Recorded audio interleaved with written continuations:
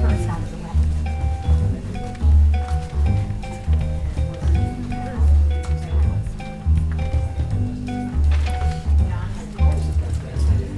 Hello everyone, welcome to the second evening of the inaugural Alchemy New Works Festival. That's very fun. We've got a lot going on tonight. My name is Stephen Vance. That guy over there in the red t-shirt acting like he just finished a script and handing out parts is Mike Murdock, who just finished the script and he's handing out parts. So if you don't have one yet, you might before the evening is over. Thank you guys for being here. It's a full evening full of lots of new work. We've got some established authors this evening. We've got some brand new authors that are visiting us from Huntington Hive. We fortunately got to go up there and work with them a couple times. You have audience everywhere, and we've got lots of performers from Alchemy. So I'm glad that everybody's here. Oh, and we have special musical guests, John and George Kinley right over there. Yay! John has a huge following. We'll talk more about what he's doing later on this evening. We're going to talk a little bit about what Huntington Hive's doing a little bit later this evening. But first, let's talk about what Alchemy's got going on this year. In a little less than 3 weeks, they're opening. We're opening with the first full stage production of the year called Red Noses. If you like dirty comedy set in the 1300s Black Plague, this is the play for you. It's got all the jokes that you need to know about nuns who want to be raped and prostitutes who love gold and don't want to ever get married. All the good jokes, plus a lot of clowning, and it's really just a funny piece. So we'll be at the West Edge Building Factory for that down in Westmoreland. You can check our Facebook page, you can check our website for all of those things. After that, we've got Shakespeare on the Road, where we're going to be taking Taming of the Shrew to local high schools. We'll probably hit Huntington High in the fall. We'll be doing some performances in the spring. Then we have an original TV show that we'll talk more about later this evening called Equity that will be premiering in cinemas later this summer. Then we have Return to the Forbidden Planet, which is a Shakespeare 1950s, 60s sci-fi jukebox musical. That's going to be really, it's great. It's fantastic. You're going to love it. We need a lot of people to audition for that too. So you like musicals, you like Shakespeare, you like 60s, come and be a part of that show. And if you play an instrument, all the better, because the officers play instruments. So we've got that. After that, we've got Wait Until Dark, the thriller that I'll be directing. And to finish up our season, we will have A Cozy Wedding, the sequel to the hit sensation, A Cozy Christmas, written by that guy and Simon Woods that's sitting right over there. That his wife is poking in the back of the head. So you'll see all these guys tonight. What we're going to do is we're going to do some plays. Then we're going to talk about the plays. And then John and George are going to play some music. We're going to have a great evening. If at any point you need the restrooms, they're out in the main lobby where you came in. There's 3 out there. If you need concessions, everything over there is $1 except for cowtails, which are 2 for $1. Some of you have been here before, but we've got those. Feel free. We're here all night. Just wave at one of us, or Linda will be over there. And if you don't see Linda, punch one of us, and we'll sell you some cowtails. That's what we do. So we got a lot going on this evening. We're going to start with an original piece by local author John Joy. Many of you may have seen his work at First United Methodist Church in the Bitsy and Boots saga. Are we calling it a saga now? I think the Bitsy and Boots saga. He's done many other things. Has been published and produced all over the United States. And this evening we're starting with Pecos Bill Meets His Match, starring Dylan Clark and Owen Reynolds. Let's give him a hand.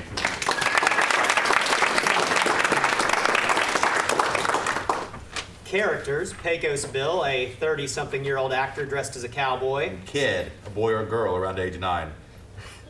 Setting: living room of the child's home under attended birthday party.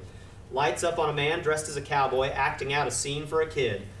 Larger than life indeed. In fact, One time I needed a watering trough for my cattle that were dying of thirst in the blazing hot southwestern sun. So do you know what I did? What? I took my finger and I made a watering trough just like that. You what? And do you know what they call that watering trough today? I'm not buying any of this. Why, they call it the River Rio Grande. Sure. What do you mean you're not buying this? You have to admit it's a bit far-fetched. Well, they're tall tales. They're supposed to be far-fetched. I think we call those alternative facts today. Maybe you'd like to hear one about the time I lassoed a tornado. Pics or it didn't happen. Excuse me? I said pics or it didn't happen. What's your Instagram? I don't have an Instagram. I come from the frontier times of our great land. Which would make you about 200 years old. You look more like, what, 34? Do I really look like 34? This is the worst. I wanted a clown. Listen, kid, Pecos Bill could pick you up in one hand like a football and launch you clear over the Rocky Mountains from here, so... Oh, that's nice. You threaten kids often in your line of work? Anyway, I'd like to see you try. Do you have any idea the court case I would have against you if you did? Not to mention all the negative publicity you'd get, and boy, wouldn't that hurt your legacy. And to me, Pecos Bill seems like someone a bit too concerned with legacy. The actor playing him, on the other hand, probably hasn't had a real job in months. I bet you killed it in a Midsummer Night's Dream back in college, though, am I right? I got nothing for this kid. I don't know what to do. $60 an hour isn't enough. This is a terrible birthday party. I've never been more miserable. Well, that's saying something, especially for somebody supposedly raised by coyotes. It's called suspension of disbelief. Yeah. Imagination. Uh-huh. Fine. What do you want to do? You want to play Minecraft? No, your folks aren't paying me to play Minecraft. This is your birthday, kid. Have some fun. I'm sure some other kids will be here soon. I doubt it. Oh, come on. I bet you got lots, a couple of friends. The kids at school don't like me very much. You don't say. They either ignore me or pick on me. I hate school. So this birthday party... It's probably just you and me, dude. Awesome. You want to play Minecraft now? Not really. You want me to teach you how to stand up to those bullies? You, please. Yes, me. You're dressed up as Pecos Bill, one of the most badass cowboys of all time, an adventurer of no equal, and you look like you're going to cry. I actually might cry. This is a first for me. Well, maybe you could get down on all fours and I'll ride you around like a horse and kick you in the side to make you go faster. Okay, we're not doing that. I don't care what you tell your parents. Fine. You're no fun. What's your name? Dennis. Yeah, it can't be easy with a name like Dennis. And what's wrong with Dennis, Pecos? What's wrong with you? You got no problem standing up to me. Why don't you do the same to those bullies at school? I never know what to say. Now, that's where I can be of service. You need to look those boys and girls right in the eye and tell them about the time you made a lasso out of a rattlesnake with your bare hands, or that time you rode a giant catfish, or... You really think they'll believe any of that? Do they strike you as particularly intelligent kids? No. Exactly. Lay it on thick. I got plenty of these. Most important thing is that you stand up to them. Look them right in the eyes. Stand up. Do it. Pretend I'm one of them. I want you to stand up nice and tall, clench your fists, look me in the eyes, and let her rip. Dennis is doing all of this, as Bill describes, and then lets it rip by punching Bill hard in the gut. Oh, what are you doing? I'm sorry. That hurt. I thought that's what I was supposed to do. No, you talk. That's when you threaten them with your stories of imminent peril and how you always win out in the end one way or another. Ow. I'm sorry. It's okay. Point is, it doesn't matter what you say. The fact that you stand up and get real close and look them in the eye is all you need. Those cowards are used to folks backing down without having to do much at all. Anybody that stands up to them will get their respect. Don't hit them, though. Not with your fists, with words, with stories. You really think that will work? I think so. Were you picked on as a kid? No, I was actually pretty popular. And how'd that work out for you in the long run? It brought me here. I met you. So not so good then. Not really, no. Will you tell me more of those stories? I think I might have to use them after all. I sure will. Blackout.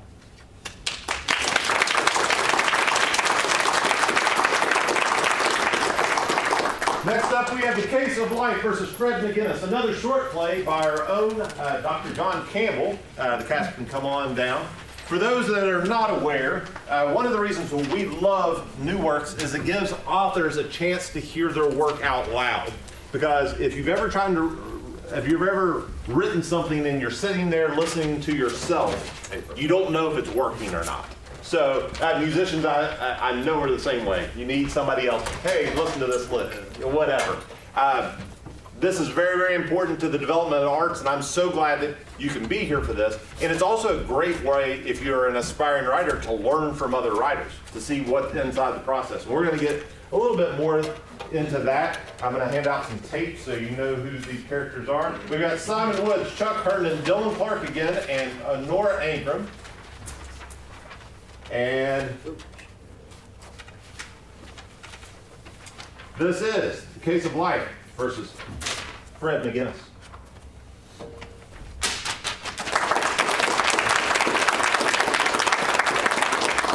Cast, male, Fred, patient and defendant. Female, nurse and judge. Male, doctor and prosecutor. Set, recliner chair, slightly angled, down left. IV pole and drip line beside/above the chair. The counter/judge's bench, stage right of recliner, angled down right of up left, chair at up left at end. At lights up, we see Fred seated in the recliner, feet up with IV in his left arm. Nurse with a clipboard of patient information is bustling about. Do you have to stick me again? You took enough blood yesterday to feed the entire mosquito population of a small African country. You seem on edge today. What's up? I'm sick Yes? and tired. Cancer and treatment drugs do that. I'm sick and tired of being sick and tired. Ah, She looks at him for the first time. And the most I can get from you people is ah. You see? Well, what do you want me to say? I want you to tell me when I will have my life back. That's a bit tricky. Here we go again. No, I mean it. I don't want to give you the runaround, but each patient responds differently. We can estimate based on averages, but I really don't want to give you either false hope or false gloom. It's best to simply take it a day at a time. I'm going to die, aren't I? So am I. So will we all. You know that's not what I meant. If the question is when, that's still a guess at best. We'll do all we can to push that when back as far as possible. Moves around to left side of the recliner. That's why you're here. That's why you have this IV line in your arm with drugs dripping into your system. Bursting in from stage right comes down. How's my favorite old white guy with cancer? Moves to stage right side of the bed, so Fred is flanked by doctor and nurse. What do they teach you docs about bedside manner these days? Let's see. I'm in constant pain. It gets worse at night, so I don't sleep well. That leads to constant fatigue, diminishing energy, and less patience with About to say jerks, but catches himself. doctors, and needles, and drugs, and procedures, and paperwork. The paperwork is just about the final straw. Speaking of paperwork, Death ain't looking so bad, Doc, from where I sit. No, don't say that. No need to get morbid. Morbidity is what's on my mind. And mortality, mine in particular. could you sign this, please? I'm tired, Doc. No, more than tired. I'm weary. I just want my old life back. Is that too much to ask? Who was it that said, you can't go home again? Thomas Wolfe. I thought it was Dorothy. Click your heels and all that. So you want your old life back? Well, yes. Why not? Sudden scene change. Lighting shifts from general room to flood. Fred in his chair. We will see the others in wash or in silhouette. Fred brings recliner upright, footrest down, and turns it to face straight. It will now be the witness chair. IV is struck by nurse as she steps behind counter, which has become the judge's bench. Straightens it to parallel front of stage, puts on his judge's gown, moves to stage, upstage of the bench, and takes a seat. Doctor, now in the role of prosecutor, moves down left, drops lab coat, revealing suit underneath, then turns dramatically to face Fred. The Case of Life versus Fred McGinnis. The court is now in session. Hammers desk with gavel. What? So you want your old life back? Well, yes. Why not? I can think of a number of reasons why not, Mr. McGinnis. For starters, are you prepared to simply drop back into the mindless, thoughtless, self-centered routine you had before your diagnosis?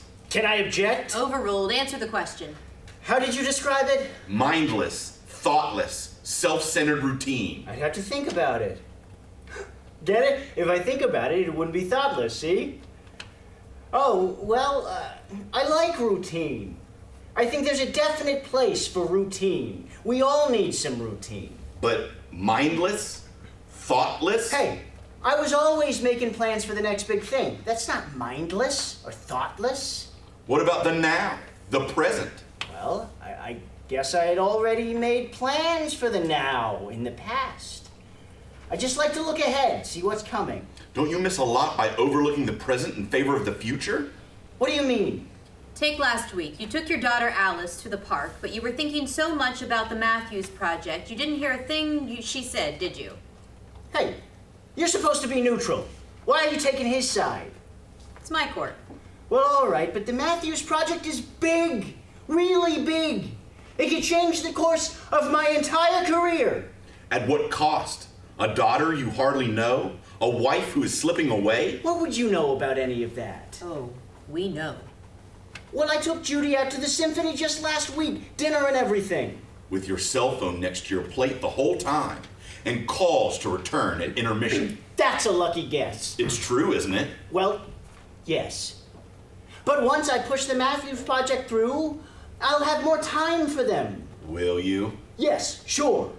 I most definitely will. Didn't you tell Judy the same thing when you were working on the Hillside portfolio? Yeah. And did they get any more of your time once you finished Hillside? No. So why should we believe you this time? I don't know. I'll try to do better. Uh-huh. You've got cancer. What's that got to do with anything? You don't know how much time you've got left. If cancer doesn't get you to pay attention to the life in the here and now, what will? I'm going to die, aren't I? We've already been over that. I don't want to die! But when will you start to live? There's a difference, you know, between having a pulse and really living. You people take care of my pulse. I'll take care of my life. You haven't done a very good job so far. What? I've got a good career at the top of my profession. A 6-figure salary. A big house. A cool car. A boat for the weekends when I get a weekend. Uh-huh. Would you repeat that? I've got a good career, 6-figure salary, all the toys. What about the people in your life? Well, I was getting to them. But they rate behind the toys. How do you plead in the first count of ignoring your loved ones? Guilty as charged. So noted. What's the name of your administrative assistant? Clara. No. Wait, that was the last one. This one is, let me think. You don't even know the name of the person who keeps your calendar. Well, they change so often. And why is that, do you suppose? As I say all the time, any of us can be replaced. It's a high-pressure work environment. I expect a lot out of them, and let me tell you, not many of the applicants are up to it. It wouldn't have anything to do with how you treat them, would it? Now, wait a minute. You can't even remember their names. I remember Clara. Or was it Carla? People are forever, Mr. McGinnis. I want you to remember that. What's the name of the janitor who comes in when you were working late, as you do so often? I don't know. What's the name of the barista who hands you your coffee every morning on your way to work? Can't say. Hey, I help her pay her salary. Does that count for anything? What are the names of the children of the partners in your firm? Now, wait a minute. We don't mix business and family life at the office. So you're one person at home and someone completely different at the office. No, well, maybe in some ways. But why should I care about their children? Are your partners human? What about the support people? What about the people you pass on your commute? Well, yeah, of course they're all human, but Do you ever stop to find out what is important to these other people? I guess I don't. How do you plead on the count of not valuing the people around you? Do I have a choice? Not really. The evidence is pretty clear. Guilty, Your Honor. So noted. Then there's the matter of taking yourself for granted. You think you're in pretty good health, but are you? Well, I'm here for cancer treatments, aren't I? My health isn't too good for cancer. That's a start. And I have a great home gym. You're talking about toys again. Right, well, I do work out a couple times each week when I'm in town. What about downtime? I don't have time for that, I told you. I work in a high-pressure field. Every minute is important. Yes, we've established that your work is more important than your family. Is it more important than your mental and emotional health? Well, Look, if you ask me who I am... Good idea. Who are you? I'm a hard-working professional. A success! I know what I want, and I've got the means to go after it. And what is it that you want? I want prestige. I want people to know my name, how important I am. I want to be a player in my firm, to make decisions and have the perks. I want to be somebody. To whom? Who is supposed to think you are so important? Everybody! Do they? Do they really? I don't know. Or do you? Any of us can be replaced. I guess that's true of me too. Ouch. But I suspect there are a couple of ladies for whom you are, in fact, irreplaceable. You mean... Judy and Alice. Yes, your family. But if you don't start thinking of others, how do you plead on the charge of being too self-centered to stop and smell the roses? Guilty. So noted. So what do I do now? Please stand for the sentencing. You are hereby sentenced to seeing the people in your everyday life, starting with your family. You must notice that love is all around you, constantly clamoring for your attention. You are to inhabit every moment of the present as mindfully as possible. You are sentenced to live. How do I do that? What if I can't do that? What if I can't carry out the sentence? The alternative... No. No! Not that, not yet! No, I want to live! I want more than a pulse, I want to live! Sudden blackout. At lights up, Fred is again leaning back in the recliner, feet up, IV and arm as at the beginning. Recliner and counter angled again. We see him shifting his position and hear him mumbling in his sleep. How do I do that? I don't want to die! I want to live! Mr. McGinnis, What? you must have fallen asleep. I guess I did. You are... No, I guess you aren't. Aren't what? Never mind. You're almost done for today. Thank you, Miss... I don't think I know your name. I've been coming here for 3 weeks now, and I don't know your name. It's Melissa, Mr. McGinnis. Melissa Thompson. Melissa. Melissa Thompson. Well, thank you, Melissa Thompson. Thank you for everything. You're welcome, Mr. McGinnis. He stands and walks stage right. She tidies her chair and IV. Just before he leaves, he turns for one last look around at a place that has changed his life. Fred exits. Blackout.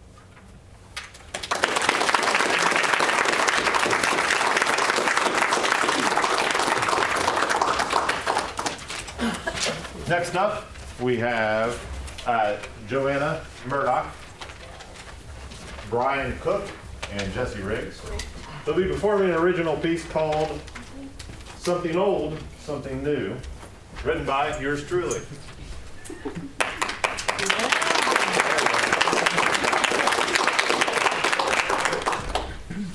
Here's your paper. Good, Pete.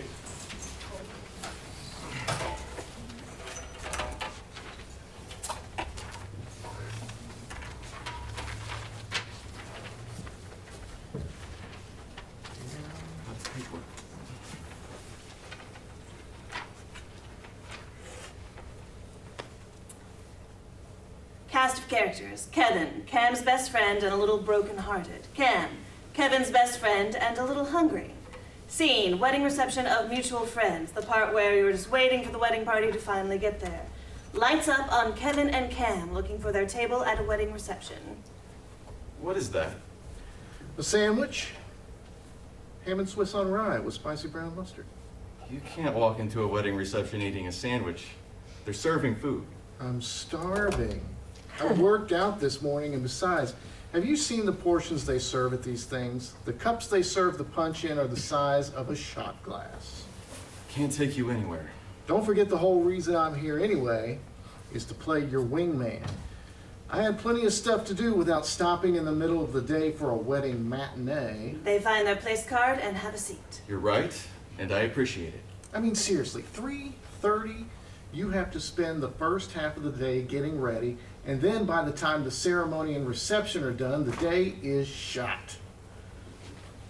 Are you okay? You're being awfully quiet. Did you see her at the ceremony? Who? Emma? Of course I did. She was the maid of honor. And not for nothing, but she looked great, even in that beige grandma-style bridesmaid's dress. Tapioca. What? The collar is tapioca. There was a whole big deal about it before we... Well, you know. Yeah, I know. And legit, she did look great. Finishes sandwich, drains a glass of punch, You sure you don't want a sandwich? I have another. pulls out a second sandwich. I wonder how long it'll take before they all show up. You have been to a wedding before, right? It really depends on how fast the photographer moves, that and how long she has to wait for Uncle Billy and Aunt Susie to move out of the way with their cell phones because the hundreds of pictures the professional is taking simply won't do. I thought they'd at least have a DJ or something playing music while we all sat here. Well, they do. He's over there. Where? The guy with the iPod wearing the hat. Drains a second glass of punch from another place setting. That's Tren's cousin from Milwaukee. Her whole family came in to see her get married. Oh no, you're right, he's plugging it in. So what do you think? A bunch of bummers or something classy? Music begins to play. Oh, you'd be wrong on both counts. I've been to a lot of wedding receptions, but this may be the first time I've heard one open with, "She thinks my tractor's sexy." I never pictured Doug and Tren as country music people. They're not. She actually got caught in a line dance at the steak place as a kid and it traumatized her. Cam drains a third glass of punch and looks around for a server of any kind at all. What, you didn't bring your own 2-liter of punch too? Seriously, show some class, man. This is a wedding after all. I don't know if I can do this. What if this is it? What if she says it's over? Oh, I'm sure that's it. I mean, she made Trinity and Doug call you to make sure you came to the wedding to celebrate the happiest day of their lives so she could dump you during the maid of honor speech. Seriously? Do you think that's what she has planned? You are an idiot. First of all, no, that's ridiculous. Second of all, Emma loves you, man. I'm sure with helping to plan this wedding, trying to finish up her degree and her sister having a baby, when you mentioned that you have a job opportunity on the other side of the country, she freaked out. Freaked out is a bit of an understatement. But I screwed up. I'm supposed to be around to make her life better, not more stressful than it already is. I probably should have waited until she wasn't neck deep in everything before I dropped the bomb, and honestly, I'm not even sure I want the job. You know as well as I do that 99% of her stress is self-imposed, and she actually would have been a lot more upset if you hadn't told her. Seriously, could you imagine what kind of disaster it would have been if she had found out any other way than you just telling her? Besides, the reason you wanted to tell her is because she's that important to you, and you genuinely care what she thinks about everything. It wasn't like you were just sitting around thinking a waste to ruin her day. You're right. Sometimes my timing just sucks. And here we are, at the crossroads, the point of no return, the 0 hour. Really, that's plenty. Thank you. Music abruptly stops and song changes. Okay, there we go. At least a song that belongs at a wedding. Just think, Casey and JoJo write one hit song in the late 90s, and it's been played, what? Millions of times at weddings and proms since then. They are immortal. There are certainly worse one-hit wonders out there. The Electric Slide is awful. Yet still played at every reception and high school dance to this day. Kevin looks at the hall doors again for probably the 10th time since the start of the action. It's going to be okay, you know. How do you know that, Mr. Know-It-All? Sorry, I really just want everything to be okay. I know you do. That's why you're here. That's why I'm here. Seriously, are they not even serving finger foods while we wait? The ceremony has been over for nearly an hour, and the regular food is sitting in those serving trays just tempting us with their smells. Have you ever not been hungry in your whole life? Sure, maybe. But I find that thinking and talking about food is almost as fun as eating food, and I like eating food a lot. And I appreciate you humoring me. I just realized I have no idea what to say. Most people just say thank you. No. No, I mean, I have no idea what I'm going to say to Emma. I've not gone this long without talking to her since we met. At one point, I actually started a list on my phone of all the things I would have texted her throughout the day, but I eventually just deleted it when I realized that sharing life with someone day to day is so much more than making a list and then catching up. You don't need a list. You don't even need a plan. You guys are great together. She knows that, you know that, everybody knows that. We're all rooting for you. Hey, I love you, man. But if for some crazy reason it doesn't work out, I hope you don't mind if I ask her out. Dang, she looked good up there in that off-tan taupe. Tapioca dress. I mean, smoking hot. They laugh and the music abruptly stops again. The music doesn't start again and they look around to see if the doors are about to open. The DJ isn't even paying attention. Worst DJ ever? He might be. Jury is still out. At least he's got a hat. The next song will be the final test. Still no music? Hey, thanks, brother, for being here. You didn't have to do this, and it means a lot to me that you're here. Music begins to play. You're welcome, and as long as you and Emma are happy, and that cake is as good as it looks, it's all worth it.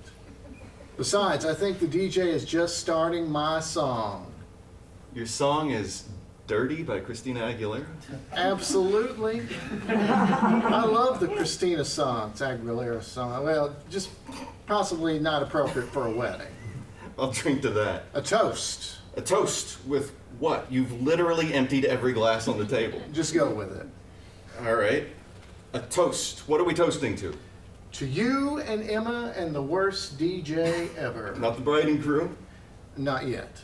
We'll do that soon enough. With a wink and a smile. All right. To me and Emma and the worst DJ ever. Music cuts out suddenly again this time during his last 4 words. The tall doors swing open and the guests all stand and blackout.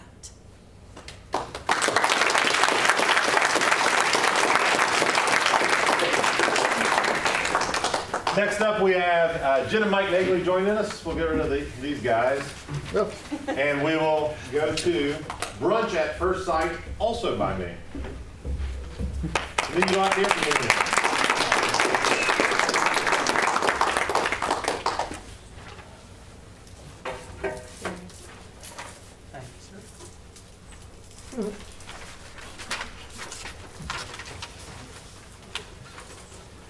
Oh, and Jennifer Stapleton. I forgot to call her up.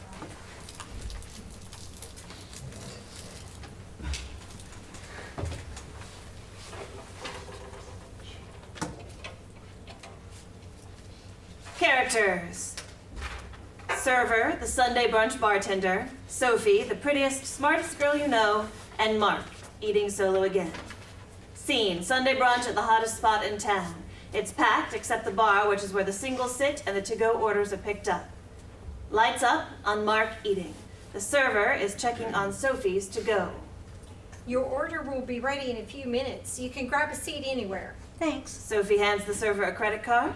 Can I get you something to drink or anything while you wait? No, I'm good. Thank you. I like your shirt. With a mouthful of food. Oh, thank you. You didn't remember which shirt you were wearing, did you? No, I had to check, but seriously, thanks. It's not often people get the reference. I love that book. I've read it probably 10 times. I've only read it a couple, but I do love it, obviously. Hi, I'm Sophie. Reach you to shake hands. I'm Mark. Sorry, my hands are sticky from the syrup. Is somebody sitting here? No, go ahead, please. Thanks. It's my turn to cook for my family's Sunday lunch. Nice plan. I'm cooking later for some friends, but I thought I'd pre-game. Brave showing up here on a Sunday for brunch. It usually takes hours to get in. One advantage of eating alone, immediate seating at the bar. Very smart. I can't do it though. I don't like going anywhere by myself, really. Who does? But you gotta eat. True. Ooh, is that a chicken and waffle Benedict? Yeah, it's really good here. I wanted to try it, but I always get the same thing. I love the crab cake. Yeah, that's good too. I'm working my way through the menu. I start the French toast section next time. Can I get you some more water? Yes, please. You still good? Yes, thank you. So, family lunch? Finishing his last couple of bites. Yeah, it's kind of our once-a-week thing. Regardless of how busy everyone gets, we still get together on Sundays, even if it's only for an hour or two. And you all take turns cooking? Yeah. Once my sister had kids and my brother started bringing his fiance, it just made sense to split it up. Although Mom and Dad would probably cook every weekend if we let them. You said you were cooking later. Anything good? Hope so. We're actually just cooking out. Chicken, potatoes, veggies, all that. I say we generously. I usually end up doing everything but clean up. I don't mind though. I like being useful. Returning with the water pitcher. Sorry it's taking so long. The kitchen is running slow today. It's no problem, really. I'm so sorry. I just realized I was completely railroading your brunch. No, it's all good. I mean, you are, but it's fine. Have I met you somewhere before? Is that some kind of line? Like, you walk up to a girl and say, "Hey, don't I know you?" Hey, you are interrupting my lunch, remember? I'm just kidding. I've never been any good at that sort of thing. I find it almost impossible to figure out what to say to someone I've just met. Yeah, food and literature references seem to be working for you so far. Who did? But that's what I'm trying to figure out. Maybe you're just incredibly easy to talk to. Maybe. Give it a few minutes. My ex didn't feel the same way. Well, that's unfortunate for him. That's very sweet of you to say. I mean it. A pretty smart girl who likes seafood Benny is lost. Thank you. I'm doing better now, but it's still pretty fresh, though. I thought he was the one, and unfortunately, that's what he thought, too. Egomaniac. Sorta. He was the kind of guy that wanted us to do his thing. Heaven forbid that I go have a girls' night or something. It was always, let's do what he was interested in, not to participate, just to be seen there as his girl. Brett wanted to dance, but they did not want her to. They wanted her as an image to dance around. I know that. What's that from? The Sun Also Rises. It's my favorite. Oh, I knew it. Story about an impotent man fishing is your favorite? It also has bullfighting and the perfect story of unrequited love. Oh, I know. I think it's great. I'm just giving you a hard time. They stop talking enough to genuinely smile. They are running slow with your food, though. Oh, I see. I make one crack about Hemingway, and now you're throwing me to the curb. How else am I going to finish this delectable meal alone? These last 3 potatoes are not going to eat themselves. And don't forget that sprig of, what is that, parsley? I think it's actually some very sad chives. Here you go. Sorry about the waste. Sits Sophie's to-go order on the counter. No worries, and thank you. Did you throw in extra béarnaise? Oh, yes you did. Thank you so much. Signs the credit card slip, but hangs onto the pen. Thank you. I'll take that whenever you're ready. She sits Mark's bill down in front of him, and he slides the server his card. Sophie starts to double-check all the bags. Looks like you'll have plenty for everyone. I ordered extra. I'm taking the leftovers home.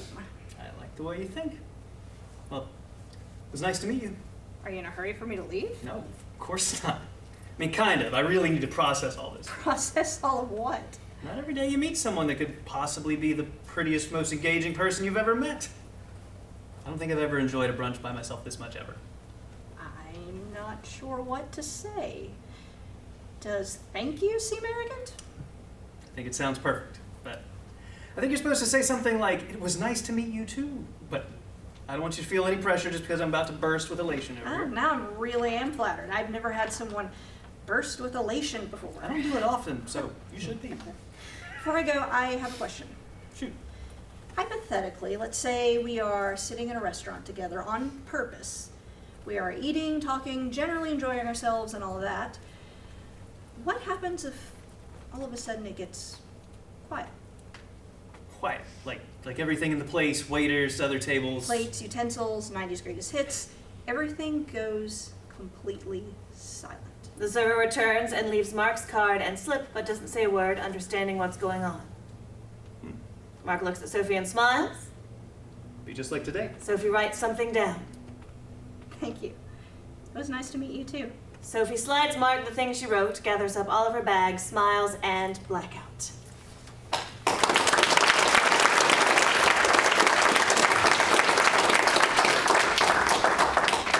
Well, thank goodness those are over, huh? Hi, I'm Mike Murdock. I'm the artistic director of Alchemy Theater. Now is the time for our first little talk-back session. So we're going to talk about the 4 plays that we have. Let's get our playwrights up here. Dr. Campbell, Stephen, John is not here, so we'll just we'll Skype him in.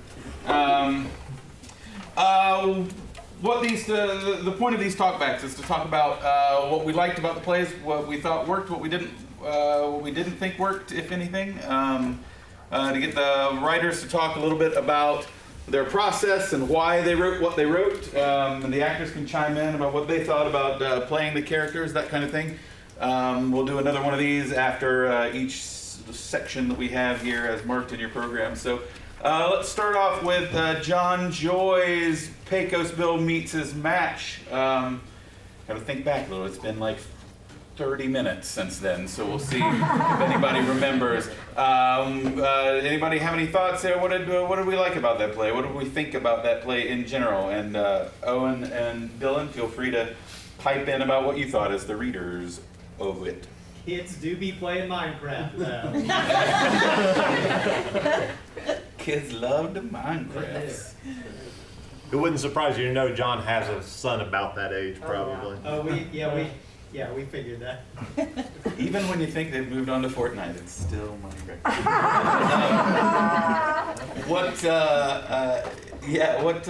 How did you like the relationship between the two characters? I thought that was excellent. Yeah. Pretty realistic, right? I think to some extent funny, but still as ridiculous as the premise is. You can imagine being a kid alone at your own birthday party, and as I'm sure you've all been at one time or another. Just me? No, just me? Okay.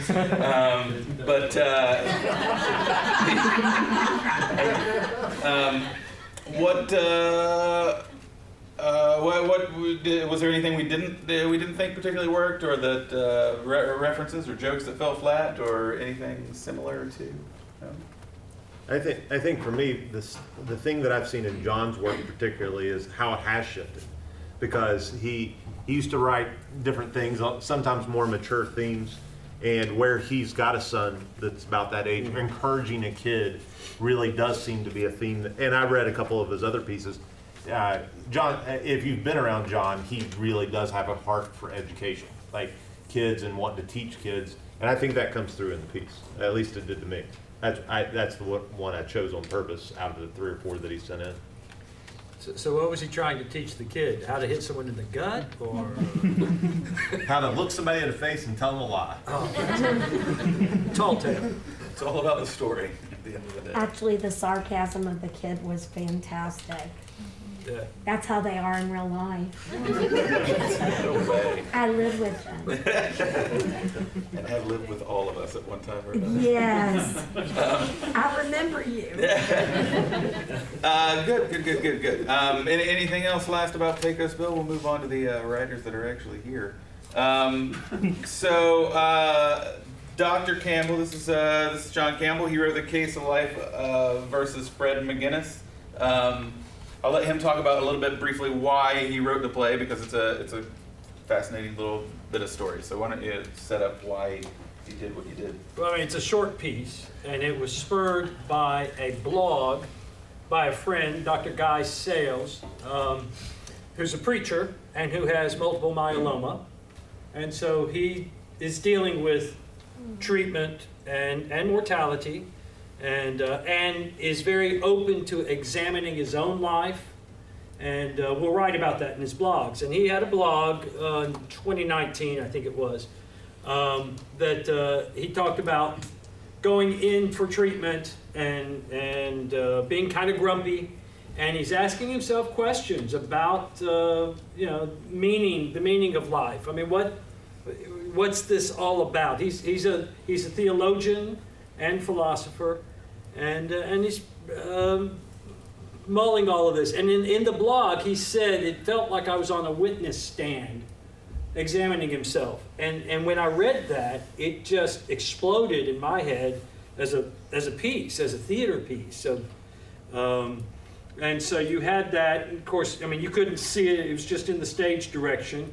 The patient in the recliner, a blackout, and all of a sudden the patient is in a witness stand, and the nurse has become the judge, and the doctor's become the prosecutor. And thank you for the actors. Loved what you did with it. I really did. That was good. And all of a sudden there, and then of course you got to get out of it again. So he wakes up, and it was all a dream. That's my artifice. And And Chuck, who played Fred, came out of the reading Sunday and says, "Hey, have you seen this movie where that's about what they did?" And I haven't, but it's a pretty common, it's not an uncommon device. I remember the older folks among us will remember the soap opera Dallas, where an entire season was a dream or something. Bobby wasn't really dead. Yeah, Bobby wasn't really dead after all. So, you know. But so that's an old theme. But it got us out of. So take me into the courtroom and then out of it again. Good. Do we think that worked? Do we like that idea of examining your life on your deathbed? Everybody bringing immortality to people in the room? Why are you looking at me? I was looking at George. I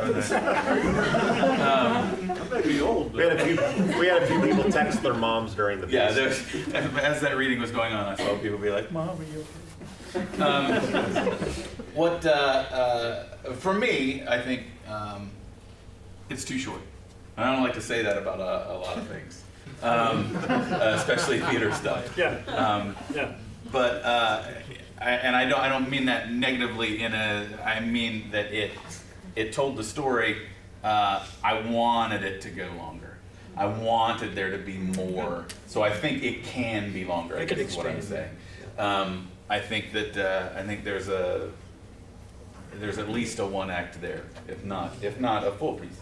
And I think as he examines the things that he's done or not done in his life and that kind of thing, there's a lot to mine there, whether it's really about this person or not, or how he deals with his family. When you could actually, in a longer piece, you could show some of that. Right. You could actually act out some of those scenes. Go to some, Well, and it becomes almost Christmas Carol-ish at that point. Yeah. Any other thoughts? Any other thoughts about this? I really enjoyed it. Jennifer, you have something? I wanted to get to know him better.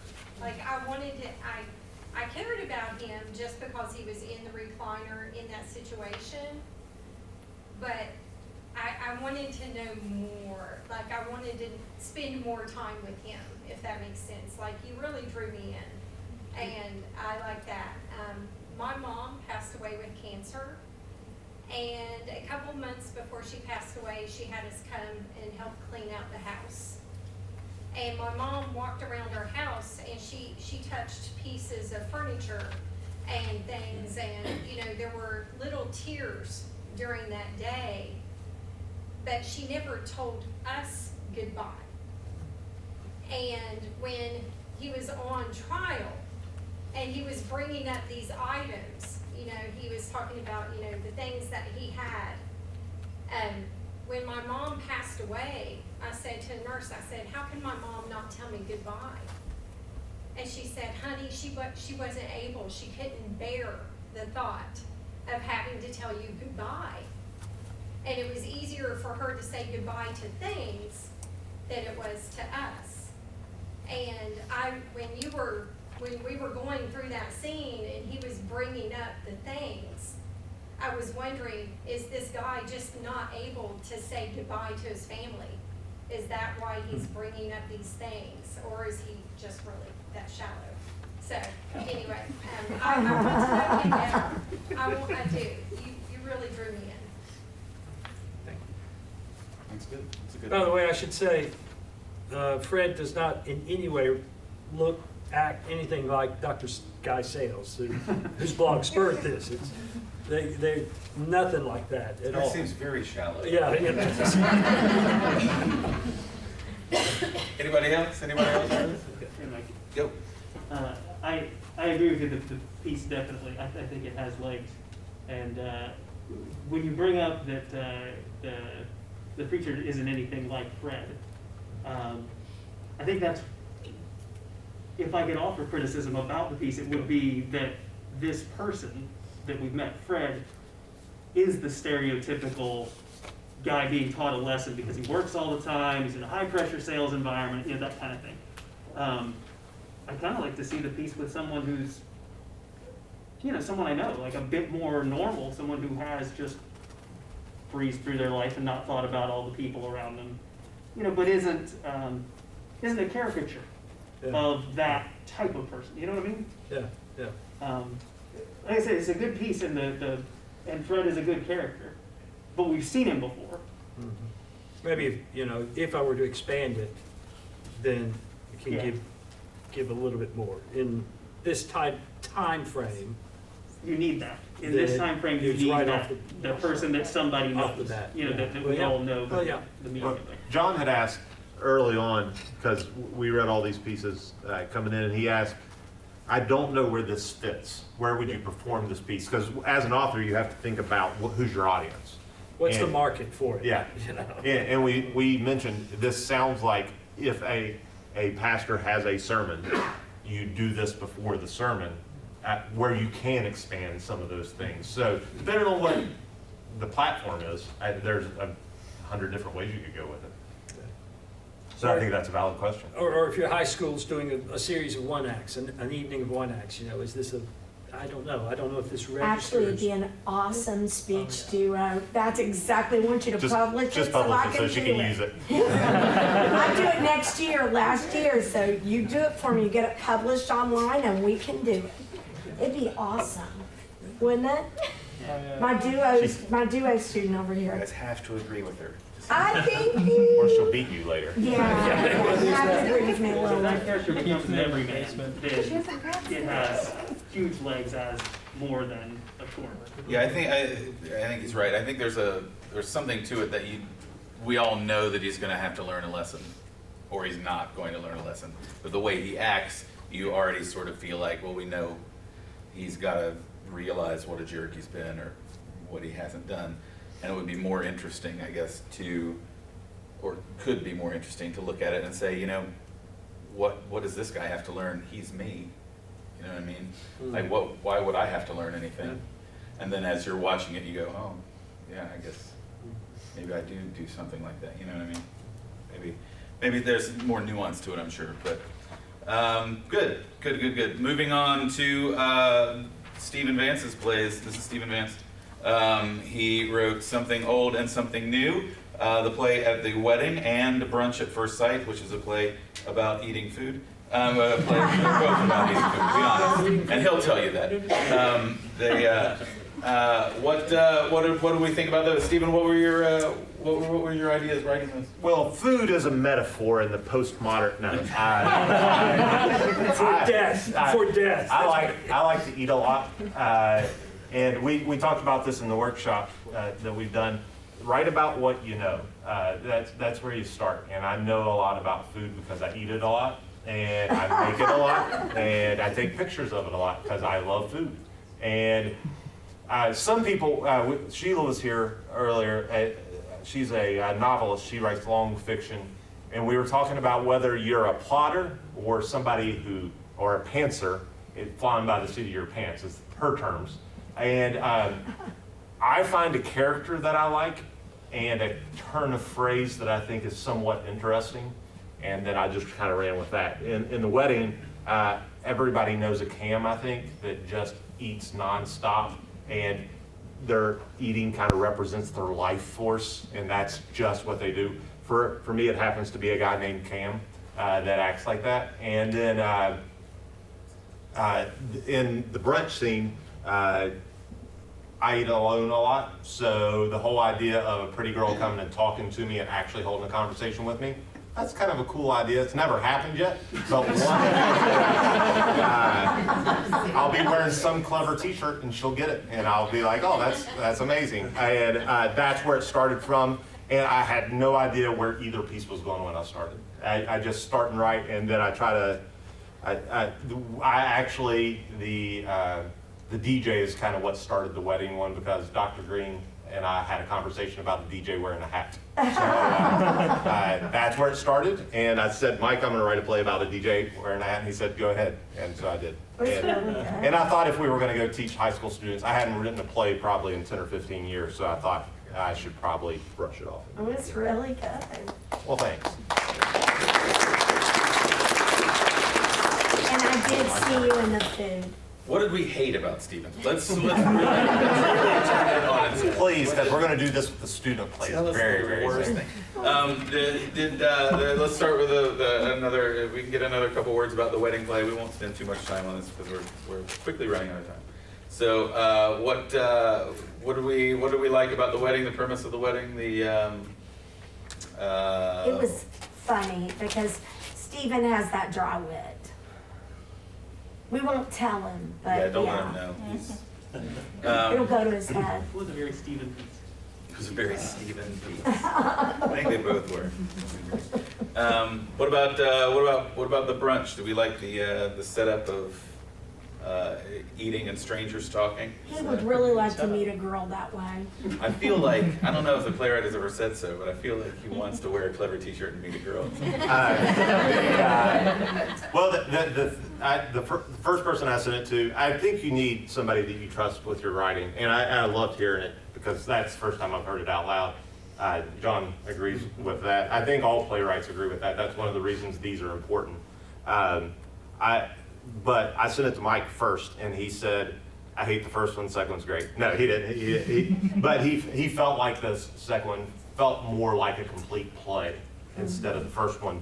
To me, the first one feels like a scene, like we're getting ready for the next thing. Yes. I assume that resonates. Yes. And then the other one just felt like a moment. I think there's a lot of moments. If I were to ever expand on it, I would take it and have a bunch of those moments and do it as a I love you, you're perfect now, change kind of thing, and maybe come and visit those characters again at different times to see. My thought is initially that he goes to call her and she's lost her cell phone, and then you have that tension for the next however long. So that's my next thought on it. Did you guys, seeing it, hearing it read out loud, did you find anything yourselves that you now would change, or that you liked that you didn't think you would, or that you didn't like that you thought you would? A couple of things, kind of both ways. The opening line, which is just about the longest line Fred has, about you took enough blood from me last time to feed the mosquitoes with small African nation. It starts off with that, and that scene, you kind of like that, and that's good. That's just about the longest line he has, is that very first line about feeding the mosquitoes of a small African country. That worked. I thought that in my piece that the transit, when he finally gets it and it's like, oh yeah, I could be replaced too, ouch. And I think that was too quick. I think that needed more time to shift. I thought it was too abrupt in hearing it. So yeah, we could work on that and work that out. So I don't know. That's what this kind of stuff is for. Steve's good. My stuff's perfect. It doesn't. I think we need to add more food that more food that Jen can't pronounce. She cussed me out about it on Sunday. It was pretty great. I about changed it to pizza rolls and ketchup, but to be honest with you. I mean, certainly, there's a couple of places that I would expand the dialogue a little bit, because it after hearing it, it felt like it went really quick. Like when you're writing, you just don't know. That's why it's nice to hear it out loud, because then you're like, oh, I probably had another 2 or 3 beats in there before I needed to move on to something else. And especially in the wedding I wrote first, and I just felt like I kept switching a lot really, really quickly. So now I can hear. And as Stephen said earlier, I think that is one of the reasons this is so important, to hear your stuff out loud. You can read it to yourself out loud. You can read it a million times yourself, but until you hear other people do it and how people have the conversations between each other, it's hard to tell what actually sounds like good dialogue and people talking or how clunky it is until you hear it out loud. You're like, boy, that doesn't work at all. And to release it. Yeah. To release it. I mean, when the voices are in my head, not those voices, I'm talking about the characters here. When the voices are in my head, well, okay, that's fine, and they've got this emphasis, and they punch that word, and what have you, and then you hand it over to actors and good actors, who then take it, and it can go a different direction altogether, and I like that. I mean, I like that. It's like, oh, yeah, good. So. Let's have another hand for the player.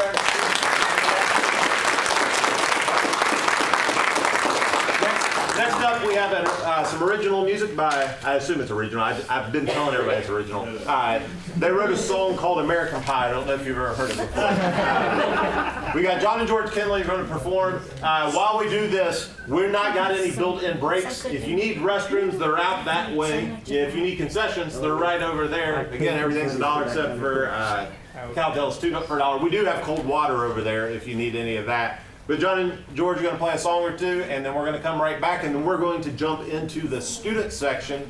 And I think everybody knows this, but Mike and I are going to award a curator's choice at the end of the two student sections to our favorite play of the evening. So, John and George, come on down.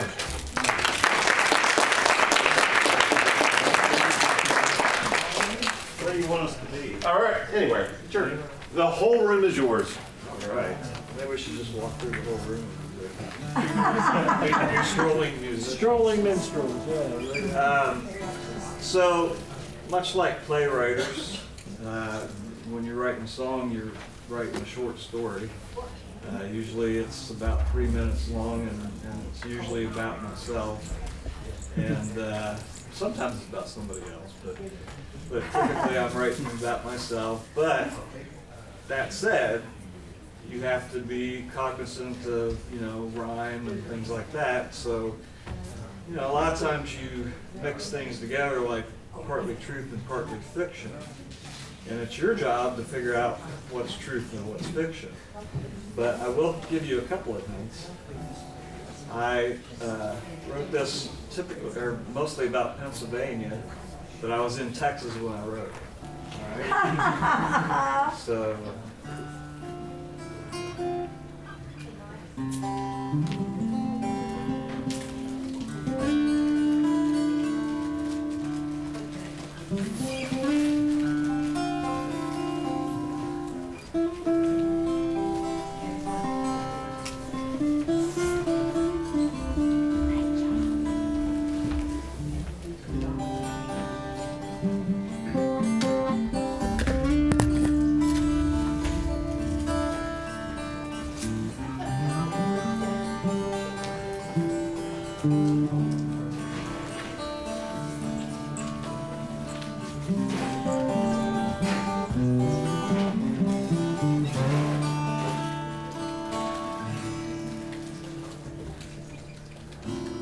Walking down the country road reminds me of the road I walked back home.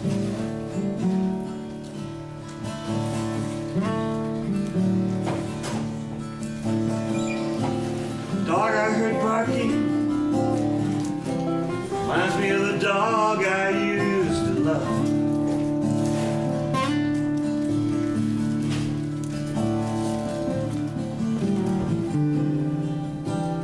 Moon shining down on the river, where I played a song or two.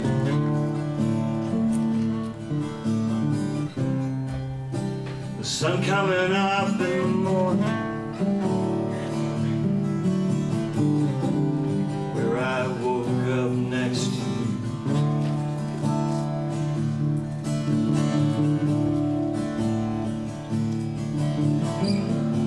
Dream being a singer, I learned how to play my first guitar.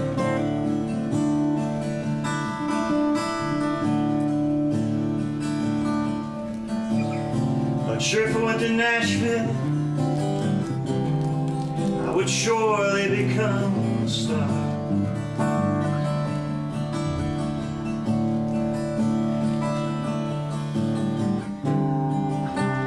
Packed up my wife and my children, and I loaded up the car, headed for the land of broken dreams and promises, playing my songs on my guitar. I had Pennsylvania on my mind.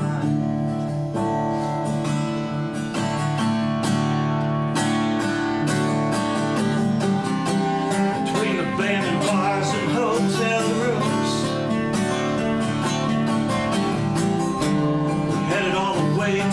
Texas side. Road brought back memories of when I was young. I had Pennsylvania.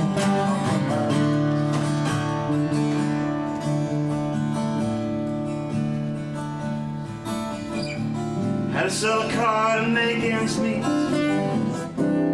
only thing we owned was my guitar.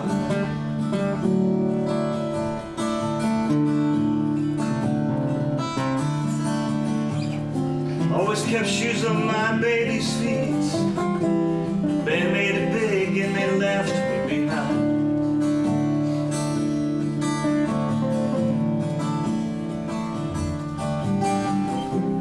I had Pennsylvania on my mind. I had Pennsylvania on my mind.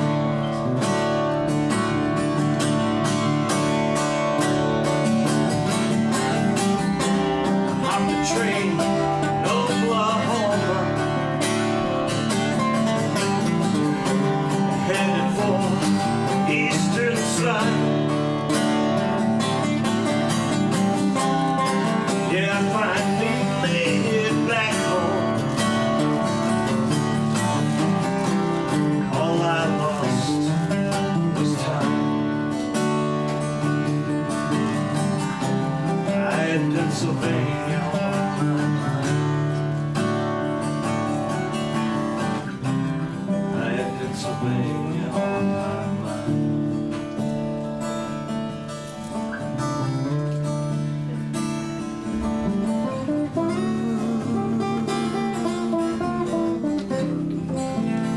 Pennsylvania on my mind.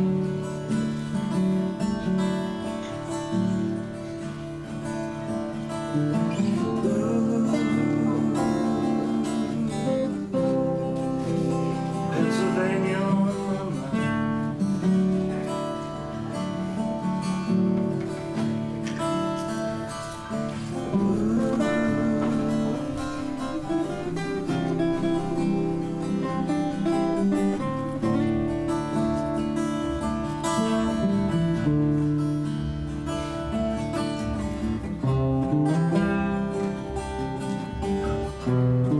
my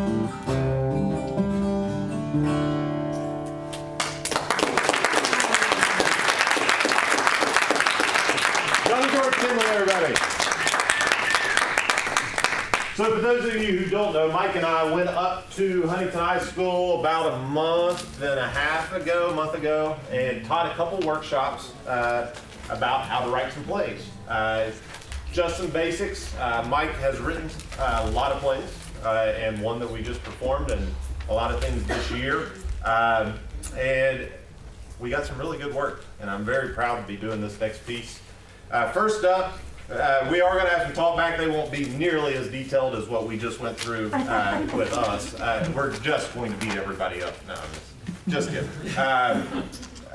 First we have Higher Than Life, which is by Nicholas Booth and Marshall Smith. If you're in that cast, come on down. There's quite a few people in that cast, I believe. Where did Dallas go? He left. He didn't want to hear it. No, he didn't. He's probably in He the said Miss Freeman said he could leave. So coming to the stage for the first time tonight, we have Hillary Brewster, Dr. Todd Green. Returning to the stage, we have Michael Nagley. We also have Jesse Riggs and Brian Cook returning to the stage. Dr. Hillary Brewster. Dr. Hillary Brewster, sorry. Dr. Todd Green, Dr. Hillary Brewster. Different kind of doctor. Mr. Michael Nagley. And then, there's your thing. Is that cute? No, not doing that. Higher Than Life. Well, where did Noah go? Or Nicholas? Nick is right. Oh, there he is. Are you got everybody you need now? Everybody's good? All right, let's do it. Higher Than Life. The scene opens with Bernie and his band, and he's talking on the phone. Bro, this is gonna be the grooviest convention I've ever been to. Yeah, dude, it's just gonna be so crazy. I hope there'll be more people than last time. What do you mean I'm breaking up? Oh man, no service. The deer runs into Bernie's van, causing it to smoke. Then the car stops and fails to restart as the deer runs off. Oh my god! This darn... I swear this could not be any worse. A guy and a girl by the name of Thornton and Cynthia drive up beside the broken down van with Cynthia on the wheel. Need help, honey? Of course he does. This thing's nearly inoperable. Both Thornton and Cynthia get out of the car, and Thornton goes to his trunk to get tools, while Cynthia goes up to talk to Bernie. Completely inoperable now. I really don't want to be any trouble to you guys, but I don't really know much about mechanics work, man. Oh, no, really, it's no problem. We have a good amount of time. Thornton shows up beside Cynthia and Bernie. We have to be there at 11 p.m. I'm sorry. Is it, bro, this is going to be... Or am I missing a page? Beware. Yeah, sorry, I'm maybe missing a page somewhere. Oh. Beware. At GU. What's GU? Garcia University. Surely you've heard of it. No, I haven't actually. Long, awkward silence. Looks like it is smoking. That's not good. That is not really good. What does that mean? Be honest, don't have any idea. But you know things about... Smoke stops. Fixed it. What? Where are the pistons? Oh, those things, they aren't necessary. I say you can go on a trip about 1,000 miles without them. Where are you going anyway? On the National Peace for All convention? Thornton starts sneakily taking things out from under the hood. What exactly goes on at those things? Well, we mostly hold hands and love one another while feeling the love we gave to others and buy memorabilia. Thornton drops something really loudly. Dude, what did you just drop? Just a camel-headed clag branch. Okay, don't take anything important out. Did you hear the Browns are going to the Super Bowl? I'm not a football type of guy, to be honest. I really like the curling, if I'm gonna be real. Thornton removes a car seat. What are you doing? I had to move this because it was in the way of the clag snapper. Clag snapper. Do not doubt the person working on your car. Okay, okay. So are you like a hippie? I'm a conservationist of the human soul and the great outdoor spirit. Oh, sorry. So nice van. I know. She's a 1994 Dodge Grand Caravan LE. You do know there was a recall on those, right? Why? Because their engines can start smoking and then boom! Bernie gives a death stare at the van and starts backing away. We could get you a new one, but you might just have to wait here for a little while. Yeah, that's what you need.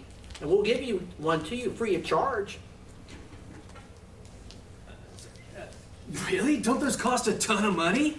Yeah, but it should be fine considering I own a shop down the road and we could give you a spare. But we were gonna go down the road a little bit, so it might take a while. Okay. Well, thank you so much for helping me.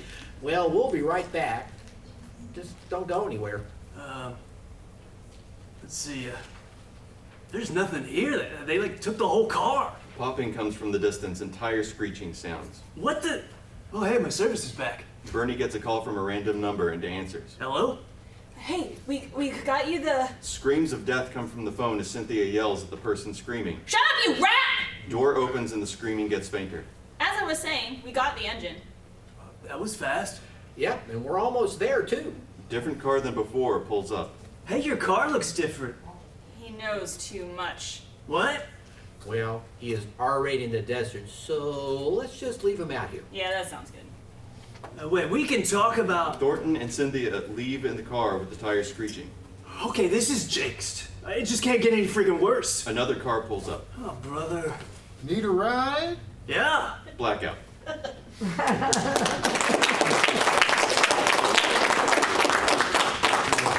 Next up, we have Call You Right Back by R.J. Holley. So if Cass will come down for that, I'll call you right back.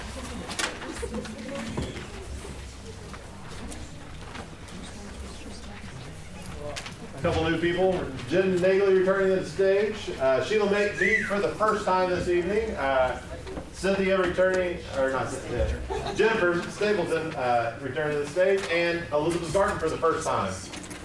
She's got a couple characters there. I'll call you right back.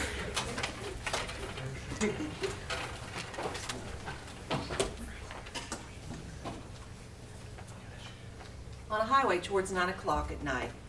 Ah, crap. Road's closed. Picking up her phone to call someone. Hey, babe. Hey, babe. Oh, sorry. No, other babe, right. Hey, hun. So I think I'm gonna be getting home late. Oh, stuck in the office? Nah, I wish. That would have been easier. Apparently there's a lot of construction and our roads are closed. I'm rerouting, but it's adding at least another 30 minutes to my trip.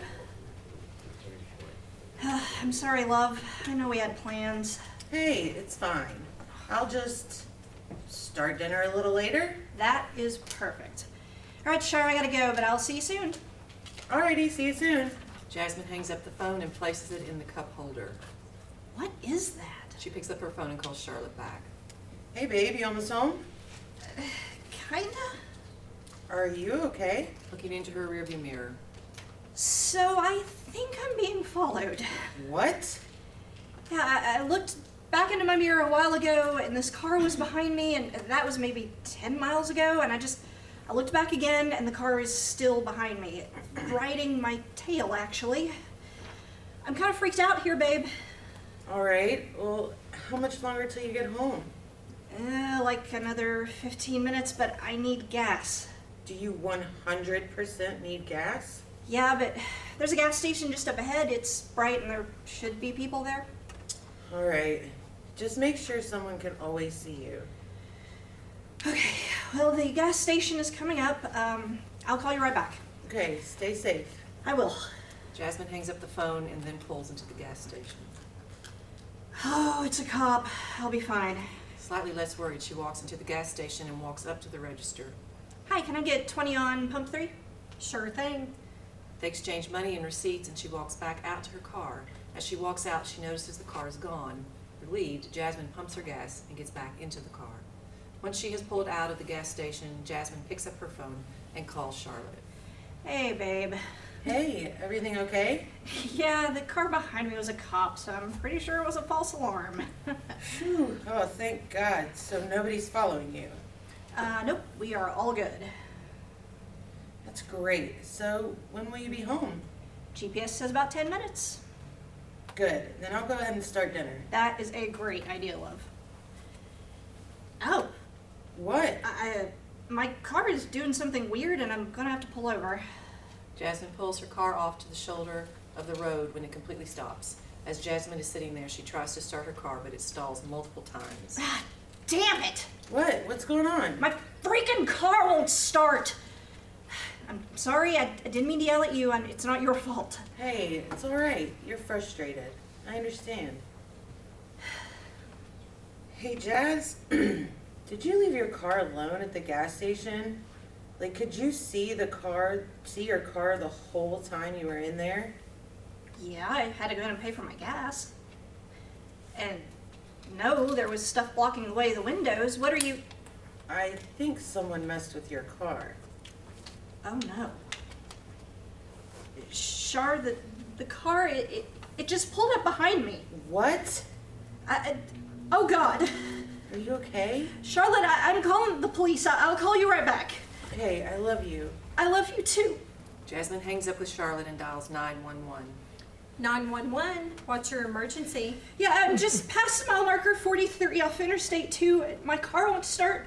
I was being followed for multiple miles and now the car that was following me is parked behind me. Ma'am, I'm going to need you to lock your doors and get in the back seat. Okay, I'm doing that now. Jasmine follows the operator's instructions, crawling into the back seat, crouching down. All right, ma'am. I'm dispatching police to your area. They should be there in 15 minutes. Jasmine looks over the seat to see someone getting out of the car and start moving towards her. Someone's getting out of the car. Please hurry. As Jasmine is in the back seat, a man comes up to the car and tries to open the door. Once realizing the doors are locked, the man looks through the window and sees Jasmine. He's wearing a police uniform. Seeing Jasmine, the man smiles and waves at her. Then, raising a crowbar and swinging it at the window, shattering it, Jasmine begins screaming and backing away, opening the door behind her and running out. The man runs after her, crowbar still in hand. After a short chase, he catches up to her, hitting her on the head with the crowbar. A few moments later, he returns to the car, bloody crowbar in hand. Ma'am, if you can hear me, the police are... The man picking up the phone, hanging up on the operator. Seeing the address in her phone, the man smiles to himself. Move to Jasmine and Charlotte's home. Charlotte is on the phone with her mother. Yeah, Mom, I'm getting really worried. She hasn't called me back. It's been almost 20 minutes now. It's all right, dear. Just pray for the best, and hopefully she'll be home soon. Yeah, hopeful. Suddenly, there's a knock at her front door. Hey, someone's at the door. I'll call you right back. Hanging up with her mother, Charlotte places her phone on the kitchen counter and goes to answer the door. She opens the door. Standing there in the doorway is the man, unknown to her, with the bloody crowbar in hand. Lights down. The end.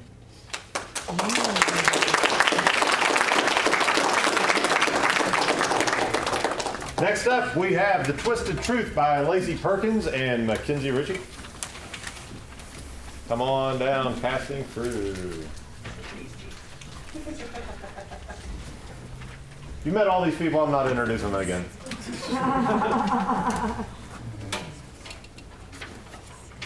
Except for Kia. That's a Kia Rice who you haven't met yet. But everybody else, you've met before.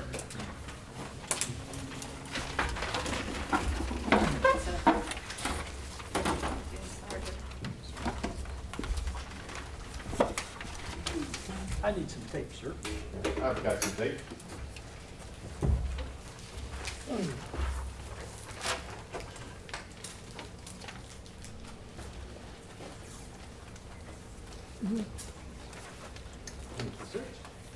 The Twisted Truth.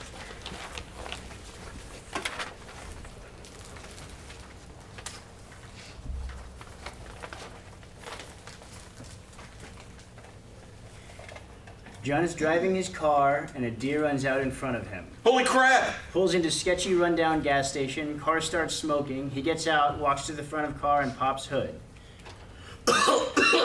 Why now? Pulls out phone. Great, no service. Slams phone in frustration. Is anyone out here? Car starts to sizzle, gradually working its way into a blaze. Gauges his surroundings, panicking. Realizes he's near a gas station that was closed for the night. What the heck? Starts running toward a house he sees far in the distance. Reaches the house frantically exclaiming, "Hello? Hello?" Repeatedly until Catherine enters into position. What's going on out here? The deer ran out in front of me while I was driving, so I pulled over at this gas station. And Susan blew, and I didn't have service to get help. I just really need your help, please. Where's Susan? Did she die in the explosion? Susan is the car, not a child. All right, come in here. We need to get you checked out. Catherine rushes John inside to check out the extent of his injuries. John sits in a living room chair. Does anything hurt? Are you bleeding? My head is pounding. Everything looks bright and fuzzy. That's not a good sign. You can stay here until you rest up. I don't want to cause you any trouble. If it was trouble, I wouldn't have suggested it, now would I? Are you sure it would be all right for me to stay here? Okay, fine. I'll stay. You're finally coming to your senses, aren't you? I don't know. Only time can tell. I can only allow you to stay until the service comes back on. Completely understandable. I promise to leave by then. I have a spare room you can use. Would you like some tea? It might help you feel better. Sure, I could go for some. Do you think there are any hospitals close by? Catherine prepares the tea in the kitchen. The nearest hospital is around an hour away, so I'm all you've got right now. That's great. Catherine hands John the tea. It's hot, so be careful not to burn yourself. My head. Are you all right? It's fine. I'm fine. Are you sure? Please lay down, sir. She gestures John toward the couch. I think. He lays down on the couch. Lights flicker and you hear the sound of keys jingling. Crap! My grandparents are home. Catherine paces the room frantically, thinking of ways to explain a stranger being in the house. Catherine, are you okay? Who's that, Catherine? Grandpa! We have a situation. This man came to our door screaming and he's injured. We saw what happened at the gas station. Was this man involved in the incident? It looked to be pretty bad. It was unsettling to look at. Grandpa hugs Catherine. I'm so relieved that you are okay. All we saw was fire. It was awful. The gas station is a wreck. Catherine, what's this man's name? I think he said his name was John. We have to get this man to a hospital. Now, honey, use your noggin. How are we supposed to get him to the hospital? We barely have a tank of gas left. Ain't no way we can get gas to go to the hospital because the only gas station around here was destroyed in the accident. He will just... What do we do? He will just have to stay here for the night, and we will take care of him to the best of our ability. John suddenly goes unconscious and slides off the couch. Oh God, what do we do? Blackout. John wakes up in a familiar bedroom. It is dark. He hears people talking outside of the room. John groans as he wonders where he is. Grandma walks in to check on John and notices that he is awake. Are you all right? You took quite a fall earlier. Grandma retrieves a wet rag. John attempts to sit up in the bed. Grandma places the wet rag on John's forehead and ushers him to lay back down. Catherine and Grandpa walk in. I'm so glad that you're okay. We were all worried. John gets out of bed despite Grandma's warning. Hey, didn't she tell you to stay in bed? Honey, he's a grown man. Let him do as he wants. If he doesn't want to listen, he doesn't want to listen. What time is it? Around 7 o'clock, dear. Goodness, that time already? I should get dinner prepared. You and Catherine must be starving. I'll help. I'll watch over John. John, I advise you to get some rest, boy. John, not wanting to upset Grandpa, does as he's told, lays back down and shuts his eyes. Lights flicker repeatedly. A girl's voice is heard. Wake up, John. Who's that? It's me, your childhood best friend. Do you not remember? I'm here to take you home, but first, you have to find the key. Who are you? What key? They're asleep now. We can get you out of here. We just need the key. Layla looks around and spots a dresser next to the bed. There. Look at this, John. Inspecting the dresser closely, he realizes that he sees a portrait of two people he recognizes. This is a picture of my grandparents. Am I at their house? Never mind that. We need the key. Wake up Catherine. She can help us. John gets out of bed. Where would this key even be? Why do we need to wake up Catherine? I barely know this girl. Just do it. Don't you trust me? You know I'm smarter. I always have been. John opens the door and steps into the hallway. Hurry up. We don't have much time. I still don't know what you mean. Why does my head not hurt anymore? Just wake her up already. You're wasting our precious time. We have to give them goodbye hugs. They've been so nice to us. You're right. We do. John walks into Catherine's room. John? Why are you up? Do you know where the key is? What do you mean, a key? Never mind. I'll find it myself. John heads toward the kitchen and Catherine follows in disbelief. That's it. That's the key. Layla points to a knife left on the counter. John does not see the knife as a knife, but he hallucinates the knife to be a pink key. Yes, you've got this now. Time for a goodbye hug. A goodbye hug? Of course. Why didn't I think about that? Let's do it right now. We're close to the end. Catherine begins to tremble as she realizes that John has a knife. John turns around with a big smile on his face. Thank you so much for letting me stay. You've been such a big help. John, what are you doing? All right, time for a nice big goodbye hug. John mimics a hug, stabbing Catherine. She falls to the floor, and he sees her blood as glitter. Why are you on the ground? Are we playing hide and seek? I can see you, you know. Catherine is silent. Whatever, she's no fun. Let's give Grandma and Grandpa a goodbye hug, too. They deserve it. John walks throughout the house looking for Grandma and Grandpa, who are fast asleep in their shared room. John opens the door to their shared room. Grandma groans as she starts to wake up and sees the figure of a man in the door. John turns on the light. Grandpa wakes up but can't see without his glasses that are on the nightstand. Grandma sees the glitter and screams in terror. Ah, you all right, Sugar Plum? You look terrible. What's going on, darling? He's got glitter all over him. Grandma holds on tightly to Grandpa. Grandpa grabs the glasses off the nightstand. What is the meaning of this? Where's Catherine? Surely she'd be awake after hearing you scream. Go check on her, honey. I'm afraid we can't let her do that, John. Of course. I just gave her a goodbye hug, that's all. She was so happy that she threw glitter all over the ground.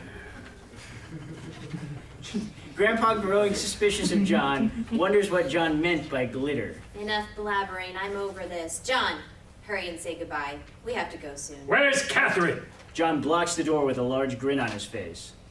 Honey, I'm starting to get a bad feeling. Grandpa, can I give you a hug? I'm not sure I'm comfortable with a hug. Before he can finish the sentence, John rushes toward him and gives him a big warm hug, smiling while doing so. Grandma tries to exit the room, but John grabs hold of her arm. Cue the lights flickering. I knew you could do it. I'm so proud of you, John. Blackout, then voiceover. News reporter. This just in, local police now has the largest case in this town's history.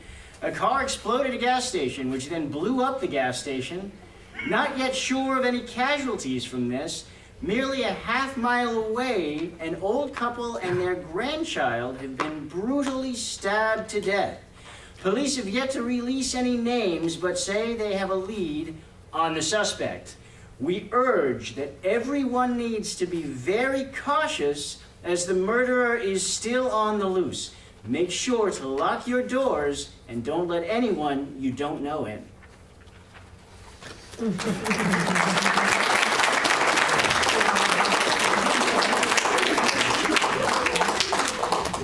Up next, we have The Big League by Reagan Snyder. So if that cast would come on down. Big League, some of them staying in place, some of them coming down. Michael Nagley, you're in this piece. Sorry, I was a little bit taken aback by the last If you hurry, the murder might get on you. Everybody's. Which one? Big League. Yeah. Big Leagues. Are you? No, that one. You're not.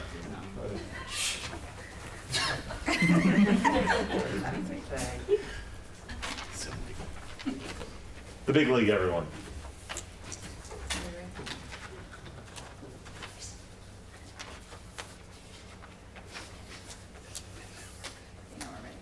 A spot on a woman, mid-30s, downstage left. The stage is dimly lit. She is on the phone.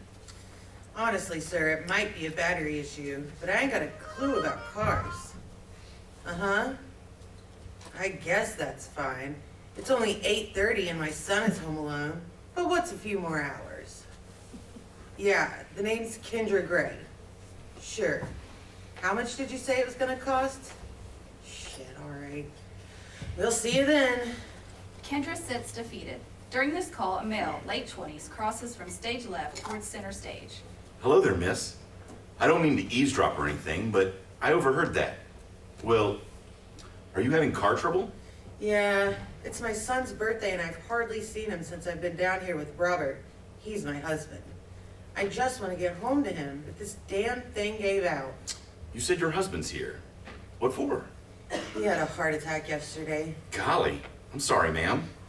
You know, I'm a resident in the cardiac unit. I might know him. I'm still learning names, though. But what does he look like? Well, he's about this tall, dark features, not much facial hair. He's awfully nice, though. There are a few people that match that description. Here, come stand by my car. I don't want you alone out here. Miss? Call me Kendra. What is your name, hon? Oh, my name is Andrew Larson. You said you were a resident? Yes, ma'am. I graduated from Georgia Piedmont, then traveled downstate for my residency program. Leave off the ma'ams and misses. I'm just Kendra. You like nursing? Any good? Yeah, I love nursing. I've been a resident for 3 years now, and I haven't had any major slip-ups. Well, I once dropped a heart monitor and it broke, but otherwise I'm doing all right. I graduated college with mainly A's and B's. Although honestly, it wasn't my first choice. Is that so? Yes, ma'am. Kendra. At first, I wanted to be a Major League Baseball player. I was pretty good, too. People would say, that Andrew boy is gonna make it to the big leagues. That's not me being arrogant. They really said that. I really wanted that. Smoke? No, thank you. It's bad for your heart. Figures. Anyways, right before the state championship, they found out I had heart dysrhythmia, and I couldn't play anymore. I was pretty torn apart about it, but after I watched those doctors with their instruments and all that, I knew where I was supposed to go. Well, it's good you found your way in life. Others aren't as fortunate, especially in that sort of situation. It's like my husband. He found his way in life as one of those firefighters. But he didn't get to live his life. Because of the heart attack? What? No. He died about 5 years ago in a house fire. I thought you said he had a heart attack yesterday. You know, it's getting late. I should get going. My mom is probably worried I haven't called her yet. Mothers would do anything for their kids. Andrew opens the back seat and begins putting his backpack inside. For sure. So would I. Kendra hits Andrew's head on the doorframe, knocking him unconscious. Lights out. Spot on Kendra behind the wheel of Andrew's car, downstage right. Off her shoulder, Andrew can be seen, still unconscious. He is restrained with ropes on his wrist. Kendra is driving with one hand, with her other holding her phone during her call. Hey, baby, hey. How are you feeling today? Still pretty bad? How's your... Oh, hon, the cough is sounding bad today. Have you been resting? Yeah? Yeah, tell me what all you watched today. Wow, Batman, huh? The son has a coughing fit. Are you all right? No, baby, don't apologize for that. You know what? I got you a birthday present. Yeah, I have a nice doctor with me who's gonna check you out. Yeah, we're gonna get you better. All right, I'll see you in a bit. Mommy's nearly home. Love you lots. Bye-bye. Kendra sets down her phone and begins crying in fear. Andrew begins coming to. He panics when he notices his restraints. He looks out the window, then at Kendra. Kendra? Where am I? I'm doing anything for my kid. I don't understand. Why am I here? Where are we going? Why did you kidnap? Stop! Just stop. I need you to help me. No one will help me. You were so nice, so I figured you would. So please, just stop. Okay? So, I lied earlier about my husband having a heart attack. He really died 5 years ago, like I said. Robert passed when Isaac was 2 and left me alone without a job. You don't get shit when you're a single mom, except for pitiful looks. People don't even ask. They just assume you were irresponsible and screwed up somewhere in life. No one even stops to ask. Your finances also don't care, so you eventually live in the middle of nowhere, a place where you and your son can't stand outside without being in danger. You know what else you lose, Andrew? Your ability to be a good mother. The job I have barely covers the rent. Healthcare isn't an option. Mommy can only take care of a fever for so long. She can only act like she's in control for so long. But when her baby's lips start going blue and even coughs up blood, what else can she do? Call a doctor she could never dream of affording? Of course not. Like I said earlier, mothers would do anything for their kids. I really am sorry, Andrew. You were so nice. I have been waiting at that hospital for a week with the same rehearsed phone call, and you've been the only person to talk with me. I just need Isaac better. Please, just check on him. I will. Thank you. All right, we're here. Spot follow Andrew with his backpack and Kendra as they leave the car, and stage left lights come up dim. It reveals a couch with a TV placed on the left of the couch facing in. There's an end table with a house phone and a lamp on top. Isaac, age 7, is laying on the couch with tissues scattered about. He looks sickly. Kendra and Andrew enter the house. Hi, baby, I missed you. Hi, Mommy.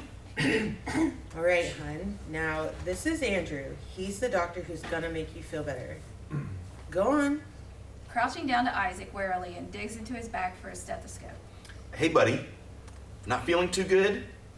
Isaac shakes his head no. No? I'm sorry, bud. Let's see if we can fix that. I'm gonna put this on your chest, and I want you to take a nice big breath for me, okay? Isaac nods and begins taking a deep breath when he enters a violent coughing fit. Andrew draws back with a suspicion.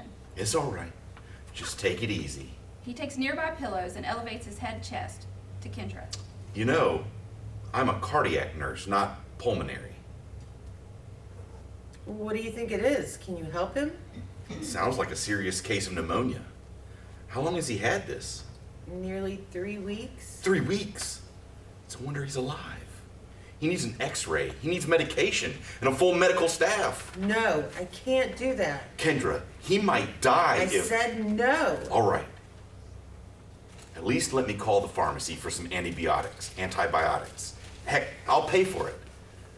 But this isn't something I can prescribe an ice pack for. Fine. Thank you.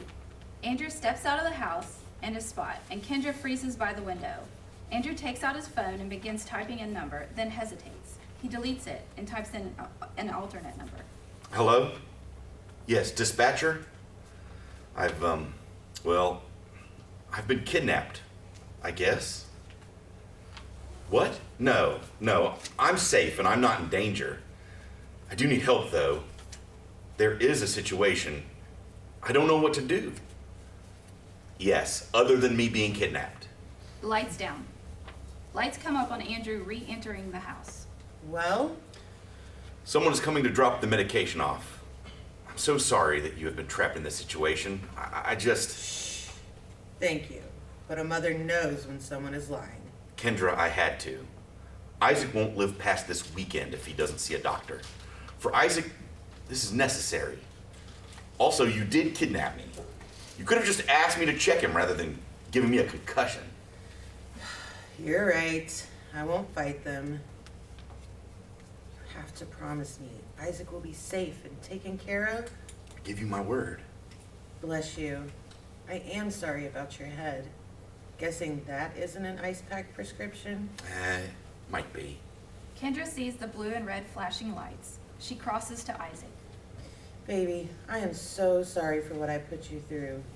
You are going to get some treatment and you'll be able to run and play again soon. You gonna play baseball again? Glancing at Andrew and then back at Isaac. Yes, hon. You're going straight to the big leagues. There is a knock at the door. Kendra looks up at Andrew. I'll tell them you need a minute. You've been an excellent patient, bud. I'll definitely see you tomorrow.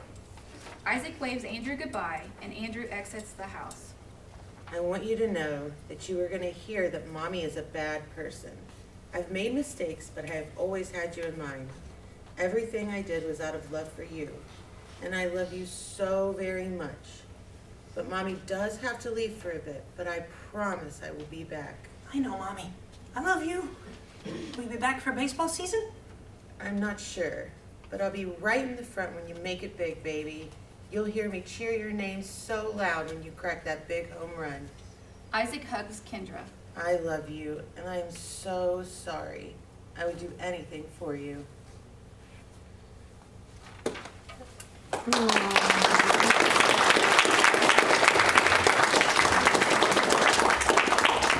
All right, that was our first four of the Huntington High School student play. Let's give them a hand again.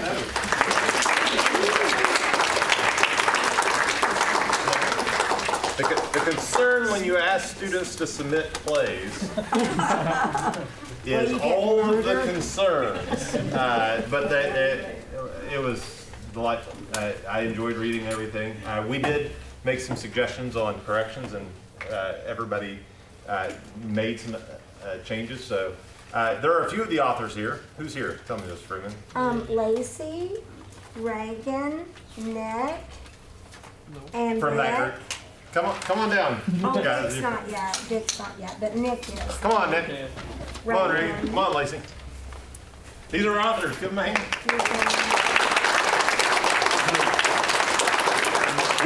We are going to start with Nick and Marshall's play, Higher Than Life, the one about Bernie and the van. Tell us what you liked, everybody. I had a lot of fun with it.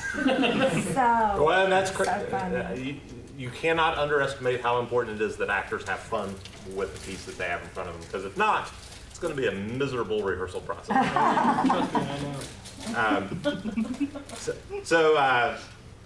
Anybody got anything specific? Some of the jokes really landed. As from a staging perspective, taking a car apart on stage, unless you do it very over the top and pretty comedically, it would be hard to do. You can do it. I mean, certainly there are things you can do. I did get a little confused at the end about. Tell us where it's Patricia and what's the name? The people that stopped by. Yeah. Cynthia and Thornton. Cynthia and Thornton. Tell us what Cynthia and Thornton, where were they going? What were they doing? What's their scam? They were just kind people on their way to college because they just were. So is that their scam? They just drive up and down the highway looking for... Yeah. And they sell the parts. Is that what they do? Yep. Yeah. All right. Anybody else have any questions? We're going to move through this one pretty quick. Got a question back there? No, I thought it was really fun, just the absurdity of those two characters, and then the guy that is just being taken advantage of just seems too goofy, or his hubris is too big to like realize that somebody's just like totally ripping him off and not actually caring about him at all. I thought it was really fun. That was a lot of fun. Yeah. Is Bernie supposed to be that much of a send-up? I went back and forth over how Did you intend Bill him that Esquire ridiculous? to play him. Yeah, a little bit, yeah. So yes, you're supposed to be that ridiculous. Good. I like that. That's his go-to, by the way. It doesn't matter what he's playing. That answers your question, Mike. Well, good job. That was higher than life. Moving on to, I'll call you right back. That was with Laci and Makenzie. I talked to Makenzie a little bit yesterday. I'm going to start out with... that's RJ. That's RJ. RJ's not here. Then I'll come back to yours. Well, this is the same thing with Twisted Truth. We'll talk about them together. They both did a really, really nice job of creating tension. Like, the tension was palpable. And they had, right? I mean, I'm not making that up. Like, there was legit tension in the right places. You guys wrote the character Layla, right? Layla is perfectly creepy. How much fun did you have playing that character? Yeah. And I love the fact that you chose a little girl because that makes it even weirder and creepier. I kind of like pictured, like, I hate like the little dolls. Yeah. They're just so creepy, so I was trying to like put that. Oh, I think you nailed it. Good. What else? We'll skip over RJ's since RJ's not here. But Twisted Truth, that's the wonderful hugs. Anybody else have any comments about that? I was not ready for that. It's clear that a lot of these high school kids have murdered people before. I think that's great. Yeah, Miss Brynda caught that. What's going on top of that hill? I think Miss Freeman has a lot to answer for.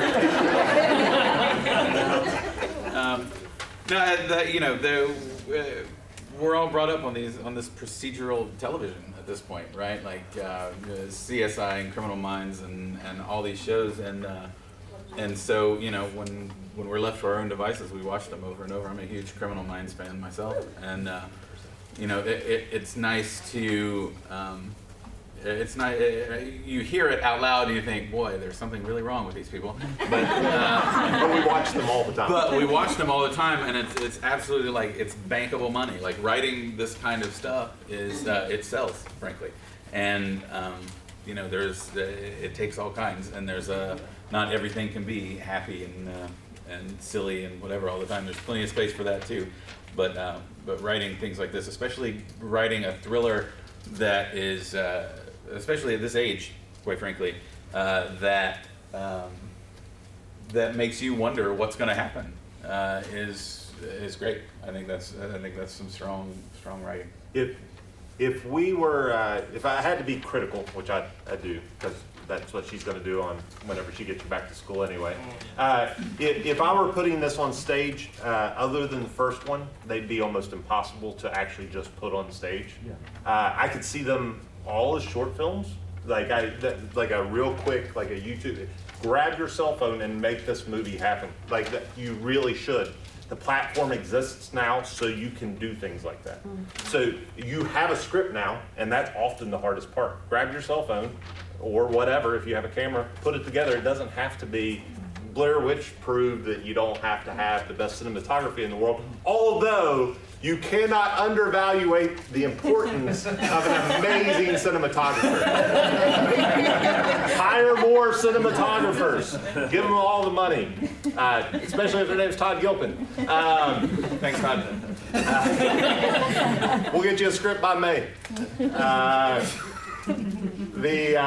Anybody else have any questions for any of the pieces? Yeah, Yeah, John. I'm just curious, because especially the last three were very mature, very serious, and very dark. And I'm just wondering how influenced the writers were by the pandemic over the past couple of years. Did that come into play as far as influencing your writing on those? There's some nodding going on. I don't think so. I think that was their fault. Reagan saying yes. Do you think it was? I think it partially was, but like more the storyline, because Kendra fell like low income, and so like having her husband die, like that's already like a bad situation. But like, especially like knowing what COVID did to people, it kind of gave you a perspective, because the news was always like, these many amount of people are unemployed now, and you're like, this is such a real situation. So it almost helped me understand how detrimental a situation could be in that aspect. I think that's a great perspective. Yeah. Well, thank you all. Laci, no, she shook her head. Oh, Laci just twisted, right? Yes, very much so. No, whenever I was like 6, I started watching like Criminal Minds and like Cops and stuff with my grandma, and like it was a really funny thing one day. I got her in trouble because I wasn't allowed, because I was 6, and I came down the stairs and I was like, what's up? Nice. I got her in trouble. Well, thank you all. Thank you for your work. We're going to bring John and George back up. Remember, concessions are over there, bathrooms are over there, and then we're going to finish the high school block. Oh, John has something. You didn't talk about the big league much. The last one, Reagan show. Oh, let's talk about it. It wasn't as suspenseful.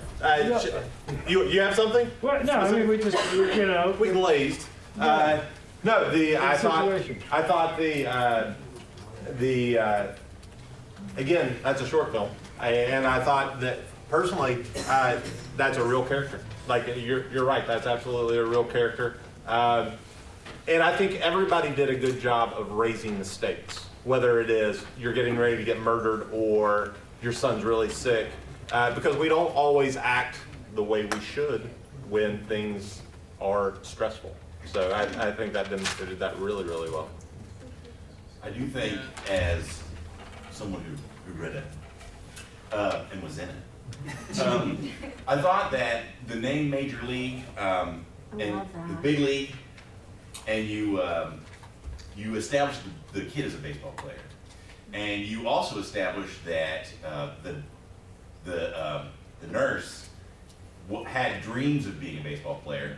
I think that there was an opportunity, perhaps in an expanded, as they were talking earlier, you could really draw this out and get more mileage out of it by showing, I guess, more circumstance. The poverty situations made her so desperate to do this. If you made it longer, you could have an opportunity to have them relate to Andrew on like they have this thing in common, and we've gone out of our way to make it clear that Andrew has this thing in common with them. He was almost a Major League Baseball player, and the son has the dreams of it. You could explore that. Right. There's a relationship make them relate to each other in that way. Yeah. Yeah. No, that's a good point. All right, John and George are going to come up. Thank you guys. We're going to take a quick break. We'll be back for the second half. So I was in this town called Refugio, Texas, and I couldn't pronounce it when I first got there, so I stopped into a Dairy Queen and I asked the girl behind the counter, I said, could you tell me real slow where I am? And she looked at me very seriously and she said, you're at the Dairy Queen. But seriously though, I actually was driving from Refugio, Texas to Victoria, Texas, and it was it's about 50 miles drive, all flat, and it was raining, and there was so much dust in the air that it was actually mud on my windshield as the windshield wipers were going, and so I came up with the title of this song from that, and then I put the rest of it together. Dusty rain falling on my windshield from Houston to San Antonio. Dusty rain falling on my windshield. I'm finally going home, all alone at home. No, my lady waits for me in San Antonio. I've been traveling across this big state, just going from show to show. Dusty rain falling on my windshield from Houston to San Antonio. Dusty rain falling on my windshield. I'm finally going home. Guitar.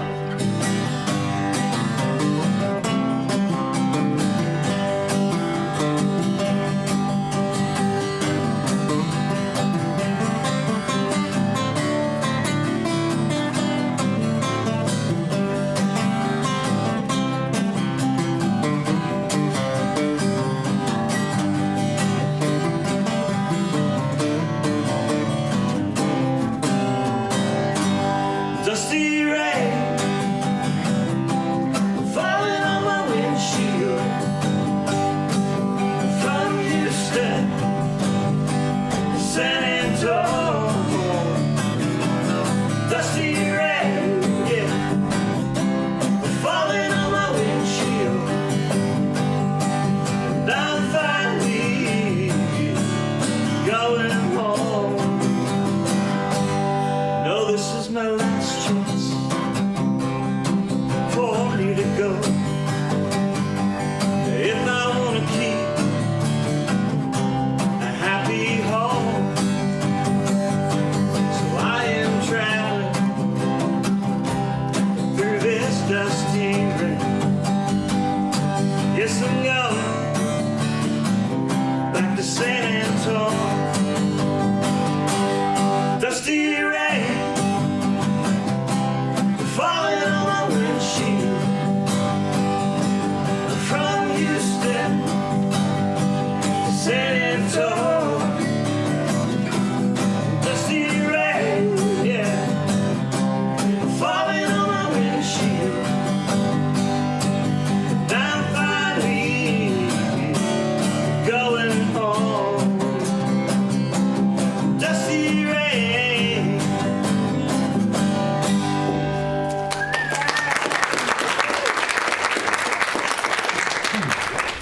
Next up, we have Gambit by Miriam Crookshanks, featuring John Campbell, Chuck Herndon, and Dr. Hillary Brewster.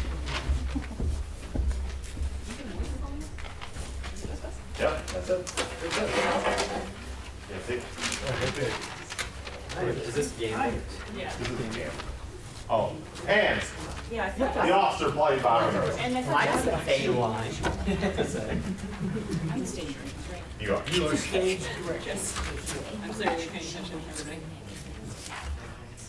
You're officer. Okay. I'm the officer.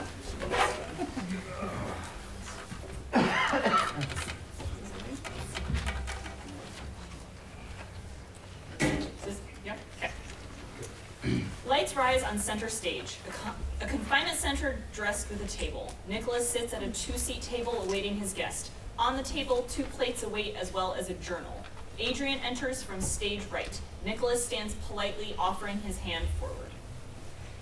The greatest illusionist of all time, the amazing Adrian. The pleasure is all mine. I'm Nicholas Reeves. He gestures to the seat. Please. Adrian takes a seat across from Nicholas. Adrian sits stiffly, examining the plate of food in front of him. I hope you don't mind that I ordered for you.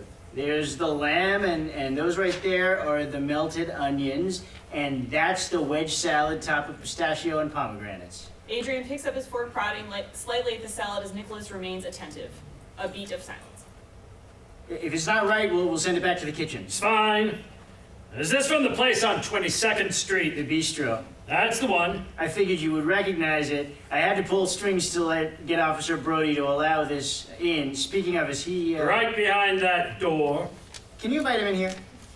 Officer Brody! Officer Brody enters.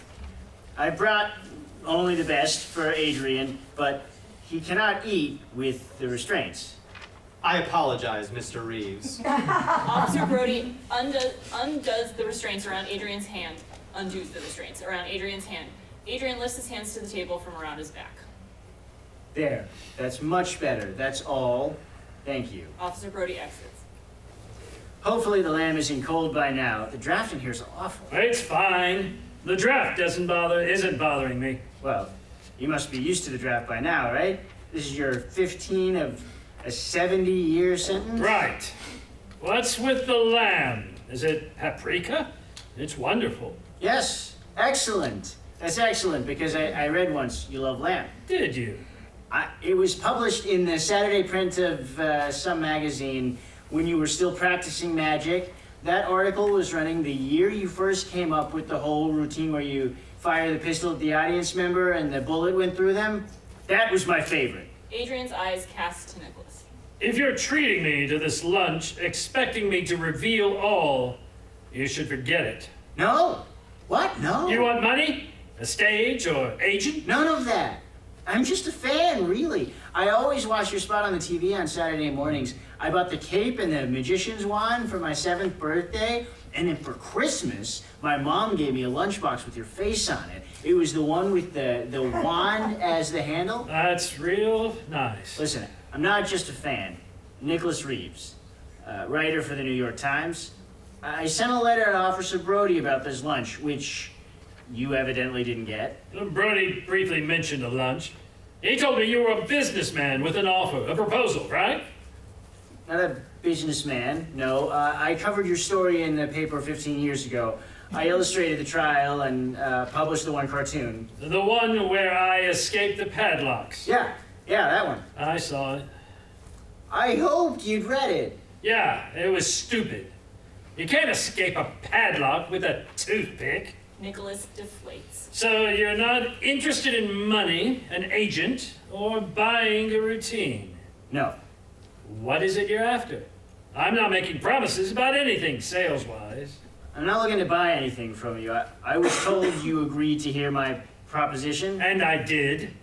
Brody said you had some profile on the incident in the works, and I figured you might want the real story.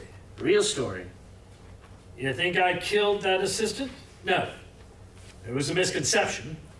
I'm aware. You are?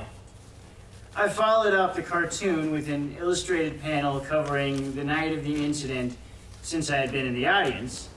So, when they asked me to reimagine it, I was ecstatic. That last act of yours was what I couldn't get right on the page. I figured if I visited your little office area, I could maybe deduce even a lie to satisfy the readers. So I glanced at your props, then I skimmed over your notes, and then I realized that I hadn't gotten it wrong at all. Adrian is silent, watching Nicholas pick up his water to sip on. The sip is excruciatingly long. Adrian, I know you didn't kill that assistant. Here's what I think. She knew the routine, and she knew how to throw it over. You pissed her off in some capacity, and she figured she could do some real damage. And all of this is recorded. Nicholas reaches to his side before lifting up the notebook to hold up for Adrian to appreciate. My notebook. I kept it safe for you. I couldn't bear the thought of an idiot detective mishandling it. Adrian's smile overtakes his face. The smile becomes laughter. His shoulders shake. Adrian lifts his hands to his mouth, covering his smile. You must be my greatest fan of all. It makes my heart happy to hear you say that, Adrian. I was hoping we'd be friends. I owe my life to you.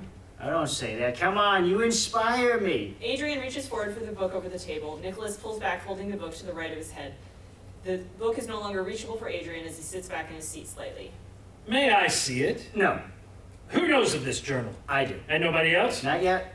I'd like to see it. Adrian, I need something in return for this. I don't have money. Hell, I don't own my own name. Let me see my journal. I'm not after your money or your gig. Here's what I need from you. Just listen, all right? Oh, that's your line. Sorry. Here's what I need from you. Just listen, all right? Adrian nods. 3 weeks ago, my wife disappeared. I've taken every call with the police. I've sat at the station nights on end. I've done the polygraph. I've let them search the apartment, and I'm tired. Those hounds can't tell right from left, so here's what I need from you. You're gonna help me find my wife. Adrian shakes his head in disbelief. I read about your wife in the paper. Juliet Reeves. I knew I recognized that name. Right. I'm not finding your wife. I'm no detective. I don't have dogs or... Ed, that doesn't matter to me. I don't know the city like I did. It's been 15 years. You expect me to know where to find her? Nicholas's hand hits against the table, shaking the plates and glasses. The loud clink of the dishware sounds as Adrian flinches in fear. I don't care. I don't care about any of that. You're not listening. Adrian leans forward, placing his hands on the table. I'm done wasting my money and time and patience on those halfwits. You're all I need, okay? Why me? Who better than a man who spends his life dedicated to making lost items reappear? They were never lost items in the first place. They were illusions.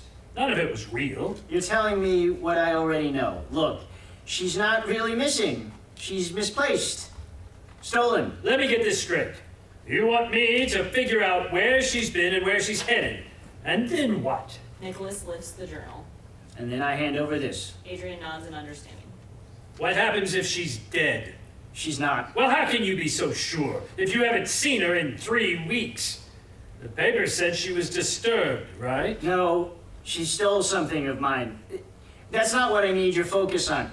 She's not dead because she used your illusion to run off. Not the pistol one either, and I know this one. It's not a killer trick. Adrian is stunned. His face falls into recognition of Nicholas's suggestion. Remember the one you never got to debut? I've read over the book 1,000,000 times. There's only a third of the page attached, and I can't make head or tails of it. I don't remember that one. If you would let me see the journal, perhaps I could make something of it. What? No, you remember. Nicholas grows appalled. You fell off for 3 years for this trick. You quit your show to develop it, and you're telling me you can't remember it? I try not to reminisce on those days now. Just thinking about any magic makes my fingers prick and my joints stiffen. That's crap, and you know it. You still practice illusions. My hands ache and get all clammy. Don't, shut up. Stop your talking. I don't care for your hand cramps. Adrian sits back in his seat before lifting a hand to wipe at his brow. I'm done. I don't need to help you find your wife. Do it yourself. Are you kidding? Brody! Hey, I'm sorry. My patience is running thin. That's not on you. We don't have to call this day early. Officer Brody wrote me back telling me you've been working on this new routine, right? Adrian shifts in his seat. You help me out, and you're looking at the greatest return ever. I'll make you the best posters. I'll write so tremendously of your work that not even the queen herself would miss your show. You missed the stage, I know it. Let me help you. You'd get me back on stage. Any stage you want. And the people would know I'm an innocent man. It would only add to the show. Think about it. Lines of hundreds and thousands prepared to see the man they were sure was capable of murder. I mean, you'd outsell any singer by millions. Let me think, all right? Take your time. Nicholas and Adrian sit in silence for a moment. You said your wife stole something of yours. She did. What was it? It's not your business. You're right. I'm sorry. It is silent between the two men. I've been writing a new story for years covering your unfair imprisonment. She took off with the draft papers, left me with nothing. Adrian nods. He is silent before placing his hands on the table in front of him. I can't help you. You're a funny guy. A stupid illusion worth more than my wife, my work, and your own life? That's just pitiful. You understand that, right? I do. Don't do this. Just help a friend out. I'm trying to help you out. Is that what you're doing? You think I want to lock you away? No! That lunchbox was the coolest thing I owned. Don't do this, Adrian. Nicholas sighs heavily. He is disgruntled by Adrian's refusal. Don't tell me the trick. I don't care. If you can at least tell me how to find her, it's settled. I can't figure it out if I can't remember the routine. Nicholas brings his elbows to the table and clenches his fists. With his fists in his hair, he looks to Adrian. So what is it? You don't remember? Or you don't want to help me? I just don't trust you. Nicholas nods to himself. Adrian stares at the journal, sat so far from him. I hope you find your wife and those papers. But I can't help you. You're asking me to do the unthinkable. I'm asking you to put your magician's code aside and help me out. I live by my code. What about a moral code? Ignoring the dangerous state my wife could be in. You said she wasn't dead. She stole your draft papers. Obviously, she intends to publish them. You seem more of a danger to her than anyone else could be. What's the problem with her publishing the papers? I'm a free man, but you lose your money. Is that it? No. Listen to me carefully. It's my work, but above all, I am doing this for you. I'm doing this for you, and you're going to tell me that I'm a danger to her? You think you're funny? No. However, I do find it funny that you're telling me anything about having a moral code sitting on my ticket to freedom. Adrian, you've got 70 more years to serve for murdering Diana Diamond. 70. I don't care whether you live or die behind bars, but right here, this is it. You tell me now, or you're never even smelling fresh air again. You understand? I do. One chance. You tell me this trick. I know about the car engine. Got it? I know all about what you need to make it happen. Do you? Petroleum gas, 22 millimeter steel rope, metal sheets, and a shower rod if piping isn't available. So you tell me, and you tell me now. A beat of silence. All right. It's funny because I always imagined this routine to be better with an assistant, someone just to dress up the illusion and distract from the real routine. It's unfortunate Juliet couldn't make it. Juliet? What about Juliet? Watch. You said Juliet. What did you know? What do you know about Juliet? Adrian reaches forward, lifting the salt shaker, the band from the napkin, and an empty plate. You've got your petroleum, your steel rope, and your metal sheet right here. Where's the rod? Are you watching? Adrian pulls the napkin down, shaking it slightly before he pulls it aside, revealing a bright red notebook. Nicholas looks aside to where the same journal is sat beside him. He picks up the toothpick, sitting on top of the journal. Consider me inspired.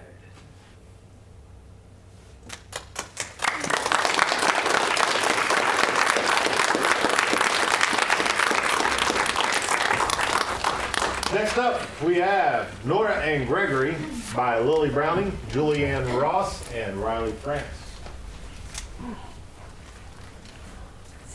We have some actors who will be in that.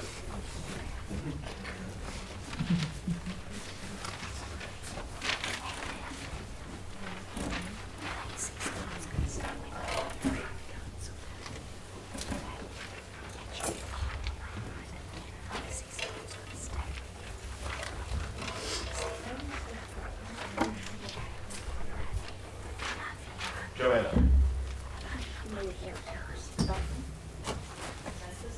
Oh, we need Joanna. I don't know where she went.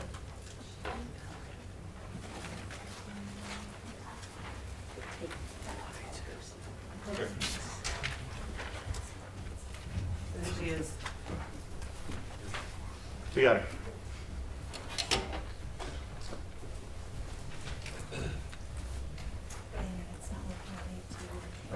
I've got my line up right now.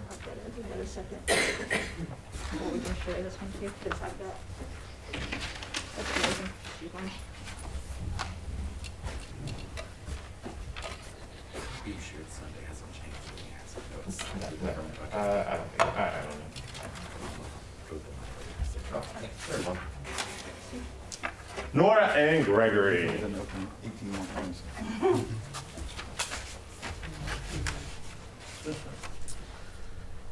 I can't believe I have to leave a day late and drive up all by myself because of my stupid job. I know, that's unbelievable. We're already having so much fun, and we have your fake ID ready for you. How far away are you, Nora? I'm about 5 freaking hours away. I had to leave even later because I got mop duty. What I'd miss. Well, we laid out on the beach for hours, and then we went shopping and got the cutest clothes, and last but not least, we finished off the night going to a super fun beach party. We met these cute guys we met at dinner, and they invited us. No freaking way! You did all that without me?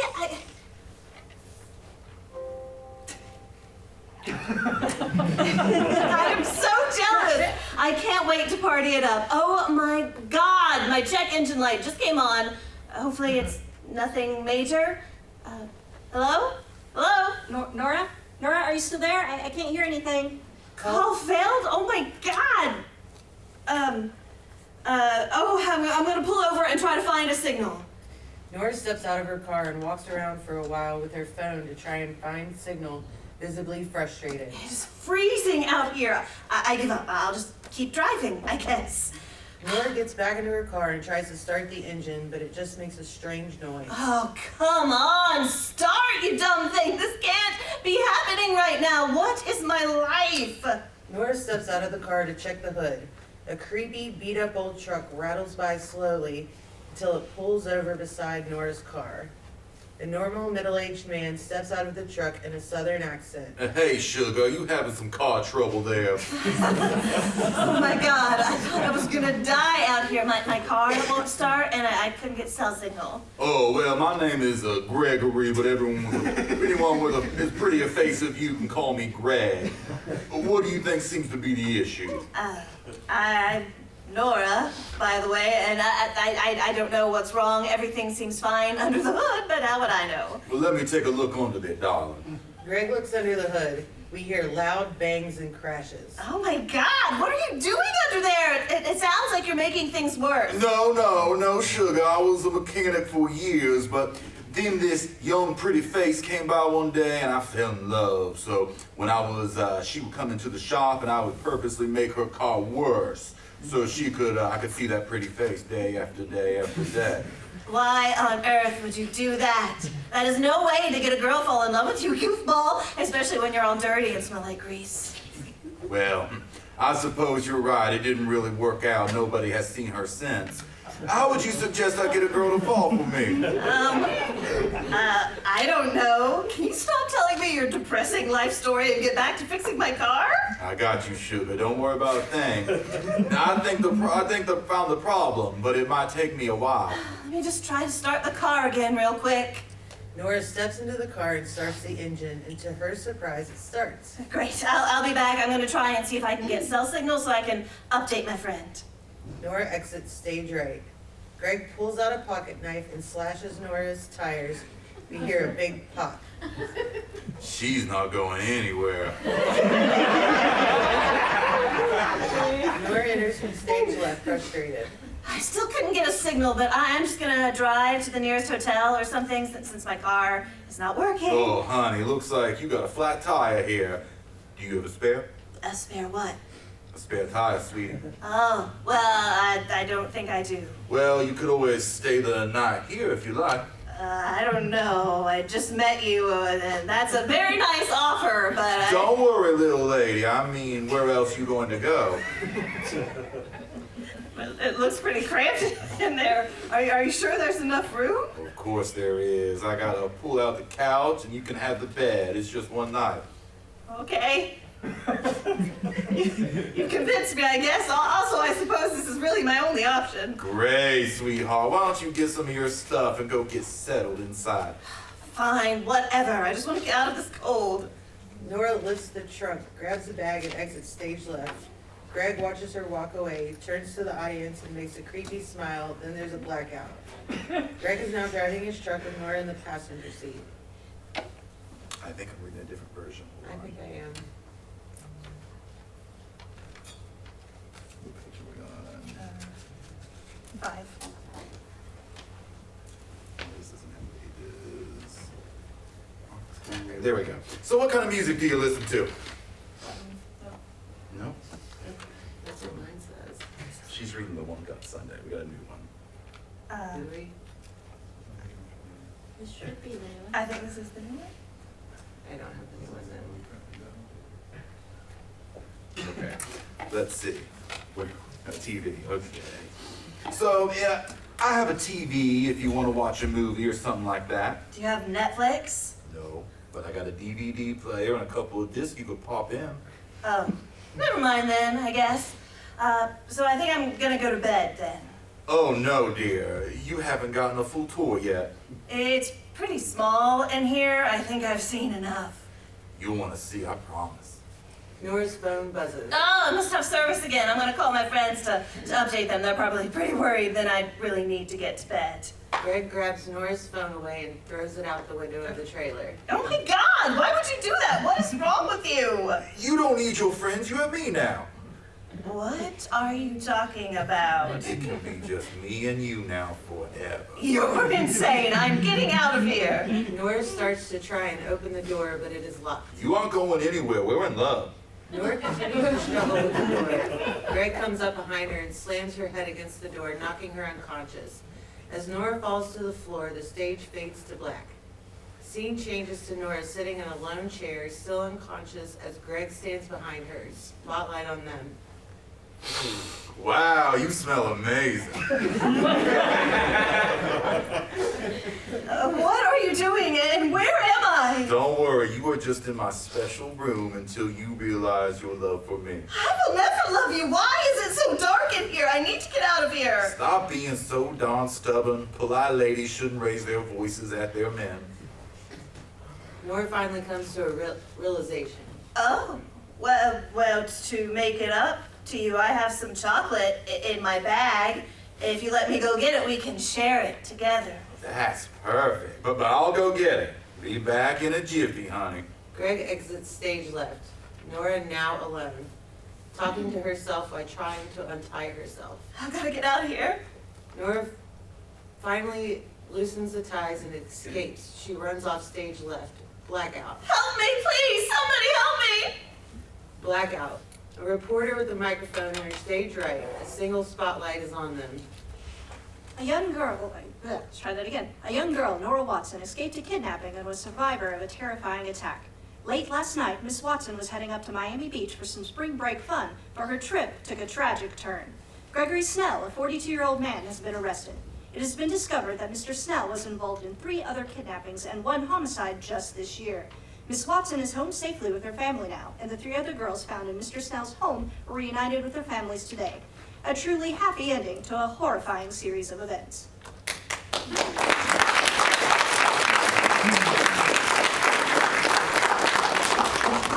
Next up, we have Countryside Assistants, written by Noah, Ritchie, and Vic Bannon. We have some cast members coming to the stage.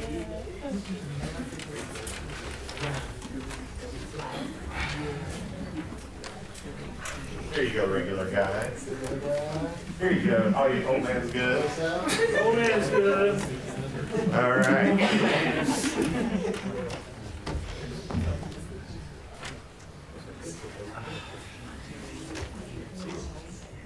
Good old man. Well, let's get it with you here, Brian, since it's just 3 of us.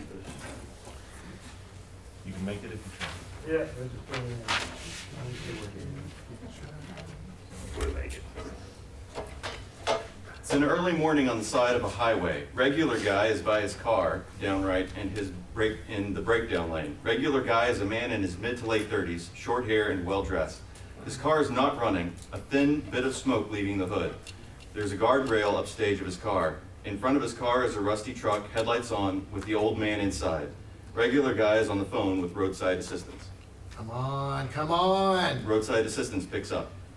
Oh, hello. Well, I was driving to work this morning and on my way my car started acting up. I tried to ignore it, but now the hood is smoking. No, I don't know what's wrong with it. I thought my car was on fire, so I turned everything off so it didn't explode. How long will it take to get here? I have to be in by 10, otherwise I'll... Hello? Hello? Put on hold. The rusty truck's headlight turns off, and the old man steps out of the driver's seat. The old man is in his 60s, white hair and beard disheveled. He's dressed in red flannel, a white undershirt, and overalls, each torn and patched up, with various different kinds of stains and patches. You need any help there, mister? No, I don't. I've got everything under control. Well, what's got her acting up? I don't know. The hood is just smoking, but I'm on hold right now. They shouldn't take long to get here. It's no problem, really. Let me just take a looky there and see what's got her in a jiffy. No, really, it's fine. It'd be nothing, really. It'd take no time at all. A smoking car ain't anything to me. Let me just pop the hood here and see what's going on. Old man takes out a weird tool and moves to open the hood of the car. No, I'd rather you... The old man opens the hood. A cloud of gray smoke floats out of the car and into the old man's face. He coughs, moving away from the car. Woo!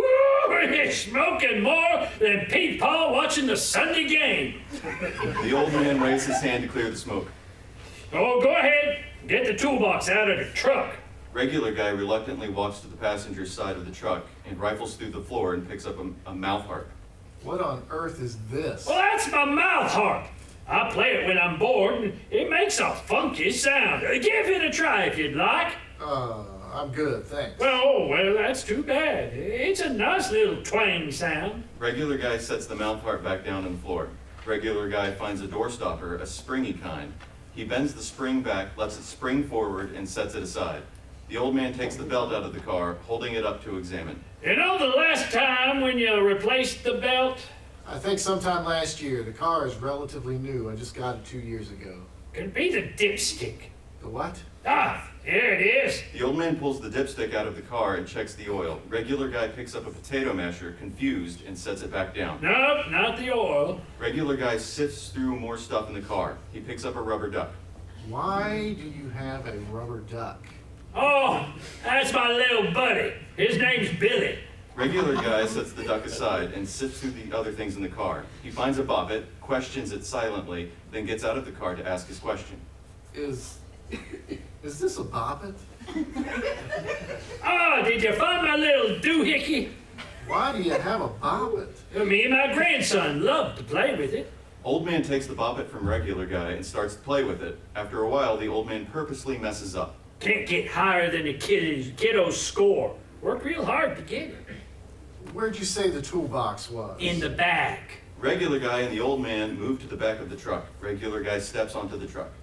Oh, there it is. Using two hands, he lifts it, struggling to get it to the edge of the truck. He sets it down, huffing, obviously struggling. You got it. Give her a shove. Regular guy steps out, sliding it far enough to pick it up, and set it down on the ground. He leans against the truck to catch his breath. Thank you. The old man picks up the toolbox easily, one-handed. The regular guy, surprised and slightly put off, looks to the audience and gestures his surprise. He then sighs, turning to follow the old man to his car.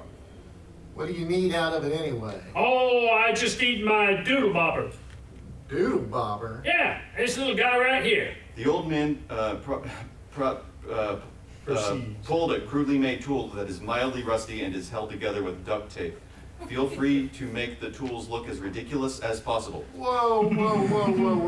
We are not using that. Ah, don't worry. This is just a multi-purpose tool that I made in my free time. It works just fine there. Ain't nothing to be afraid of. Do you not have any traditional tools? Nope. Why hassle with having all them tools when I only need a few? Regular guy looks at his watch and checks his phone with a little bit of urgency. All right, fine. Please make it quick. I need to be at work soon. Can do, buckaroo. The old man begins to work on the car and asking for different tools for the regular guy to hand to him. Hand me saw wrench. What? The saw wrench. Regular guy and audience hears saw sounds and a smoke puff rising out of the car. Now hand me the drive. Huh? The drill knife. The old man, using the drive, drills, and it should be audible to the audience. Along with it, another puff of smoke should rise out of the car. Now hand me the bag. What's in it? Breakfast. The old man then pulls out a sandwich and takes a bite, then sets down the bag. Well, I think I know what's wrong with her. Yeah, what is it? She just needs some coolant. Are you kidding me? Nope. Here, hand me that bottle over there. Regular guy grabs a bottle of coolant from the back of the truck and hands it to the old man, who then pours it in and shuts the lid. The smoke then begins to slow down until no more rises out of the car. Well, there you are. Hope you have a good day, mister. The old man then puts all his tools away, closes up the toolbox, and walks back to the truck, setting the toolbox in the back. Regular guy, in disbelief, covers his face with one of his hands and looks at the watch. Just after that, he puts his phone to his ear as if he's finally off to hold. No, there isn't a problem, thank you. Regular guy hangs up and with his other hand and covers his face in exhaustion and disbelief.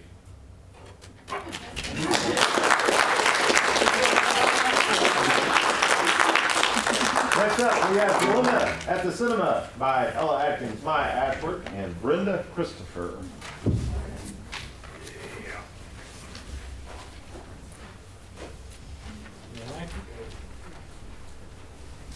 Let me scoot out on this one. Thank you.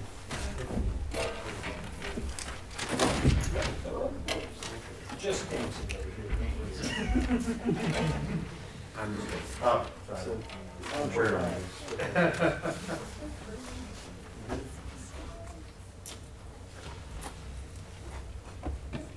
Dilemma at the Cinema.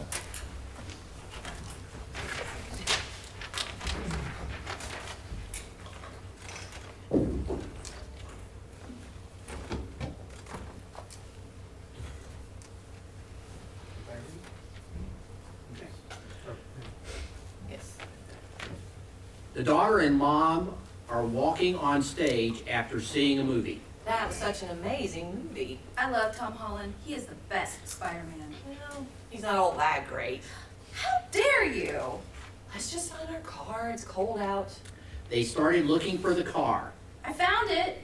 She points to the car and runs up to it. Finally, I'm freezing. She unlocks the car and gets in.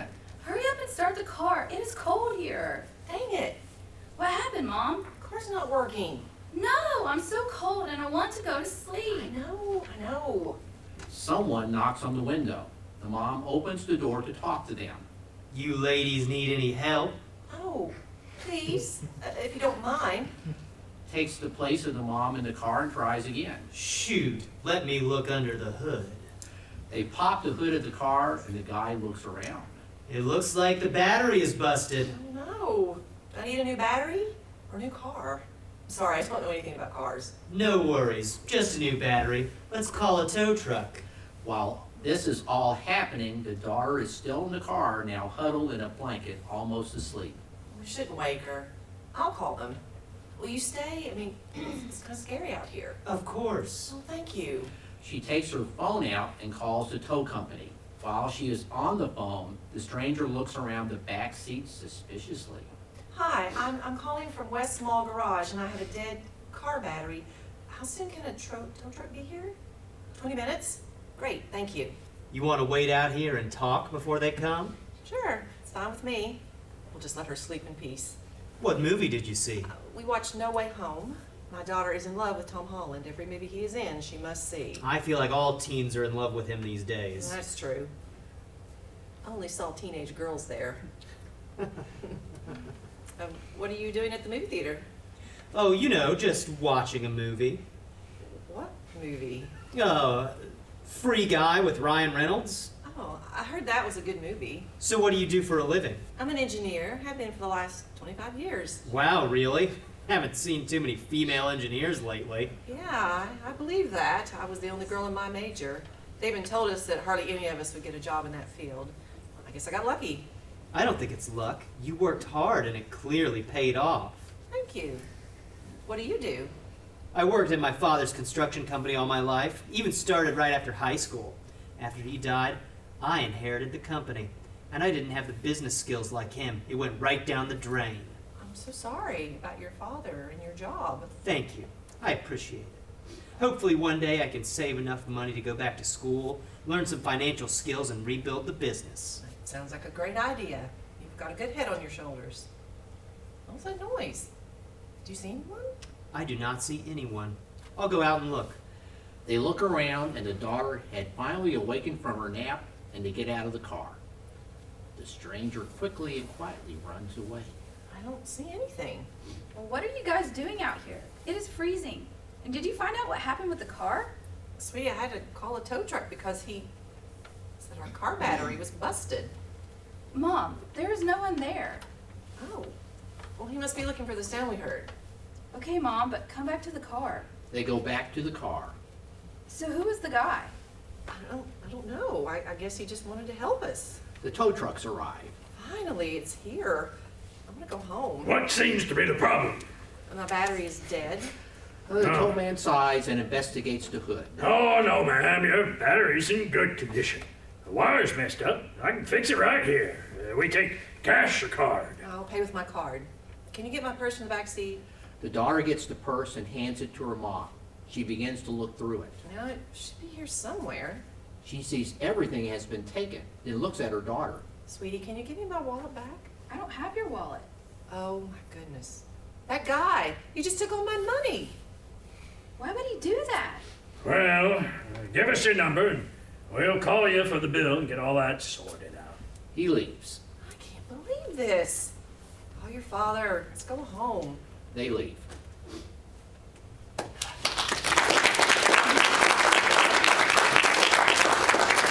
And for the last piece in this block, we have Familiar Face by Halee Plybon.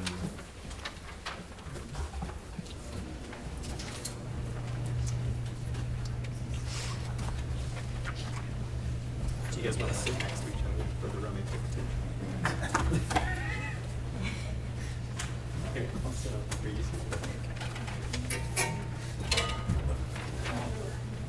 How was that? Yeah, that's awesome.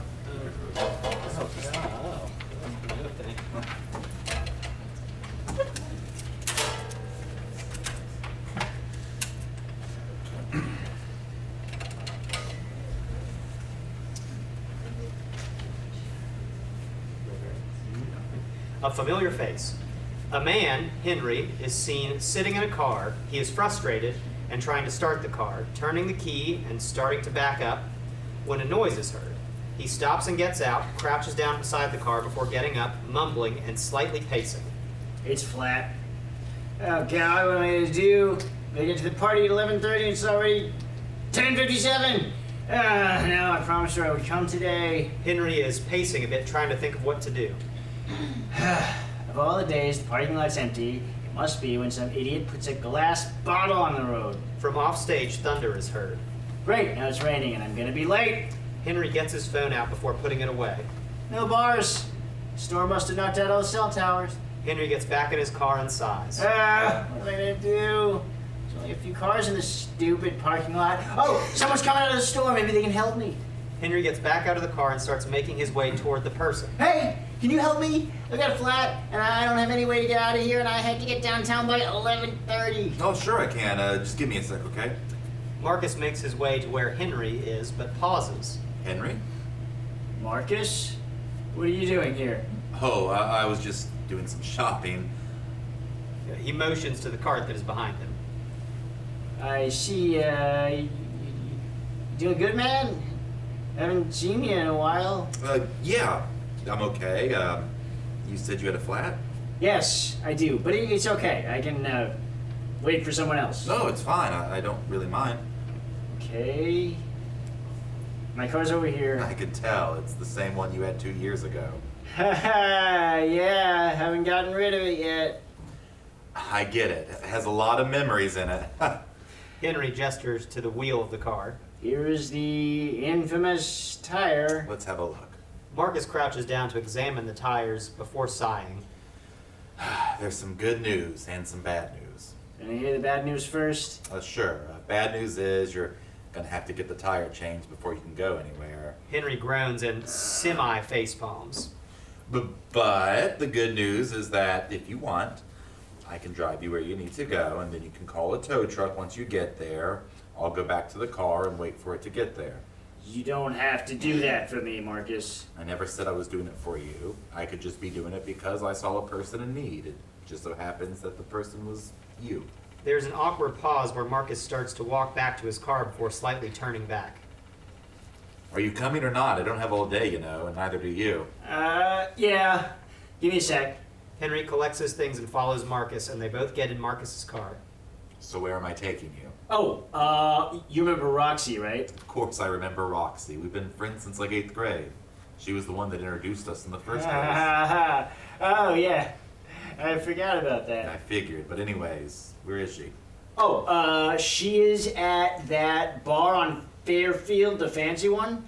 She said she wanted to celebrate since she just got her degree in computer science. Really? I never pegged her for the science type or the degree type. Yeah, apparently she's passionate about it. She's been working hard to get it. Good for her. So you don't keep in touch with her anymore? No, not since a while back. Right. Well, I'm happy for her. But what have you been up to? Well, I got my degree last year, photography. And now I'm working at a newspaper company, The Shot. Really? That's amazing. You should show me some of your photos. But since when have you been into photography? Well, I got into it a bit before we got together. I was going to get into college for a degree in it, but your mother said that I shouldn't. She said it would be bad on our relationship. Why would it be bad in our relationship? I don't know, but I just wanted you to be happy, I guess, and if it would have a negative impact on our relationship, I wouldn't do it. Well, she lied to you. I love photography. I find it beautiful, to be honest. Well, I guess that would have been better to know when we started dating. I guess. Left. What? Take a left, and then just keep going straight. It's that building on the corner. Oh, okay. Slight silence as Marcus makes a left turn. Thank you, by the way, for doing this. Oh, no problem, man. If you need help again, let me know. If you still have my number, that is. Oh, I think I do. And here we are. Henry gets out of the car and starts walking off, but stops and turns to say goodbye. I guess this is goodbye. I suppose it is. Marcus looks forward and is about to drive off. Wait! Do you want to join me for the night? You know, celebrate Roxy with me? Marcus smiles. I think I'd like that. Marcus goes to get out of the car, but Henry stops him. Wait! Don't get out for a second.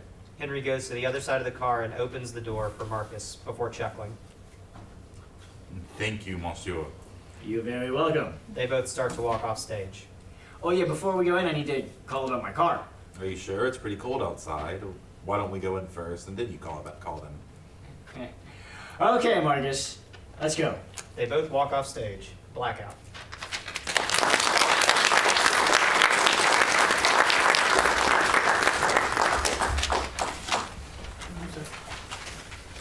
So some of the authors are here. Noah and Vic are here. Come on down. Who else is here from this group? Just you two? Just going to beat you two up?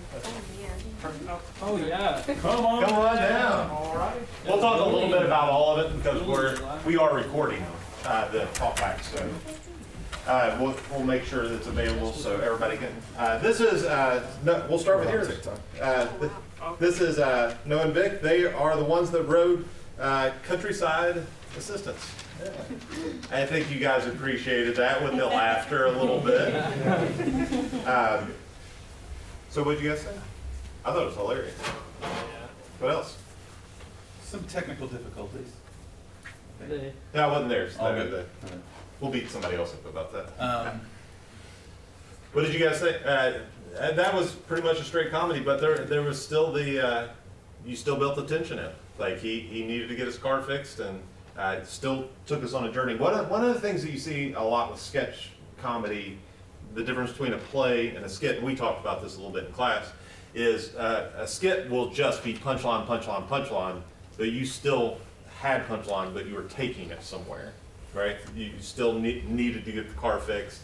And it had a nice natural arc to it, right? Who's the humor person between the two of you? Did you split up duties evenly? I'd say we split it up pretty evenly. Yeah. Noah did most of like the comedy bits, and I tried to help make it into something that I could understand and work with. Because Noah's really good at coming up with really funny bits, but I don't always understand how to put it into something that'll also work well. And he does the same for me whenever I come up with an idea or like a thought. He'll help adjust it and make it work. Well, and I think that's one of the great reasons to have a writing partner, right?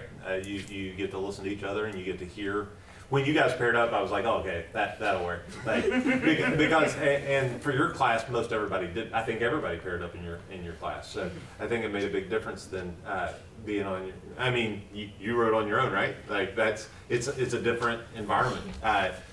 You get feedback immediately. Like nobody killed each. You guys are both still alive. So was there anything that didn't make it that you were fighting for? I don't think we really like fought too hard about very many things. Like we like disagreed, but like we compromised a bit. Yeah, there's a lot of ideas I think that we both pitched to each other, but worked out to either include and have it work, or we completely scrapped altogether. Yeah, I remember the first bit of feedback we gave you was you were leaving a lot up to the actors. As someone who has directed actors, that's a terrible idea. You want to tell them what to do because they go places with things. What else did you guys? Who was all in that piece? Countryside. That was John, Brian and John. Did you find the characters pretty easy? Oh yeah. There were no. You knew the characters. I mean, even though they're caricatures. You did a really nice basic writing thing. You had a comedic character and you had a straight guy, and that's part of comedy. And we didn't spend a lot of time teaching it, so the fact that you found those things is really nice because comedy's hard. What else? We can move on to the other pieces. That's it. Those ideas stuck very well. And I think the resolution was a very good resolution. Well, it's just the cool one. I mean, I think if it had been anything more serious, you would have undermined what you were attempting to do. So I think the simple solution is the right solution. And often we try to complicate things. And the bop it, I think, is hilarious. Like that, because we know what a bop it is. Everybody knows what a bop it is, right? Yeah. I will say about the bop it, I think that originated because we just thought of like random things to add in, and I think the reason why we kept it like from the that was like part of our original idea. Mm-hmm. The reason why I think it made it to the end is because we both like the phrase having to reset a factory bop it, or having a factory reset a bop it each time it was like performed. So it would always get to like a score, like a new score or something. Yeah, that's pretty funny. Let's jump on to the other pieces. They're not here, but we are recording. So let's pick on Mia's piece, Miriam, which is Gambit. It was John and Chuck. We had talked about that. Her sense of dialogue is very, very good. Like, you guys didn't have any, Chuck's here somewhere. There he is. You guys didn't have any problem with the dialogue at all. Other than my jumping on his line once, but John was so eager to say the dialogue. Oh, that's it. Yeah, that's it. I like the dialogue. I thought it had a nice forward momentum and a lot of tension and a lot of emotional transitions that were fun to play. Yeah, and I talked to her earlier this week about it because we had written back and forth, and I think that tension, she did a nice job of, oh, now you're the power man, I'm getting out of the room. Oh, now I have the power, you're never getting out of here. And it wasn't just one person dominating the other. Because I think if that would have happened, it would have been more difficult. In a prison situation, you'd almost assume that'd be the case, but it wasn't. So, she took the situation and worked against that, which allowed the balance. the power to shift back and forth. Yeah. Now we're going to pick on her a little bit because she can handle it. The ending is confused. The ending made more sense to me. I've read the thing 4 or 5 times. It made more sense to me today than it ever had. I'm going to interpret it for because we talked about this. Does anybody know how he gets a red book at the end? See if you guys are more astute audience than me, because it took me till tonight to figure out how he got the red book. Did you ever figure it out? That was his original notes. He had already seen the wife. He had already seen Reeves's wife. She had visited him and brought him the book. Yeah. That's what it was. And from the read, I didn't get that, but until tonight, and it's there. So I wanted her to unpack, and I'm saying this for the camera. I wanted her to unpack Juliet Reeves. yeah, I agree. There's a relationship. Oh, I thought, maybe that was the original assistant. Although Diana Diamond. Yeah, Diana Diamond. There's a name of the original assistant. But I thought, I knew that name. He says that. Reading that from the newspaper, Adrian does, the character I read. Said, I knew that name. But I wanted to unpack, okay, there's a history here, which might have then given us a better idea where he got the... And names are hard, especially when you don't see a character on stage, ever. Because we have 2 characters that we never see that are intricate to the plot of what she's crafting, right? So she'll definitely get that feedback. Anybody else have anything about the Gambit? I want to see Act 2. You do want to see Act 2? Yeah, I like that. That ending, like I was hooked on it. Like I was like, oh man, this is awesome. Yeah, like I want Act 2. Yeah, I agree. I know she cut it short because she was running long. She was trying to write 10 pages and she was at 15, I think, or whatever. So, but to me, it didn't feel long. Like it was just like, okay, just keep on going. I mean, you understand that, right? You just keep writing. All I ever do is write long. So. Let's jump into Nora and Gregory. Nora and Gregory. That's the one that had technical issues.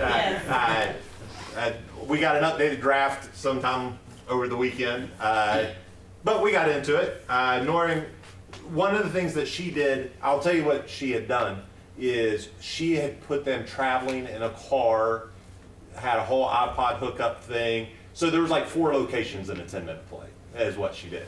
So she actually, the team, it was Lily and Julianne and Riley, they cut it down from roadside to just inside the trailer. That's all. So that's where the jump was, which makes it run a lot cleaner. You guys read it the 2 different ways.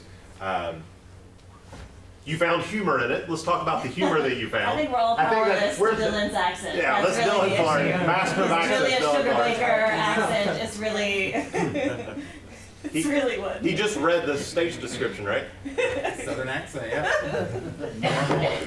Normal sling bladian. I think it would benefit from some character descriptions because as a person reading Nora, you need to know, is she really stupid enough to go in that guy's house? Is she really that dumb? Or is she just, is that a normal thing that a girl might do? Or it would help to define the characters a little bit. Well, and it was the author's intent to make it funny. Right, we found humor in it. And how many times have you been at a scary movie where you're just rolling because you're like, this is stupid. Like, this would never happen. Like, that happens a lot. And I think when you choose that genre, right, that's part of the challenge of the genre. So it'd be great to talk to him. We'll come back up to the school at some point and we'll actually have that conversation. But that's good that you guys found that. Anybody else have anything for that one? And then we'll jump into, we did Countryside. Dilemma at the Cinema. That was the one they broke down at the mall. It was quick. It felt quick. Then anybody else? That's Owen and, who else was in that? Owen and Sheila. Yeah, how'd you feel about that one? Yeah, I felt a little quick. I think when we were reading it the second time, the fact that she doesn't know anything about cars, but yet she's an engineer. Yeah, that sticks out. So, I don't know. No, because, and I get it, she was establishing how smart and then she was wealthy or whatever. Everybody agree with the Tom Holland bit? I saw some head shaking when Tom Holland, everybody's like, yes, he's handsome. Like I was back there shaking, yes, he's handsome. And I think, and I agree, Murdock and I talked about this earlier. When you can get a cultural reference in that doesn't feel forced, you establish a rapport with your audience almost immediately. That's just something you can do. That's a tool. Now, do you want to lay on it the whole time? Probably not. The only problem is that will it last 20 years in the future if you're doing this play? Is a Tom Holland reference going to be? And you know, it was Tobey Maguire 20 years ago. Young, yeah. It may be fine. And then you do like Gilbert and Sullivan, right, where you have whole songs that had references to their day, and the tradition is you update them to references your audience will get. Yeah. Political figures, popular culture, whatever. So if it's written in such a way, I don't know how, that's easier or harder, but yeah. I mean, 90 years after they're dead and it's in public domain, you can do whatever you want to do. And the last one we got into is A Familiar Face by Halee, who is also not here. That was a late entry for me. I didn't even see it until this weekend. Dylan and Owen, how did you feel about A Familiar Face? Did it seem real? Did it seem natural? Yeah, I thought it seemed pretty natural. She wrote in a lot of awkwardness. Yeah. Which I think was, you guys played it, but she certainly wrote it in. Yeah, for sure. Yeah, there's a lot of that in there.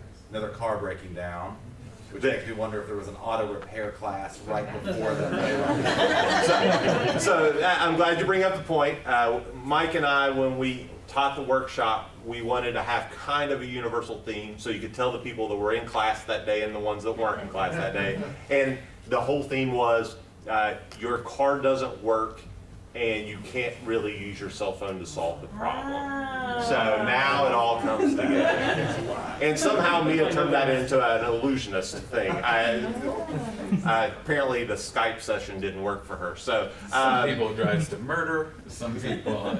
But I think it's, yeah, we had some murders. We had somebody, I got to get my kid fixed. We had, I'm out a wallet. I mean, we had, what's interesting is we all have stories to tell. And that was kind of the thing. We all have stories to tell. And if you give somebody the same premise, there's going to be a bunch of different stories. That's why when you go back to the ancient Greek stuff, you'll have 16 versions of Antigone that are all different. And you'll have that anywhere. If we go outside right now and there's something happening in the street, there are going to be 20 different stories about what happened. And we got to hear a lot of different voices tonight. So let's give the kids from Lincoln High.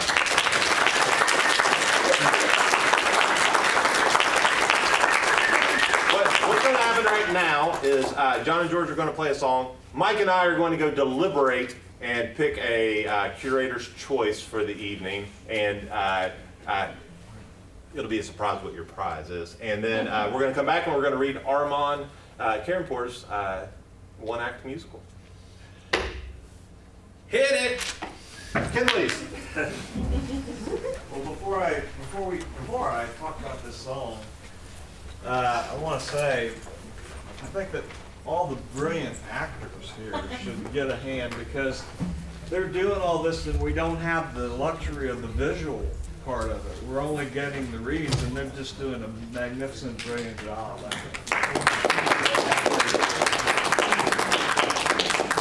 So I got out of the Army in 1982 and I went to Princeton, Indiana.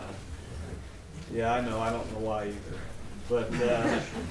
But I was in this apartment building and I remember that it had a gas stove, and I remember having Broyhill furniture. I remember watching the PTL club in the mornings, and I remember there was this one guy who lived there who did not like to do laundry, so he would buy clothes from the Goodwill and wear them all week and throw them away and go buy more clothes from the Goodwill. Honest. And so I'm sitting there with my Pabst Blue Ribbon beer, and I'm missing my home in Pennsylvania. And I want to write a gospel song. And so I started thinking about Pennsylvania and started thinking about a gospel song, and this is kind of what happened. And George did an arrangement of it for me, so here we go.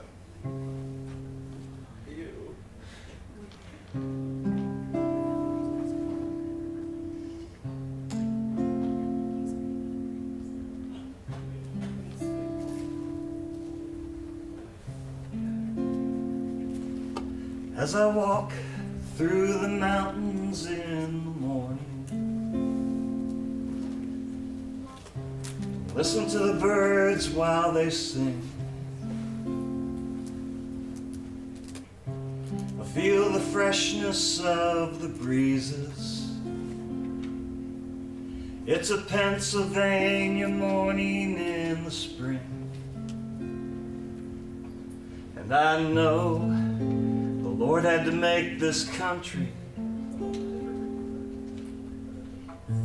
I feel a lot closer to Him when I'm there. Oh,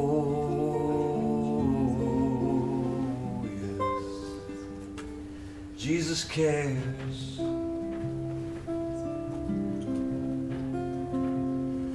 Jesus cares.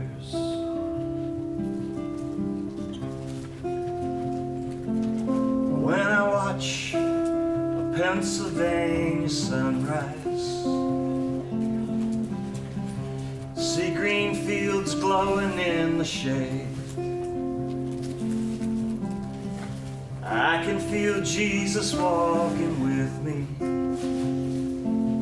and the deer and the squirrels are out to play, and I can see Him in the flowers, and I can see Him in the clear blue sky. Oh, yes, joy I cry, joy I cry.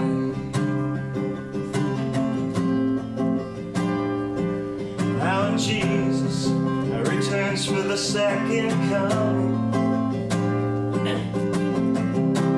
as Christians we are His bride. I hope I'm in Pennsylvania when I go to join them in the sky. And I feel when I get to heaven will remind me of my home. Oh,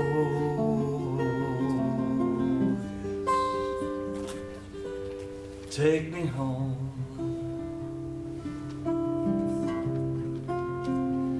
Won't you take me home? Won't you take me home now? Take me home.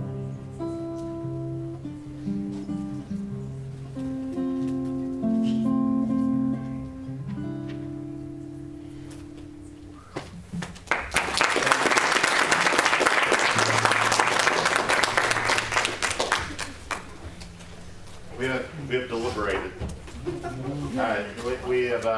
We've come to a decision, and it's a good decision because I'm stalling for time while he prepares the second part of the prize.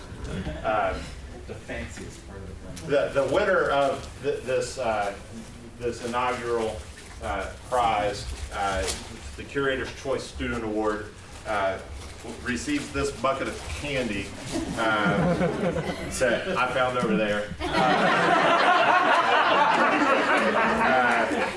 Don't tell the executive director or the president. This is Christmas candy. I recommend eating it within the next month or so. Also, we have a pair of season tickets for the winners because there's two. And it goes to Laci, Perkins, and Makenzie Ritchie for the Twisted Truth.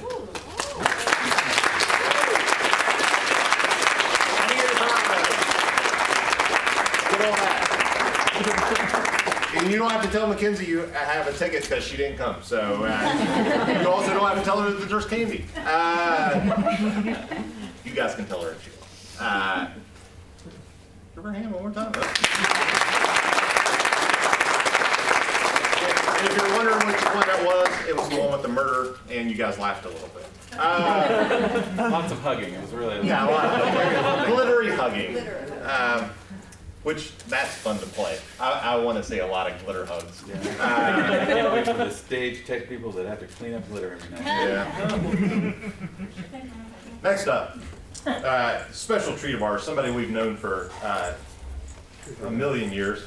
In fact, he's been on stage with us since we used to do the Old New Works Festival at Arts. Many of the people in the room have acted with this young man, and he has submitted a play. It's by our friend Armaan Karimpour, who is sitting right here. You didn't notice he's wearing the, what color is that? I don't know. Some green? Aqua green, kind of like turquoise maybe? Turquoise, and we're going to perform his one act, Book of Life. It is a musical. We're not going to be singing tonight, but he might be able to sell you the soundtrack later. That's why I was looking forward to it. It's on Spotify. It's on Spotify right now. Bandcamp. It's on Bandcamp. I know. And here's some actors, and I'll get some tape. Do you? I'll take the one. I'll take the one. Who needs tape? I need Oh, I need to. I left mine. He's the brother. I have it. Oh, I was gonna just tell you. This is the mother. This is the daughter, Josephine, and this is father. He brought his own tape. He also believes you should recycle. Book of Life, everybody. Oh, no, it's switching. Oh, no, it's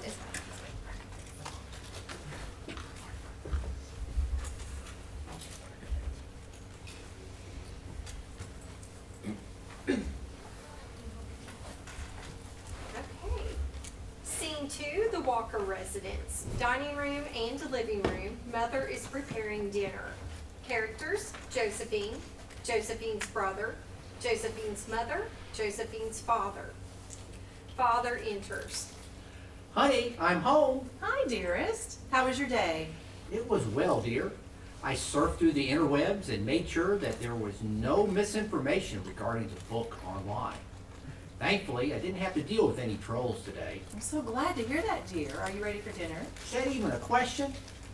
After a long day of fact-checking all corners of cyberspace, I'm famished. Well, that makes two of us, minus the cyberspace part, of course. At the Book Guild, we are just about to release a guide that will show families new methods of showing respect and affection for the book within the context of the home. I can't wait to try the new methods with our family after they get published. I am sure it will be fantastic, dear. It will be out of this world. Brother. Speaking of, oh, sorry. Brother walks in. Speaking of family, look who's home. Hey, Mom. Hugs mom, shakes dad's hand. Dad. How was school? Pretty all right, I guess. One of the better ones, truthfully. We discussed the importance of all people respecting the book and uniformity in my ethics class. It's unbelievable, no, insane, to think just how less advanced we would be as a society if we didn't strictly respect and obey the book. If that's not my young man learning to preach the word of truth. You were growing up way too fast. I remember when you were a little man, always telling us how much you loved the book. And don't forget, when you got your own personalized book, you were so excited that after the book receiving ceremony, you ran all around the house cheering that you had finally got a copy of your own. Did I now? Can't seem to remember that. Yeah, as long as I know what I'm doing now, that's all that matters, right? Absolutely. Even if you don't remember the past perfectly, all that matters, now and forever, as Mr. L proclaimed, is following the book. Right. And the next thing the book is having me do is eat dinner, and I'm hungry. What are we waiting for? The book does say dinner's next for me as well. What are we waiting for, dear? Well, I think we were all waiting for now is Josephine. Josephine, come downstairs for dinner. Can't be a family dinner without her. I'll go grab her from upstairs. Exits. Please do, and hurry. Isn't it so wonderful to see him grow into such a smart, educated young man? Hard to believe he is already about to go away to vocational school to learn the trade of fact-checking cyberspace. Oh, how he talks makes me recall my own youth and the times I had in school. Learning about the book, technology, society's progress. It's just amazing to know that we as people were at one time complete imbeciles. Those people only knew. Those people, monsters really, if we're being accurate, actually lived without the book and probably believed they were well off. Yet, as Mr. L said, they never had our comfort, happiness, or prosperity. Imagine a time before the book. How dreary it must have been. You got that right, dear. Here are our children. I'm ready to eat. Brother enters. Hey, so I checked upstairs and I couldn't find Josephine. It looks like she hasn't been home today. What? Oh no, she must be hurt. My book said she was supposed to be home at 5 p.m. I just figured she was already home. I never bothered to check upstairs because disobeying the book simply isn't an option. She would never dissent from the book, would she? Something's wrong. She must be hurt. Where is she? Honey, I'm sure everything will be okay. Chill out, Mom. We'll find her. Oh, she's gone. My baby's gone forever. Josephine enters from upstairs. What's with all the commotion? Oh, Josephine, you scared us out of our minds. Where were you? Upstairs. I lost track of the time doing homework and didn't realize it was time for dinner. I just checked upstairs and you weren't there. Did you try maybe using your eyes when you went looking for things? I did use my eyes, thank you very much. You weren't in your room. Who said I was in my room? You weren't in Mom or Dad's room or the upstairs living room either. Did you check your room? And you... Wait, what? You heard me. Did you? Well, It appears the mystery has been solved. Maybe try exhausting all your options before claiming a verdict. Well, why were you in my room anyway? Why can't you stick to your own space? Did you ever think of that? Maybe I wanted a change in scenery. Doesn't the book say to do homework in your room? Nope. It just says to do my homework, which was reading chapters 5 through 7 of The History of Civilization. Well, maybe you should ask before you... All right, you two, enough. Hey, at least some things don't change. Now let's go and have a peaceful dinner. Sure thing, Dad. Whatever. All right, everyone. Before we eat, I would like to make a quick note of praise to the Book of Life. Dear Book, thank you for giving us life and the ability to gather here in harmony. Thank you for organizing society and giving us all our own individual purposes. Without you, we would be nothing. Thank you for all you do. Thank you. If anybody else would like to say anything, go ahead. I have a few words to say, if that's all right. Oh, go ahead, dear. Thank you, Book, for allowing me, as guild president, to meet with the other guild members to discuss how you can be a bigger part of our family. Thank you. Thank you, Book, for helping me understand ethics better so I can defend why you are important. Thank you. Josephine, don't you have something to say? Yeah. Of course. I was just thinking of what I was going to say. Thank you, Book, for bringing our wonderful family together for dinner. What? Say thank you at the end. Oh, right. I think my homework fried my brain. Thank you. Thank you, Book of Life. All right, let's eat. What are we having tonight? So today the book said to have lasagna with garlic bread as well as some salad and fresh fruit. So help yourself. Don't have to tell me twice. So, son, tell me all about your ethics class. Okay, so we started out by discussing... Song begins as dialogue fades. Number 2A, Josephine dinner song. My family dines on the basis of lies. What is their point in life? Do they kill up the time? They act as if they've somehow seen the light, yet they are blinded by their comforting lie. Although I comply, I just don't fit in their lie. The book of life has quietly stained their sight. Nothing to enjoy, nothing we can claim. All we do is scheduled chores, and we can't complain, we can't take control, we can't even choose what we know. Being alone while being present to my family's nonsense, how much worse can it get? Is there a chance that maybe someday they will see? Wow, your professor must be a genius. I don't think my teacher was that thorough back in the day. Yeah, Professor X is awesome. I'm so glad to hear that, son. Well, with that, if we're all done, I'm going to take all our dishes and wash them up. But I didn't even... Sounds great, dear. I'm going to bed early tonight. I've got an extra long day tomorrow, so thankfully the book is letting me get some extra sleep. Lucky you. I have to go upstairs now and get my homework done. Well, I'm sure the book will give you some time to relax soon. Hopefully. It will. Don't worry. Have a good night. Josephine, dearest. Night, dearest. Night, you too. Night. Father and mother exit. Dinner sure was good tonight. Yeah, sure was. Can I ask you something? Sure, unless it involves working in my room while I'm doing my homework. No. Do you really think that everything taught in the ethics class is accurate? Yeah, I suppose I do. Why? No real reason, just wondering. Do you not think so? No, I never said that. I guess I'm just seeing where you are in your understanding of the book, that's all. Oh, I see. Well, yes, I do believe that everything being taught is accurate. It all seems pretty logical to me. I think that questioning the material, on the other hand, would be ridiculous. Here's the thing. If the book wasn't logical, then our society wouldn't exist and be as efficient as it is. We're too smart to be fooled by irrationality, therefore the class material must be accurate. You're right. Never thought about it in that way when I took that class. Well, it all makes sense enough, although, to be completely honest, while I think that the book is beautiful, I don't want to have Dad's job when I'm older. I'd rather have the ability to choose my own career path. However, the book has already declared it so. I hear you on that one. I'm not looking to be guild president when I'm older and producing new book material. What's the point of producing new material when the book doesn't change? Guild president is such an important job, though. We need people who will help make sure everyone is indoctrinated in the truth. Just imagine a world without the book. Decision-making all the time, fear of the unknown, and the stress of always having to fend for yourself. You contradict yourself. You say you want to choose your own career, yet you don't want to live in a world where you can make your own choices. Well, that's different. Yet, you can't have both. Well, I don't know what you want me to say.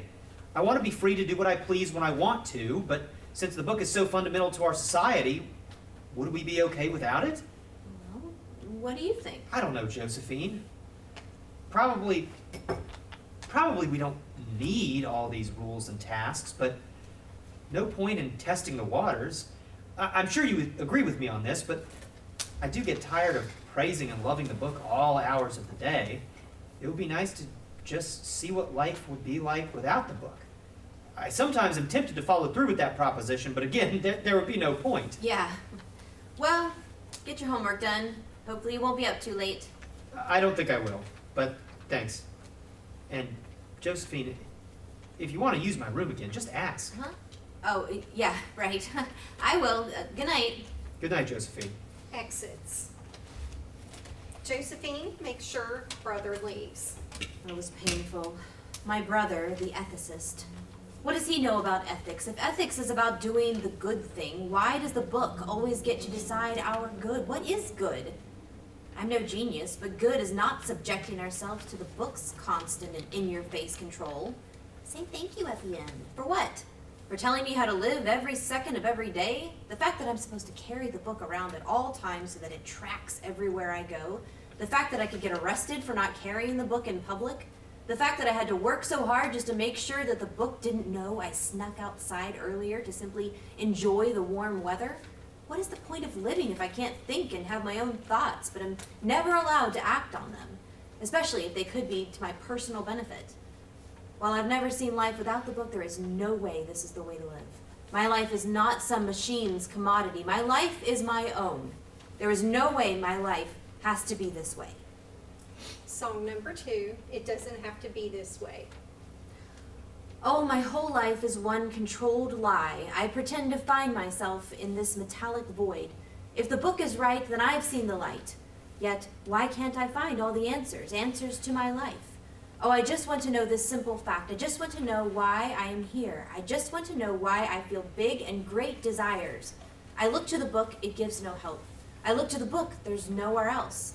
I just really know I want more. I just clearly know it doesn't have to be this way. Maybe there's more than this book can expose. I am simply left to wonder, what if the void that drives me insane can be filled today? Today's schedule, according to the book. Wake up, get ready for school, eat waffles with maple syrup, go to school via bus 65, go to guild class, go to book loving class, go to this, go to that, 9, 10, forever and ever. What is the point of living this pre-planned simulation so I can simply be a book slave?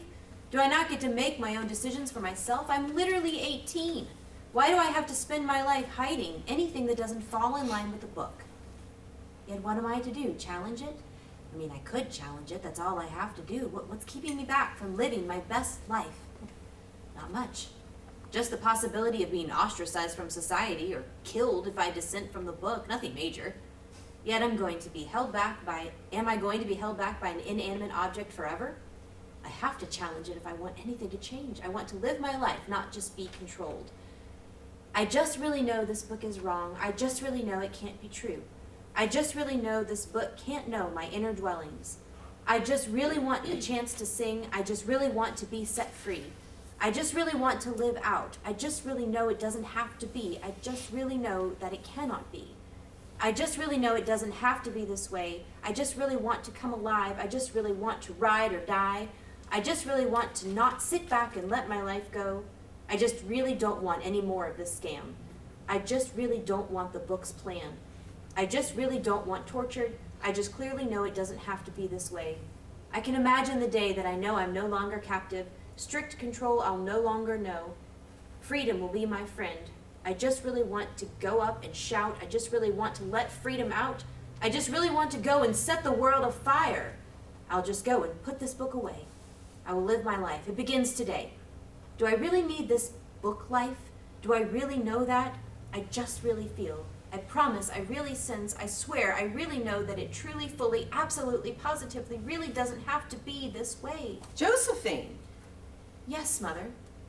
Can I speak to you for a moment? Sure thing. Is something wrong? Are the dishes okay? The dishes are fine. Actually, I think it would be better if we sat down. Okay. Here, let's go to the table. Josephine, I'm really disappointed in you. Huh? I'm really betrayed, in a way. Mom, what are you talking about? You've hit me where it hurts the most. Oh, I thought she wasn't able to hear the singing. I thought only the void could hear it. Josephine, I've received word from my book that indicates that you dissented from the book of life. She heard the singing. What on earth made you decide to take a walk when you were supposed to be home doing homework? I can explain it. Wait, what? Oh, no, I must have accidentally carried the book in my bag when I left. Josephine, did you plan this? What on earth led you to take such a dangerous action? Well, I guess I wanted to spruce things up. Josephine, listen to me. Sprucing things up based on personal whims is dangerous. What would happen if everyone decided to spruce things up and go for a walk? I don't know, maybe... I'll tell you, our society would collapse because our society cannot thrive if people can choose how they want to live.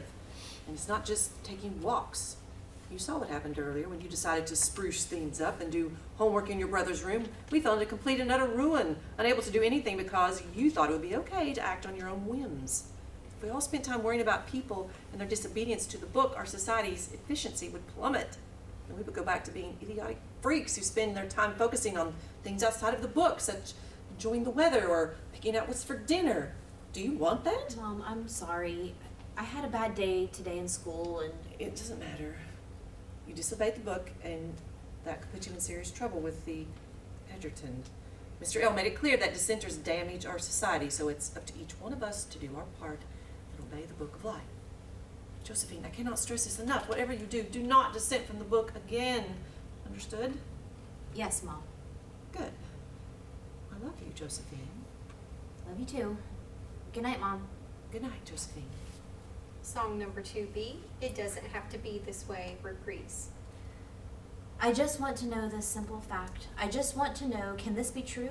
I just want to know why I can't even witness sunlight.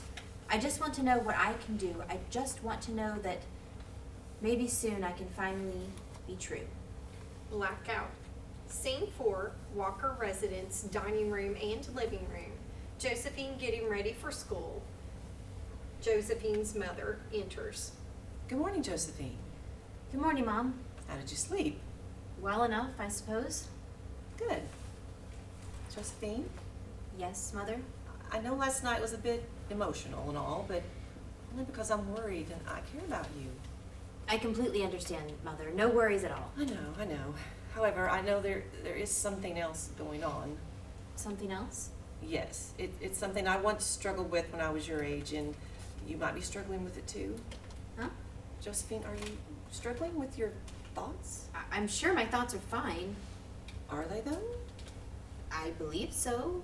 See, that's the problem. You believe and not know. Belief, an abstract concept where one is not based in reality. Knowing, a concept where one has reached the truth. Therefore, if you know something, then there is no need for belief, because belief is abstract and voice of our present reality. Chapter 3 of the Book Guild Handbook, page 71.1. Huh?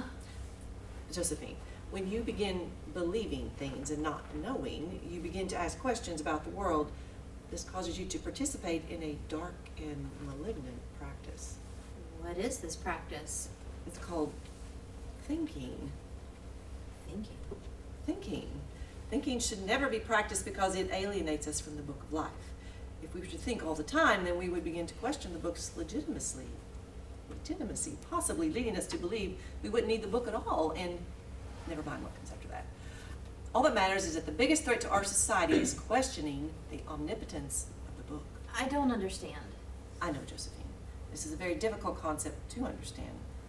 Let me break it down for you. Song number 4, Dangerous to Think. When popped with a question, I ask myself, now where can I go and receive info? Before I think that I could possibly know, I turn to the book, then let it go. If I were to say, my mind lead the way, my questions would multiply. Then my mind be filled with lies. So questions arise and they bully away. So what do? It's easy to choose, to turn to the book and then put it away, because it's dangerous to think. When questions are here, I should not think away? Just turn to the book. It's easy that way. Just give the book all of my questions today. Yes, play it that way and you'll be okay. But what if I think of a question today that the book simply doesn't know? Girl, that will never be so. So turn to the book and then ask away. Your mind will grow well and happy that way. And if your own answers appear, they'll be shamed, because it's dangerous to think. Thinking creates unknown wells, locking minds in jail cells. The book, in a way, gives us life. It helps answer all our strife. So when questions arise, I should turn to the book? Put it away and move on with your day and sit back. And relax? And then heed. This one fact. Because no matter what, just do not think about life. We live in a life filled with leisure and ease. We don't need to think because, hey, what's the need? In thinking, we lose everything that we please. Yes, it's dangerous to think. Yes, it's dangerous to think. Yes, it's dangerous. Dangerous? Dangerous. Dangerous. Dangerous. Dangerous. Dangerous. Dangerous. Dangerous to think. Wow.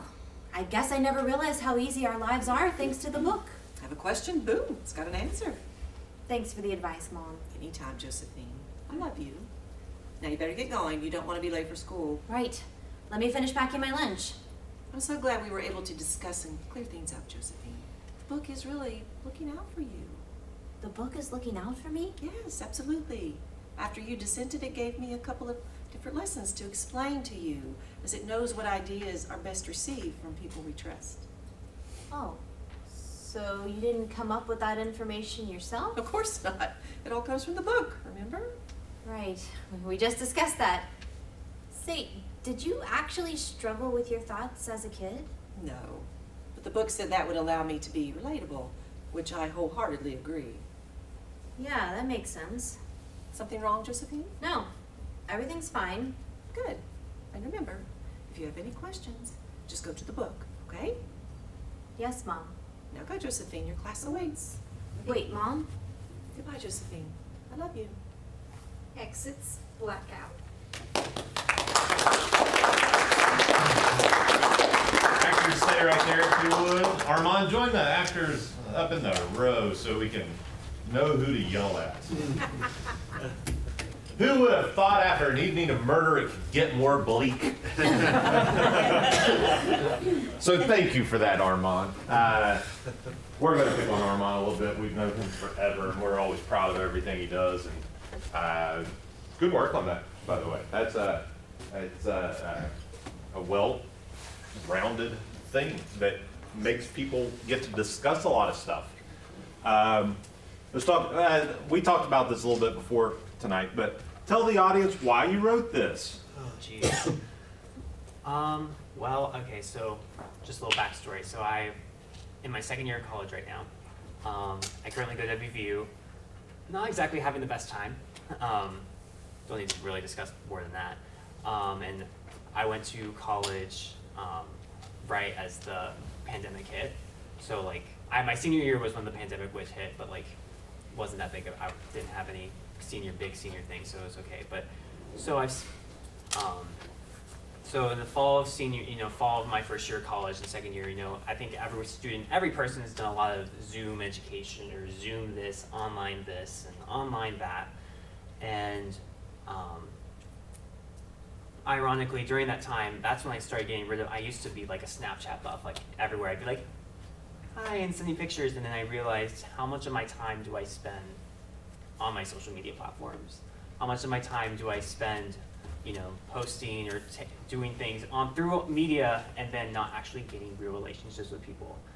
And so when I went to college, I was immersed in all this technology, and I was able to really see how, especially because I had started to lessen my technology, I saw a lot of people how they were sucked into their phones, and obviously we have to, like, there's a lot of things where we have to be, like, we have to be on our phones to get messages, or we have to get an email from our professors or something. So it's not like, it's not necessarily all voluntary, but of the times that we do voluntarily get to be, how much of that voluntary time do we spend in our technology? And so that's part of it, and I think part of it too was also getting a lot of just information through the university that sometimes it was just like, what's going on? And then just sometimes people would act like they just automatically go, and that's not necessarily like, wait, what are we doing here? It was just, we just were following. I saw a lot of that through the university, sending out different things through emails and whatnot, and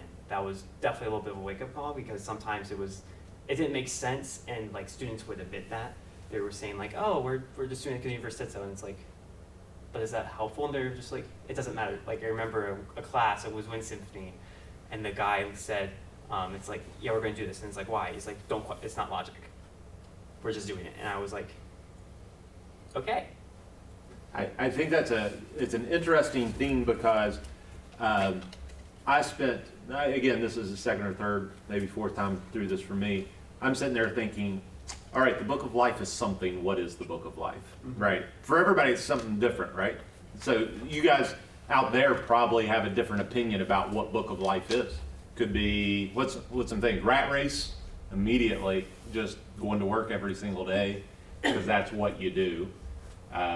Anybody else got anything more insightful than what I just said? Please have something. Yeah. I don't know. When I thought it was like an AI-ruled society. Yeah, when somebody asked, I described this as futuristic. Do you plan in a future? Yeah, just definitely a more dystopian future world. So Cass, you lived with this for a little over a week. What do you think about it? Well, I think there are a lot of people who would just say, be told what to do. And it's easier that this is what you're, instead of asking, what am I having for dinner, you're told this is what you're having for dinner. So I think there's something to be, not my thing, but I think there are a lot of people who like that. I think anytime you generate a conversation, because I think this is the kind of play that somebody sees it, which you all did, you go home and this is the one you talk about. You talk about, what did that mean? Like, you don't have to have all the answers, because it's cliche to say, but there's a lot of universal themes just floating around in there. There's the independent spirit, let me ask you this, was she convinced at the end? Was she convinced? Yeah, because there's a pretty quick turn. Let's just agree with the book. Was she convinced or not? I think she almost was. Yeah, and then when she found out all the convincing and all the credibility came from what the book said, it undermined it. Yeah, it undermined it. Yeah. Jennifer's down there agreeing pretty hard. I loved how the mother was just so naive to be like, well, you know, the book told me that this would relate to you. Yeah. You know, it's like the mother unknowingly is sabotaging everything she's trying to do. It's got a Stepford Wives kind of. Also, how smart is the book? Huh? Yeah. Like, I mean, the book knows. It's worse. Very giver-like, the giver. Yeah, The the giver too. A society where this is how everybody does Program it, society. and one person is starting to push that. What I think it's interesting because you mentioned The Giver, I mentioned Stepford Wives. He's putting it in the future, and they weren't motivated by social media. So this has happened a lot. It happens every generation with something, right? I mean, how many discussions have been had about the German people post World War II? Like, why were they doing the things that they were doing? And again, take whatever philosophical stance that you want. He's created a play that I think is really strong in making you have that conversation again. We're talking about that. It's in the Declaration of Independence too. Yeah. It's while evils are sufferable, people will suffer. Yep. They'll go along with it. It's a great commentary on human nature in general. But and I'll keep taking it back to this. I think it's funny because he related to us being stuck in our phones, which I think is just fascinating that it's so prevalent everywhere. And I think it doesn't, your question, what is the book? I don't think it matters what the book is. That was your question, right? Right? Cool, sorry. Yeah, I mean, I think you're absolutely right. And the fact that the book can be something to everybody individually that watches it and can relate it to something, whether it's what the author's intent was or not, doesn't matter. Well, Lord of the Flies, same thing. Correct. You do the same thing. You read Lord of the Flies at high school, adult, it completely changes. Our Town's the same way, and I think there's a place for that type of art. There very much is. So we've sit and praised him. I'm over that. What didn't work for you guys? There's obviously something. It's a 30-minute piece. It's not all perfect. What didn't work? Owen, you hated it, right? No. Look, anybody hate anything tonight at all, other than my stuff? I would like some abstraction. You like the abstraction? I would like more abstraction. Oh, okay. So I enjoy the concept of a book that tells us everything that we do, but I feel like some of the messages in the text are too on the nose. Does that make sense? Like I would like to think a little harder to get there. Does it make sense? You know, like. But that's how good propaganda works, right? Like if you have the idea that, you know, some of this stuff is okay, but some of it is not, how much are you going to go with until that either drives you one direction or the other? Right. And it may be because, you know, Lord of the Flies, 1984, you know, all of these things. I've read a lot of those, and they all have impressed upon me this idea that right out of the gate, as soon as we start talking about this, it's bad. You know, it's like it hits you right in between the eyes, and so I like listening to the dialogue. It felt like there was, like some places it felt over the top to me, but probably not to others. Does that make sense? Yeah, I guess it's your exposure to this kind of story. But that sort of goes hand in hand with what you want the Book of Life to mean, or what you think the Book of Life means to you specifically too. Yes, I guess that's it. Immediately the Book of Life to me is completely suspect. Right. You know? Maybe because it's called the Book of Life. Possibly. I mean that you immediately, when you have something called the Book of Life, you make an opinion about it very, very quickly. I kind of thought that was the point, though. Yeah, and it could be. Should be suspect. I mean, yeah, and maybe Josephine's the only named character, so yeah, you're probably supposed to relate to her a little bit more, right? Sure.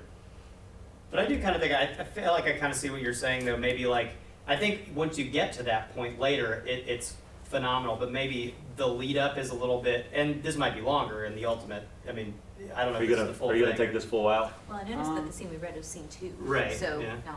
But like if you lead up to it and it's like little things are happening where the audience at first is like, that's a little weird, but okay, whatever. It's, Right. you know, and then you get more and more until it's like, oh, this A little is more exposition. yeah.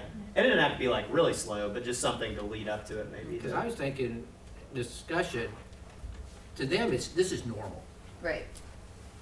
And perhaps a little more, I don't, at the beginning, where it's just a normal family. And then it leads into. Something's off. Yeah. Yes. Yeah. Like an old Twilight Zone. So you don't necessarily need to recite what you're doing for the day. You just do it. And if something's out of place, then all of a sudden. It's like, oh, it's weird. Yeah. Dr. Campbell? Yeah, I noticed, yes, it's scene 2, so do you have in mind expanding? I mean, yeah, so I have like, these were, I don't remember how many scenes it is, but this is like a 2-act. So, yeah, I have a lot of it fleshed out already. A lot of like the ending, it's not, I have mostly the songs done, and then like I have like some of the. Did you write the songs first? No, I had like a very thin, like, I had like a storyline, like a very base storyline that I could go off of. And then I kind of just wrote like a mini version and then kind of just said, okay, focused on the songs and then insert the, kind of like, I was like, okay, I know I want this in the between it. And then I did the specifics. Like, Well, we're going to need full copy. Nora usually sets deadlines. What's his deadline? Thank you, Armaan. We enjoyed it. I hope you got something out of a bunch of us just rambling on about abstract things. Well, and that can be the final question. What hearing it out loud with actors, did it resonate? Anything with you that you would want to change or take away, or things that you didn't think would work that cast differently, maybe? Perfect. I think there were a couple times where it might have, because I was unsure, because I wanted it to be, I knew like a couple people were like, I want to be a little bit less abstract. I was going for it to be like kind of in your face. So I'm glad that like actually approached. But I think a couple like words here and there, it's just like, okay, like a couple points I was like, okay, maybe we don't need that. So Good. A couple things here and there for sure, but, and then I think hearing like I hear the songs in my head, but just hearing the text out loud, like for the song specifically, that was interesting. I was like, just to actually hear the words, because I can't hear the words without hearing music in my head. Oh, okay. So just to hear the words just spoken, it's just like, oh, okay. I like that. That's a lot. important What too, yeah. style of music is this? Like just in general, the whole show. So it depends on the song, really. So like the first song, which is not in it, is like just like a very slow, like kind of want to say like just dark and like very just heavy. But then the like Josephine song, it's like a not swing, but it's definitely like an upbeat jazz song, like And he does hear it. Yeah, and then like this other song, Dangerous to Think, that's like a waltz. So it's like a bum bum bum. When talk without question, I ask myself. Got a musical, a very traditional musical theater. Yeah. Yeah. Yeah. And then like so like that part where you guys are saying it back and forth, it's like it's like supposed to be like da, da, da, and then you come in and then she comes in, so it like kind of like bounces off each other. So then when you both come in together, then it's like whoa, versus both of you saying at the same time, just like it's almost a little scary because it's just like you don't have that music in the background, so it's just like monotone. I was like, it sounds chanty. Well, thank you, cast and Armaan. We got a couple things going on. Yeah, let's give them a hand. We've got one more performance that you guys have been dying to see, or at least our cinematographer has been. If nothing else, this is for him. So John and George are going to play one more time, but I'm going to have to expedite everything. I'm going to go ahead and have the cast, while they're doing their final song, quietly come in, get it situated so we can jump right in as soon as they're done. If you need anything or need to know more about us, it's alchemytheatertroupe.org. You can check out our webpage there. We're on Facebook, we're on Instagram, we're on Twitter, but just go to Facebook because that's the one we update first. Plus there's a bunch of events like this in there. Thank you all for joining us, and stick around, let's beat up Mike Murdock because we've been waiting to do that all night long. But cast, come on up. And John and George, come on up. Let's give them a hand. Actually, this is going to be just George. Just George. Boo. Thank you, Armaan. All right. It's funny that Armaan talked about his musical right before. The song I'm about to perform Our scenes are together. that I wrote, I also is from a musical I've been writing that I've been working really hard on. Oh, it's he just wants the a short table. I was going to take the table. No, it's fine. I think a lot of Do you want to use this? Whatever you want. So this is from a musical you're working on? Yeah. Very cool.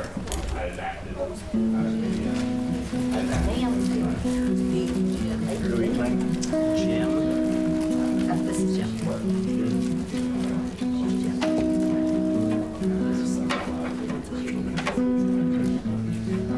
I remember it like yesterday. We were going down the street. We pulled into the drive. We feel the sand on our feet. I wanted you to know this, to keep us on the ground. But you would always tell me we'll build sandcastles in the clouds.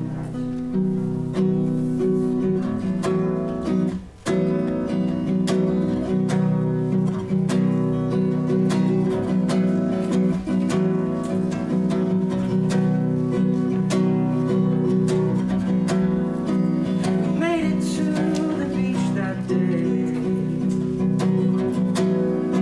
It's where we both first laughed. The two of you made it perfect. Why couldn't it have last?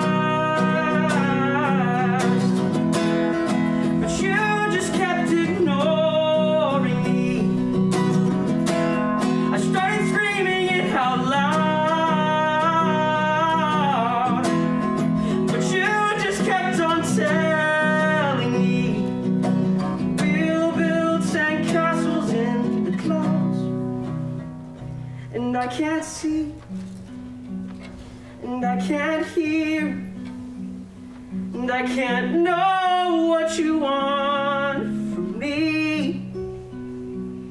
I'm right here. I can't leave. And I know what you want from me. I need help. I'm just me. And you're always right there. You're always right there till you leave. But you were always telling me never pulled me down.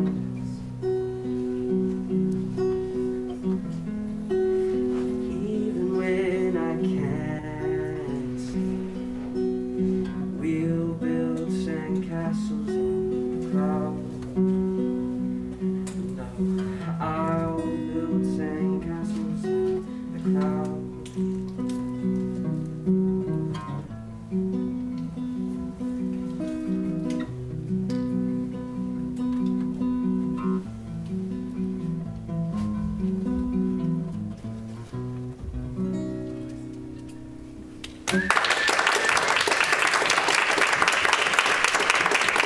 John and George, thank you guys for being here. It meant a lot to us for you guys to be here. It really did. And I would tell you after, but I want to tell you now because it means a lot to all of us.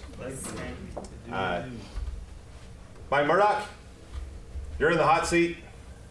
Hey It's time everybody, for equity. thanks both of you for sticking around tonight. Appreciate it. Here we go.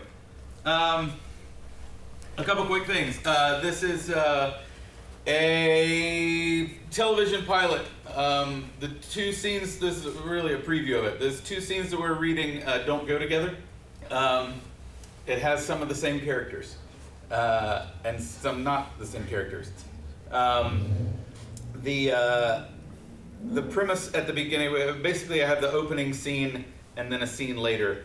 The opening scene is a very walk and talk style, Aaron Sorkin West Wing type push through a theater as a show is about to happen, is about to start, and all the crazy business that's happening right before a show literally lights up. In case there's any confusion, a lot of times people on headsets tend to play a game called the movie game, which is somebody will say the name of a movie, and then the next person will have to respond with the name of a movie that starts with the last letter of the movie that the first person said. And this is how they keep themselves from being bored before the show starts. So that's the thing that's happening at the beginning of this.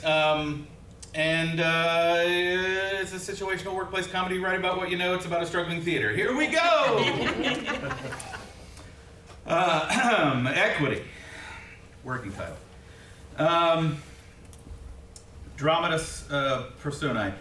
Wave your hand if you're these characters. Laura, the stage manager at the Equity Theater.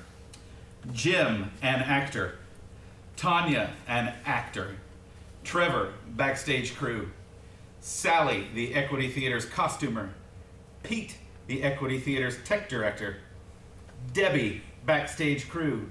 Andy, the Equity Theater's props master. Michelle, a costume intern. Gloria, the assistant stage manager. Jackson, the Equity Theater's artistic director. And Albie Ziegler, a new guy. The opening is black. We hear the sound of a crowd sitting in a theater, but probably from above. Nothing truly audible, but know there are people doing something somewhere. Then, after a few seconds, we hear the click of a radio as if someone is about to talk through microphone. A voice cuts through the darkness. Actors and crew, ladies and gentlemen, places for the top of the show, please. Actors and crew, places for the top of Act 1.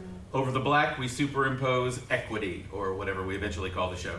Before the blackout fades up, we already hear the sound of panic. Fade to scene 1. The scene fades up into the backstage area of a theater. We wind through the halls. Everything is very busy. Set pieces and props are being moved around by people wearing black and equipped with headsets. Costumes are flying around and last-minute additions are being made. Actors are running to their places to begin the production. People that aren't supposed to be backstage are rushing out to their seats, including the director. The goal would be to do this handheld, to do most of the following bits of dialogue in passing or stopping only for short periods of time to add to the hurried nature of the event. In the same respect, the people can be walking, standing, working on something, etc. while talking, but each set should be doing something. Jim erupts from a dressing room, catching Tanya doing the same from the other side. Tanya, remember the glass. Nothing looks worse than giving a toast to your empty hand on your wedding day. Debbie has it with my first change. And what's wrong with my hand? Break a leg. Trevor blows through the center of them, carrying a tray full of cheese. Cheese! Coming through! Break a leg! Trevor goes off down the hallway as Jim and Tanya high-five. Eat him up. Jim starts off down one side of the hallway and Tanya down the other. Sally comes out of one of the other doors, half-dressed. Did somebody say cheese? A flashbulb goes off. Pete is suddenly there with a camera. That's a keeper. Sally slams the door closed. Pete walks down the hall. We follow him down the vending machine. He takes out $1 and tries to get a drink. Debbie bursts through the nearest door, bowling Pete into the machine. He juggles the camera for a moment, but saves it. Have you seen Tanya? She's probably on stage, Debbie. Jesus. Pete pauses, realizing the machine stole his $1. Damn it! Thanks a lot. When Pete looks up, Debbie is already gone. Creepy. Jim turns the corner quickly and sees Pete. Break a leg, Peter. Eat him up. Got $1? Jim struggles with that for a moment, then gives Pete a big thumbs up and turns the corner again. We follow Jim around the next door where he opens it to Andy and Michelle in a strong state of making out in the dark. Oh, sorry, I think. Shit, sorry, Jim. We were just... I'm finishing his makeup. He's got some smudges. Michelle makes some poor attempts at fixing Andy's face while Andy flips on the light. In the dark? Well, she has eye problems and... So bright! Jim backs out and closes the door and backs directly into Debbie coming the other way. Have you seen Tanya? I've got to find her. Check the stage where it places. I did, but damn it, I can't find her glass. For the toast? Yeah, she gave it to me. Oh, for crying out loud. I know. It's important. I know. Where could it be? It's huge. Andy runs through. That's what she said. Who was that? Jim turns around and Debbie is already gone. Yep, good luck with the glass. How hard can a big blue goblet be to find? Jim walks through the backstage door and onto the stage. We see the lowered stage lights and the grand drape is down. Here we get a good look at the stage area, complete with a fly system and grid. Jim continues in one direction and we go the other way. We pass a girl dressed in black wearing a headset. Lori, okay. Yentl, yes, that's an L. No, Law and Order doesn't work. It has to be movies, not TV. Right. Ooh, yeah. Last Man Standing is good. So I get G again? You suck at this. Goodfellas, there. An S, that should be easy for you. We continue moving to the other side of the backstage area. Two people are moving on a small bench onto place, probably too loudly. Suddenly everything gets much darker, and we hear a voiceover from the other side of the grand drape. Ladies and gentlemen, welcome to the Equity Theater. Please take a moment to turn off all cell phones, pagers, and other electronic devices. Also, please remember that all photography or recording of the production is strictly prohibited. In case of an emergency, the exits are illuminated to the left and right of the seating area. Thank you for your patronage and enjoy the show. Tanya comes in from the side and falls headfirst over the bench that the stagehands left in the floor while they were listening to the announcement. Shit! This is followed by a chorus of shh. The camera spins to show the other side of the stage. We see a little bit of the set, but the lights are coming up to full and the drape is rising. Jim is already on stage. Tanya is crawling to the stage, picks herself up in mid-crawl and enters just in time. The camera backs slowly out of the backstage area as the doors close in front of our view. We cut to... Cheese! Sally is eating a handful of cheese she stole from Trevor's platter and drinking something that's probably alcoholic from a very nice big blue goblet. Pete is sitting beside her. They are in the green room. Pete is dealing cards to himself. I thought so, but I didn't want to tell Jackson. What? That the show sucked. What?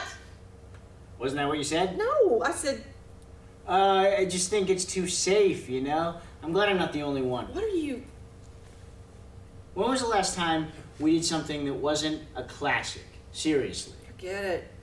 I just don't understand it. We lose money regardless of what we do. We pay these actors to come here and do shows, and they take off again after 6 weeks and never look bad. Oh, you're thinking of her again. I mean, what possesses people to turn your life upside down for a few weeks and then just disappear? I thought you were past this.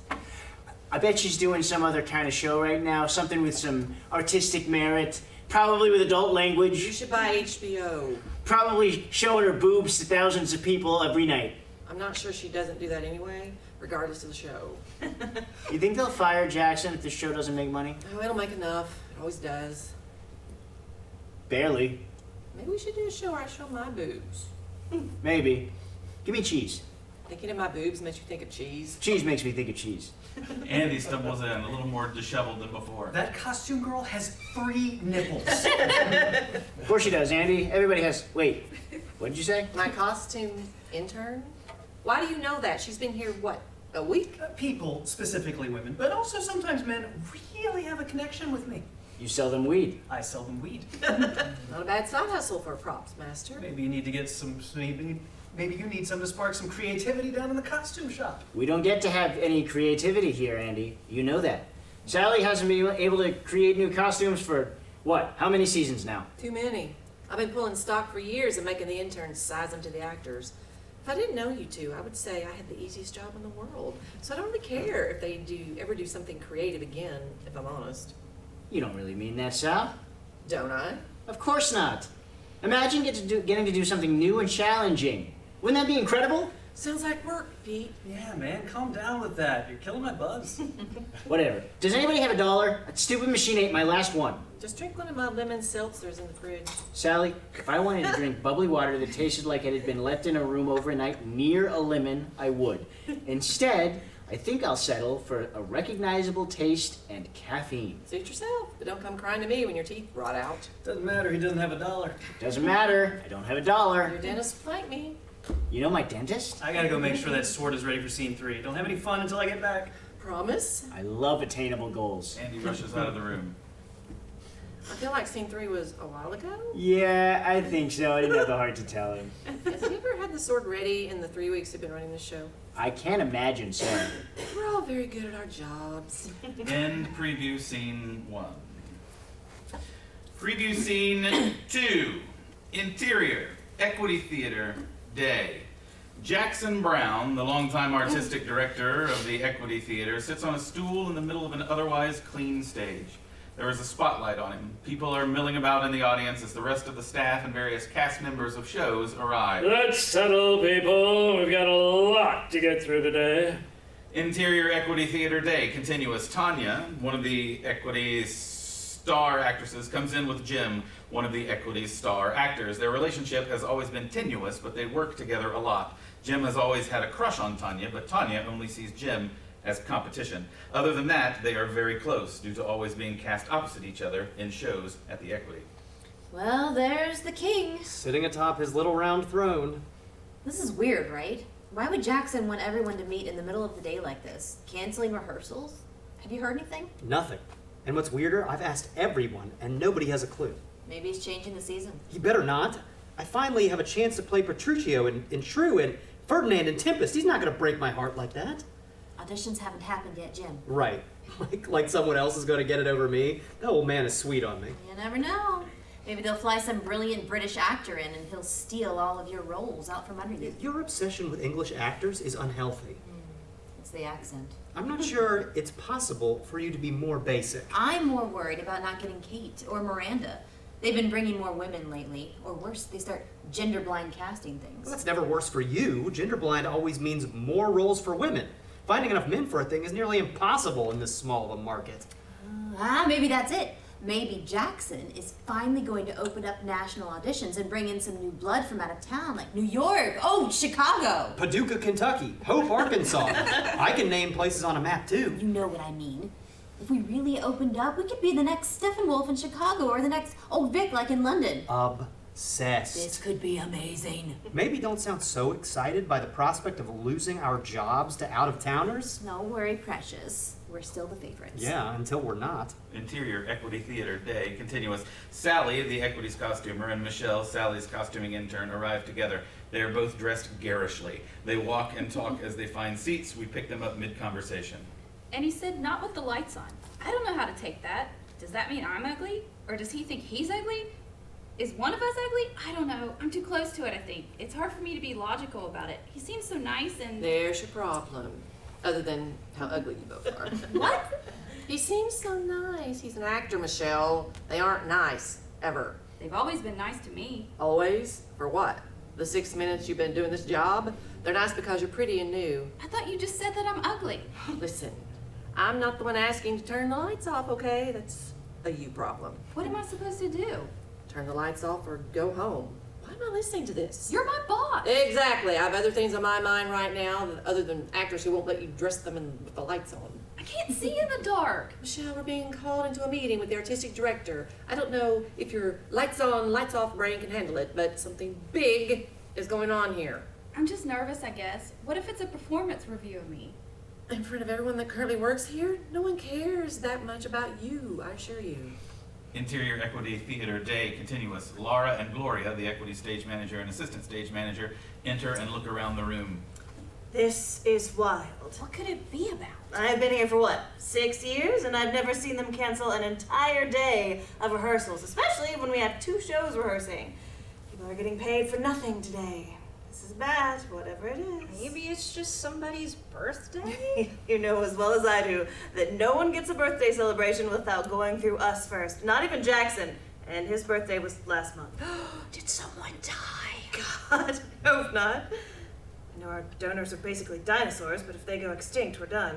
Dinosaurs because they're old or dinosaurs because they're mean? Yes. Maybe they found some new donors or something? Ones with longer arms and less teeth. I don't know if they can have less teeth than our current donors. I was just trying to stay because they're so old. With the dinosaur thing. Our donors are really old, mean people. Got it. I was hoping. Hope is a thing with feathers. Is that Emily Dickinson? Scientists say dinosaurs probably had all feathers too now. That's a new thing. Feathered dinosaurs. Are you okay? I slept with John Snyder. What? Yeah. Bo Duke. Pa Kent on Smallville. Slept with him. Twice. Why are you telling me this? He never wanted the lights on. What? Spiraling, I think. We should sit down. Yeah. Okay. Gloria helps Laura, and they both sit down toward the back of the auditorium. Interior Equity Theater Day continuous. Jackson calls the meeting to order. Hello, everyone. Thank you for getting here on such short notice. And I'm very sorry about the rehearsals and everything today. There's just a lot going on, and the board of directors and I decided that this was the best way to deal with it. This is not an easy business, this theater business. Whether it's a pandemic or low ticket sales or shows no one wants to see, or freak floods that destroy the town, or fires in the furniture stores, there's always something you aren't prepared for when running a regional theater that focuses on the classics. We've survived the gamut of Greek and Roman catastrophes, Dickensian weather and economics, Austinian loves and losses, but now, well, now comes the Shakespeare, I'm afraid. In Act 3, Scene 4 of Shakespeare's The Life and Death of King John, Lewis says, "Strong reasons make strong actions. Let us go. If you say aye, the king will not say no." Last night, the board of directors of the Equity Theater asked me to resign as the artistic director. Shock goes through the audience. We see the stunned faces of Jim, Tanya, Sally, Gloria, Laura, and Michelle. This is not a good thing. They have let me go, and as many of you had jokingly called me the king of equity, the king is not saying no. We've had an excellent run here. I've had an excellent run here. I've met the very best artists in the world here, and I treasure every moment I was allowed to be your boss. We did things here that no one ever expected us to do. We brought a new kind of art to a region that was severely lacking. We built something here together that no one can take away from us, no matter who is in charge. This ship was built to stay afloat, and that is just what she'll do. She'll just have a new captain. And so, without further ado, let me be the first to introduce you to the new artistic director of the Equity Theater, direct from across the pond at the Leicester Theater at Cambridge, Mr. Albie Ziegler. The lights change and music bumps. Laura and Gloria look up and look behind them back toward the control booth. Who the hell is in my booth? This is very bad. As the music plays and the lights move, a handsome middle-aged man in a very nice, very British suit walks out and waves a slow Queen of England hand wave toward the crowd. He stops beside Jackson, puts his arm around him. The music fades and lights stop moving, but the scene stays more dramatically lit with colors. Mr. Ziegler is a very accomplished writer, actor, and director. He has played all of the major Shakespearean leads throughout his career, except one. Petruchio has somehow eluded him so far. Ziegler laughs as we cut to Jim looking horrified, rubbing his palms against his forehead. You've got to be kidding. Cut back to He has directed hundreds of plays across Europe and in the US, and we are very, very, lucky to have him here to lead us into the next generation. Ladies and gentlemen, Albie Ziegler. There's a smattering of slow claps and general confusion from the audience. Albie takes center stage. He is very John Oliver British. Brilliant, Jackson. Thank you. My goodness, what a complete pleasure it is to be here with you. The Equity Theater. The Equity Theater. Can you believe it? The Equity Theater is something. It is something. Something exceptionally rare. We We should not be fooled by its commonplace appearance. This theater has changed many people's lives. This theater is a diamond in the rough. Is he... Cut to Sally staring at the spectacle. Is he quoting Aladdin? Who's Aladdin? Sally slow burns a look of disgust at Michelle. Cut to... And in order to keep that diamond sparkling and brilliant, changes must be made. We have to clean that diamond and polish that diamond and put our diamond on display for all to see.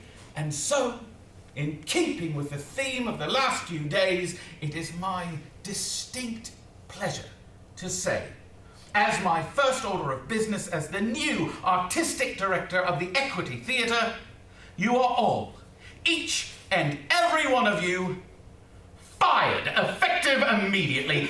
Cheers! The audience loses their mind as we black out. End of scene.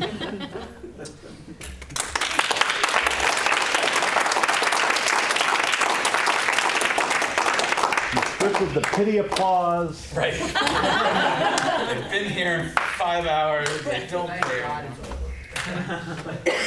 So Todd gets first crack at it. Team Todd. What's the budget? Exactly. Yes. And what's the bit? Where's a theater? Yes. It's a very specific choreography you have for that oneer in the beginning. Right. That will be totally dependent. Do you have a place in mind, or is this exist in my? Nah.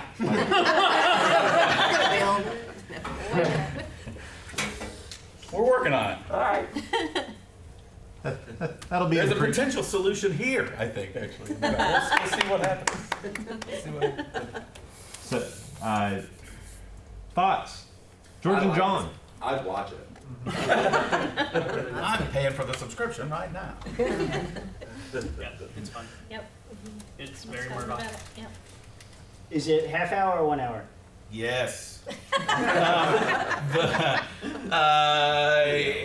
hour. It's definitely an hour. Well, it's 42 minutes probably. But the idea for what we shoot and what we show will be the first 2 episodes. 124. But not a continuous episode, but 2 42s. So somewhere around an hour and a half is what we're shooting for. 84 minutes. 84. Yeah. So that's the. Does that include credits? Yeah. So cut it down. I have questions about the rating. Mm-hmm. No, and that's a legitimate question because you have to decide what platform you're going to put it on. Because if you want to do local television, if that's a goal, and it may not be, but that's a discussion that you have to have. Right. You only get one fuck, I claim it. There's the one PG-13 puff that you can get.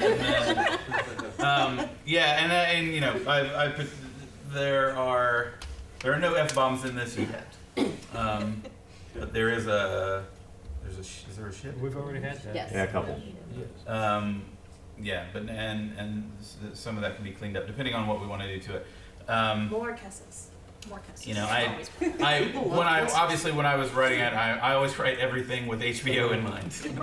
So that's, you know, whatever, or Netflix at this point, or Hulu, or literally any streaming platform, you can do anything you want these days. So as long as it's not NBC, CBS, ABC, you can pretty much do. Nazi TV. Yeah, whatever, whatever. Online, online, and we're looking at some different platforms. And the goal, of course, is we'll do what we did with Hay Fever once it's finished, is we'll have the premiere at Pullman, and then and that'll be the 2 episodes combined into one, and then we'll hopefully continue shooting. The first season it will be 10 episodes total, and then we'll figure out what to do from there, and hopefully, you know, I would like to get other writers involved to write episodes. I'd like to run it legitimately like a TV show. If we could set up a writer's room after I establish the first 2 episodes, and then, you know, we have a book of what what the plan, the arc for the season is, and say, okay, you get this episode, write this episode, you have, and I would, as I am an avid Sorkin fan, I will then take that episode and fix it to my needs. But you'd still get credit for writing it. The thing that I like immediately is we are not being overwhelmed with who all the characters are. We understand that there are a lot of characters, but a lot of times, and Sorkin doesn't do this, like first episode, other than the main character in Newsroom, Jeff Daniels' character, everybody else is just in a frenzy pace because he just went nuts. And you get that all these people work there, but you're not burdening us with all the intricate details of their life, which gives you 6 more episodes. Right, you can do that later. Like that's whole episodes that you've got these people that you've introduced quickly that you can say, which is the opposite of what I did in Brighter Days, I think. Yeah, it is. Because it was, I took great pains to make these characters matter in Brighter Days, and then I felt like I had to continually use them all the time. So you're saying some of these actors will be kind of optional for. Right. Some of these we may never ever see again. Never see again. They've been fired. They may not even make the final draft of it. Suddenly there was no artistic director. He's gone. We've decided to finally hire an artistic director. From across the seas. It is kind of funny the thought of having a pilot episode of television where you get to know all of these characters and they're kind of funny and everybody's mean to the assistant props girl and then they're all gone and it's a completely new cast. You just never see them. And the assistant's prop girl takes over. Well, and honestly, part of that rings true in what I was trying to do because in a professional theater, actors do come and go, and they mention it in here at one point. People come for 6 weeks and leave, and that gives us a lot of options of having new blood come into the show to write stories about, and then write an arc for them, and they go away. Yeah, as long as you have that. And if you like them, they can come back and work at the theater again. You always have you can always bring them back if you like it. As long as you have that central through line for the whole. Yeah. And that's a new concept in television in the last 15, 20 years, is having a through line for the whole thing, because otherwise you just recorded a bunch of sitcom episodes that had nothing to do with anything. You could play them in any order that you wanted to. Right. So as long as you have that central arc, I think you can do that. I mean, the bane of syndication. HBO's or shows like 24. Like when 24 goes into syndication, you can't watch an episode of 24 out of order, but it still goes into syndication, and you just still have to watch it again like a series if you want to. Yeah, you have to sit down and watch it, or you can pick up Friends and it doesn't matter. Right, exactly. It doesn't even Or matter the Seinfeld, season. It doesn't matter the season, other than Seinfeld may be in LA for a minute or whatever, but but it really. So that's an interesting way to do it. I thought when you had the cast fired, that my immediate thought was that they were going to bring in all these new people and this old cast was going to band together and compete against them, Newsies. But it's like these characters right from, they were just so quirky. I want you to keep bringing some of them back. I definitely think the opening is a follow of Trevor carrying the cheese tray. Just because I think he's a good transport thread. Yeah. Well, I mean, there's 1,000 ways to do it, but you can put a steady cam on him and he holds this. Todd becomes. It's Todd. This is great. And I've always liked that idea of following a thing to its permanent destination. When Trevor gets to the props table and sits the cheese down, somebody else comes in and picks up something, and we move around the other side. Then it becomes, so you get the full loop behind the theater and through the dressing rooms. There's definitely going to be a sign on the table that says "Don't touch the props." I know Maj. My first idea with this, because I spent so much time at Marshall, it's sort of based around, if you think about where the green room is, and some of us been there before, but the backstage of the theater, you can go all the way around it, and the green room is back by what used to be the smoking porch and all that, the loading dock back there, and there's dressing rooms and offices down the side and dressing rooms, and then you come out, it sort of pukes out onto the stage on that side, and you can come either around onto the stage or back behind the stage, and so you can keep that sort of horseshoe, or even go down into the audience, out and up, on either side. And so my thought was, as people were coming out, my original thought was those doors along that hallway, they're all right there, and they just empty into each other, and somebody is coming out and saying something, and we're continuing. You just pick them up. Yeah, that seemed clear to me when I read it. And yeah, it's Marshall's. Well, and I think the clipped pace is working. Like that's the first time you've got to hear it in a long time. I would. Yeah. I was sort of worried about that, and I think it goes to. It's good if it's making sense to people and people are liking those characters and hearing 2 lines apiece from them. And that's good. Or they at least care enough about those characters that they want to see more of those, even those characters, whoever those people are. And I specifically didn't bring everybody back in the second scene because I wanted to see if that worked in the first scene. Sure. I brought 6 characters. We don't need to hear them all talk. I Right. don't think. So I brought specifically 6 back into that second scene, just because I wondered if people would go, well, what about, there were like 4 other people here. What happened to them? Yeah, I think if you see them, you don't hear them. Yeah. That works just fine. And they would undoubtedly be there, but who do we really need to hear from during that time? Well, don't we? and that's where you find who the characters are that are the main story characters at that Sure. point, right? Like the people that you have discussing whatever's about to happen are, since they've made it to a second scene, even though this scene is 7 scenes later from the first scene. Right. Probably. So, and my thought really is that that's what ends episode 1. Like that's how episode 1 ends. All of them. With them getting fired. Cliffhanger. And then we pick up episode 2 with whatever happens. The murders. With them gunning. with the firing line. So we brought the Huntington High students in to help us write. And if it's one thing those high school kids know about, it's murder. Murder and baseball. Man. Yeah. I think it's hilarious that we didn't explain to anybody that we asked them to break down a car. I was gonna ask. I figured that had to be a prompt. Yeah. When it Cars, could- everybody's cell phones, and then Well, that was the thing, and then Miah did whatever she wanted to because she wrote one and she's like, I hate this, and then she just kept writing things. I think she's on like draft 7, which is the one that wrote the Gambit piece. So she had an entire different play. I liked that one a lot. Yeah. She's smart. So she's gonna come in. We're replacing Murdock. She's gonna write. Please. How's her British accent? She I don't know. Is it John Oliver? John Oliver British. Why John Snyder? It's a very George Snyder British accent. Nora doesn't know who John Snyder is. So I know who John so you can make it. Snyder Can you make it Tom Wopat instead? No.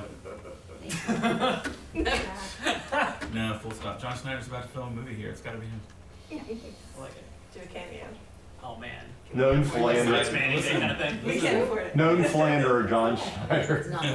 It's not a budget. Philanderer. That'd be pretty awesome. Listen, I'm AD in that movie, so if I can say, how much would it cost for a day? Just Yeah. Or a headshot. A headshot signed to her. Yeah, just anything. Yeah. Thank you all for everything, being here, doing all this, because it's huge. Establishing that we did this over the last couple days is part of what the DNA of Alchemy is going to be, is new work, and you guys are huge in that. And I say all those nice things to you because we need to reset this room. They're having church here tomorrow. Thank you all very, very